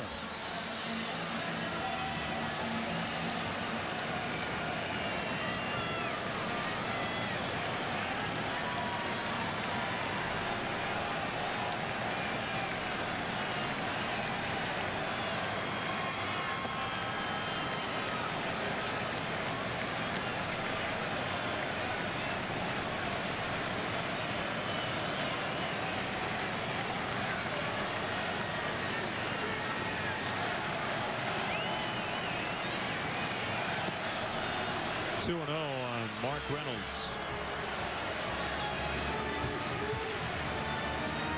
It looks like the biggest group of Cub fans is down the left field line. Just before the Diamondbacks bullpen down there, there's a contingent down there. Usually when that "Let's Go Cubby" chant starts, that's where it comes from. Works its way around the stadium. Blue hats and shirts scattered everywhere in this ballpark. Even some blue dresses. And they're on their feet. Even the guys with the green shirts have Cubs logos on them.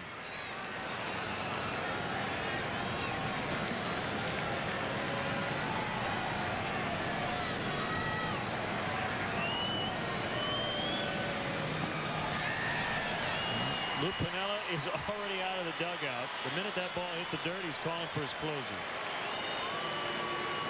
And it will be, as we add up the runners, the batter, and the on-deck hitter, it will be a safe situation for Ryan Dempster. Because the on-deck hitter representing the tying run. 6-2 Cubs, 2 outs in the ninth, and we'll be back. During the Pontiac Summer Sell-Down, you can get more than just some sun. Get more horsepower than any import under 18 grand. And still get 33 on the highway. Get more horsepower and better highway fuel economy than Scion TC. And with every 2007 Pontiac, you get more coverage than anyone in America. During the Pontiac Summer Selldown, choose 0 APR or $3,000 total customer cash on any 2007 Torrent. Hurry, inventory limited. For more information, visit PontiacDrive.com. Hey, boss, do we have Aflac? Nah, we have something else. But if you're hurt and miss work, does it pay cash like Aflac does? Nah. Or let you spend it any way you want, like for gas and groceries? Nah. Or help with everyday bills like Aflac does? Nah. There's only one Aflac. Ask about it at work. Nice try, boss. Nah. Stop, Hub! Where should we sit? Right at first base. Wait, how about along the third baseline? Wow, this is great. Just like having season tickets. Looking for great seats? Buy tickets from other fans. Have extra tickets? Sell them to other fans. Go to StubHub.com today for tickets to the hottest sports, concert, and theater events, even if they're sold out. Peanuts. Hey, there's still tickets right behind home plate. Let's go for it. StubHub, your choice, your ticket, your experience. StubHub. So the closer is on to try to pick up the save, and he will face Justin Upton. The tying run is on deck in the form of Stephen Drew. First and second, a run in. Boy, big pitch right there by Dempster. Get ahead in the count now against a young 19-year-old hitter. You can expand the zone up, down, in, out. Upton has shown a propensity to free swing here in the ball game tonight.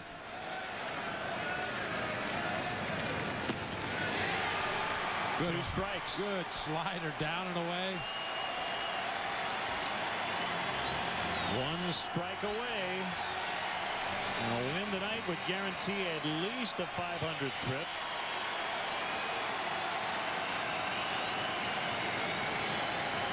The 0-2 is buried.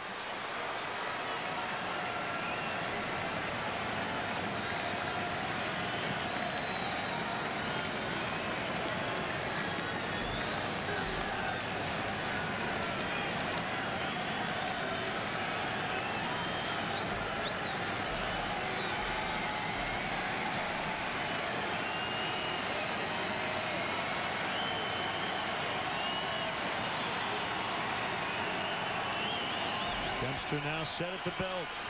Here he comes. Jones coming in and calling for it, and the Cubs win. Ryan Dempster retires 1 hitter for the 27th out, and the Cubs beat the Diamondbacks 6-2. A brilliant performance tonight by Sean Marshall. I think he was the story. He got a score to win, but Sean Marshall was as good as we've seen him all year. Now, total command out there on the mound. Very poised, very aggressive in the strike zone, and made a lot of quality pitches early in the count. Was able to then expand on this young Diamondbacks team and get them to chase some borderline pitches. So that's going to wrap up our game coverage. Stay tuned. We're not done yet. Post-game live coming up. Once again, the final score in a battle of first-place teams. The Cubs 6, the Diamondbacks 2. Our next Cubs telecast here on Comcast Sportsnet will be Sunday afternoon for the road trip finale at 3:30 Central Time. Jason Marquis against a right-hander Yusmeiro Petit. In-game scoring provided by ScorePad. And now for Bob Brindley and our entire crew, this is Len Casper. You've been watching Chicago Cubs baseball on Comcast Sportsnet. Good night.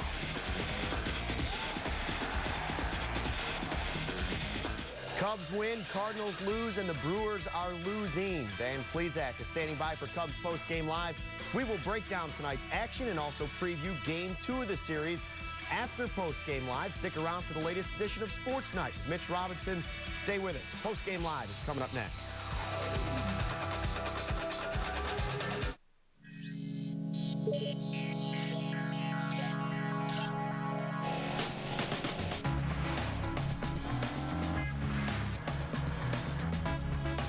It takes a certain kind of person to appreciate this level of performance and technology. We like to call them Type A's. Don't miss the Acura chance to advance sales opportunity. Acura. Advance. Take advantage of attractive lease rates on 2007 Acura models for well-qualified customers. StubHub! Where should we sit? Right at first base. Wait, how about along the third baseline? Wow, this is great. Just like having season tickets. Looking for great seats? Buy tickets from other fans. Have extra tickets? Sell them to other fans. Go to StubHub.com today for tickets to the hottest sports, concert, and theater events, even if they're sold out. Peanuts. Hey, there's still tickets right behind home plate. Let's go for it. StubHub, your choice, your ticket, your experience. StubHub. Be careful tonight. A lot of nutcases come out on Halloween. Michael? 15 years ago, they locked him away. What kook are we moving tonight? Michael Myers. Trick or treat, baby. But on August 31st, I know exactly where he's going. one town will discover I'm gonna cut that mask right off your face. that evil never forgets. The legendary tale as it's never been told. Halloween. Rated R. It's the Chevy Model Year-End event, and now we're making it easy for you to choose your new Chevy. Just click and go to find great offers on 07 cars, trucks, and SUVs online 24/7. But you've got to decide. Then get to your dealer before yours is gone at the Chevy Model Year-End event. Use $3,000 cash back to get a Chevy crossover, an 07 Equinox LS front-wheel drive starting at $19,865. Click on ChevyDriveChicago.com, then see your Chicagoland and Northwest Indiana Chevy dealers. Cubs baseball on Comcast Sportsnet is brought to you in part by LoJack, the only stolen vehicle recovery system operated by the police. Bacardi Rum, if you're going to drink, be responsible. Geico, 15 minutes could save you 15% on car insurance. Visit us at geico.com or call 1-800-947-AUTO. And by Pontiac, 9 performance machines, all designed for action.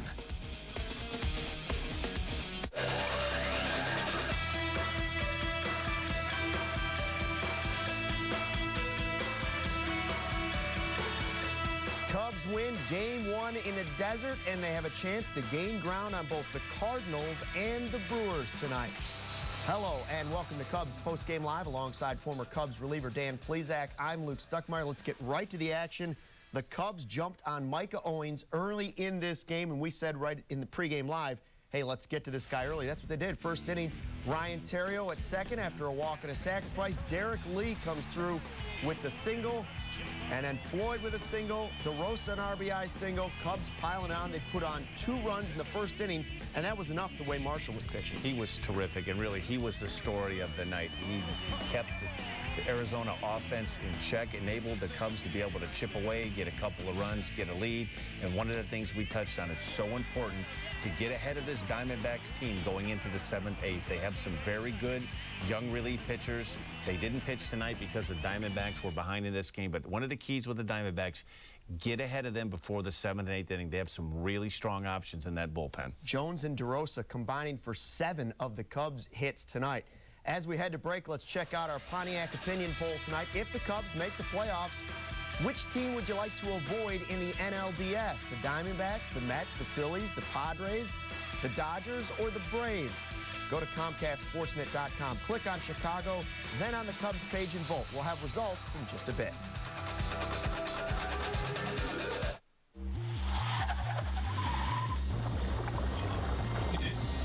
There's no way to hide it. If you drive drunk, we will find you. Cops everywhere are stepping up enforcement and cracking down like never before.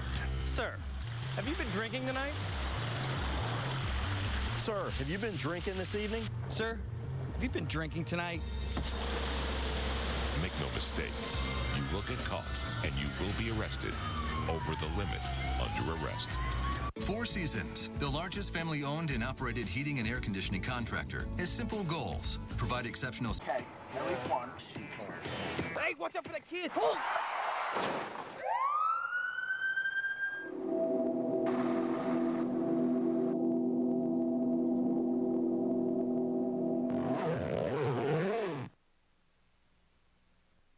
Randy, the Natural Couture, one of the greatest champions to ever grace the octagon, has done the impossible by dominating 6'10" Tim Sylvia for the UFC World Heavyweight title. Gabriel Gonzaga has knocked out Mirko Krokop, the most dangerous heavyweight striker in the world. Now, these two will meet for the UFC Heavyweight crown. Also, George Rush St. Pierre returns to the octagon as he faces 11-1 Josh Koscheck. The Ultimate Fighting Championship presents UFC 74. Respect. Live Saturday, August 25th from the Mandalay Bay Event Center in Las Vegas on Events in Demand pay-per-view.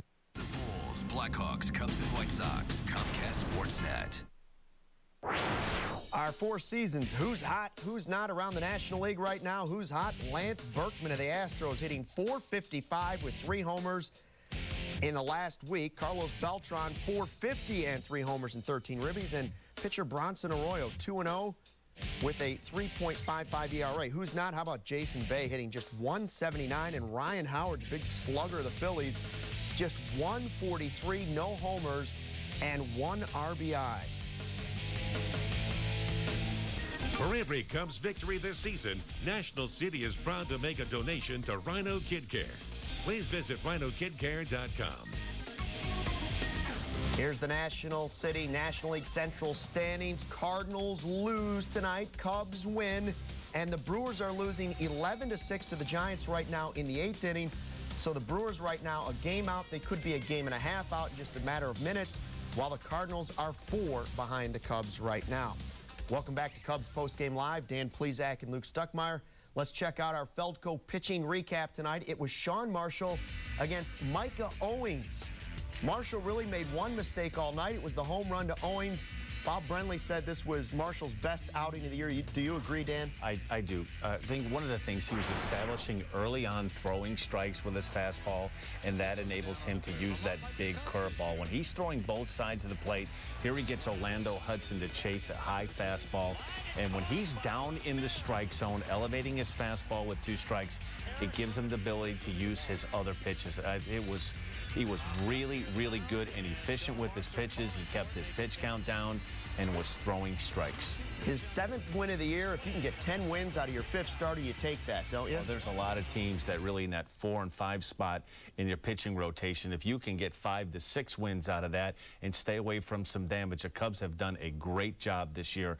Their 4 and 5 starters between Sean Marshall and Rich Hill have been terrific. And really, the reason that the Cubs are where they're at right now is the starting pitching. It's had some little bumps in the road, but I think through the course of the season, it has been the most consistent part of this team has been the starting pitching. Marshall pitched a great game. He also got some pretty good defense. Let's go to the 5th inning, and that play with Ryan Theriot. You had runners on, a runner at third, 1 out. Theriot takes the ball. You think he's going to make this diving catch and go to second. He goes home and nails the runner at the plate. A risky play, but a very heads-up play. And I think what really made this play is the base runner from the Diamondbacks really kind of hesitated. Normally, you're either going on contact. You can see in that clip right there, he was kind of reading to see if the ball was going through. And usually, what you should do in a spot like that, you're either going on contact and you're going to score, or you have to make sure that the ball gets through the infield. He kind of got caught in between, and a very heads-up play, a risky play, it worked out, and those are the type of things that are difference between winning and losing games.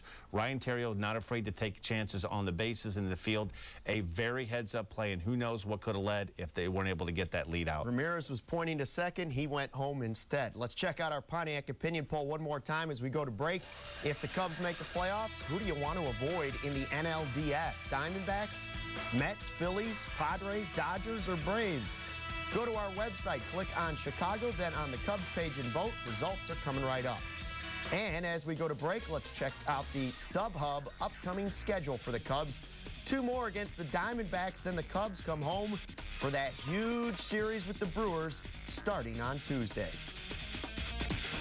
The upcoming schedule is brought to you by StubHub, where fans buy and sell tickets. Good things go fast. Real fast. The Polaris Power Play sales event going on now until September 30th. Now's the time to get model year-end clearance offers. Rebates up to $800 on Polaris ATVs and rebates up to $600 plus 4.99% financing on Ranger utility vehicles. Check them out now at your local Polaris dealer, because before you know it, they'll be gone. Polaris, the world's toughest ATVs.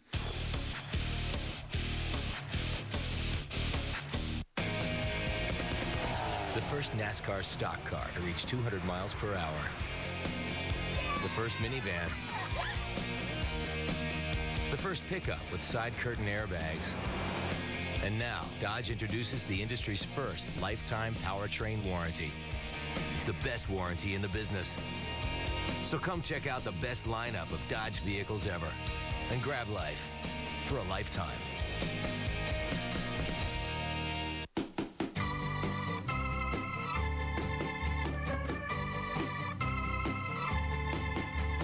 Take your time. I can't wait for all the love I know will be mine if you take your time. Don't let cash slow you down. Fast food takes faster money. Take your time. Life takes Visa.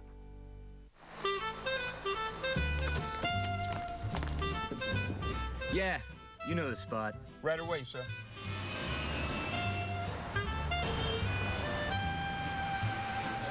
Welcome to Giordano's. Your table's ready. Thank you. How's everything? Fantastic. What's your secret? It's the fresh ingredients, and it's been so for the last 30 years. We made it good. You made it famous. When you look at this club at the beginning of the season, its attitude, its form. Scoring! There's the second goal by Chicago. Try shot and a goal! Right down the middle after picking the pocket of Amado Guevara and scoring!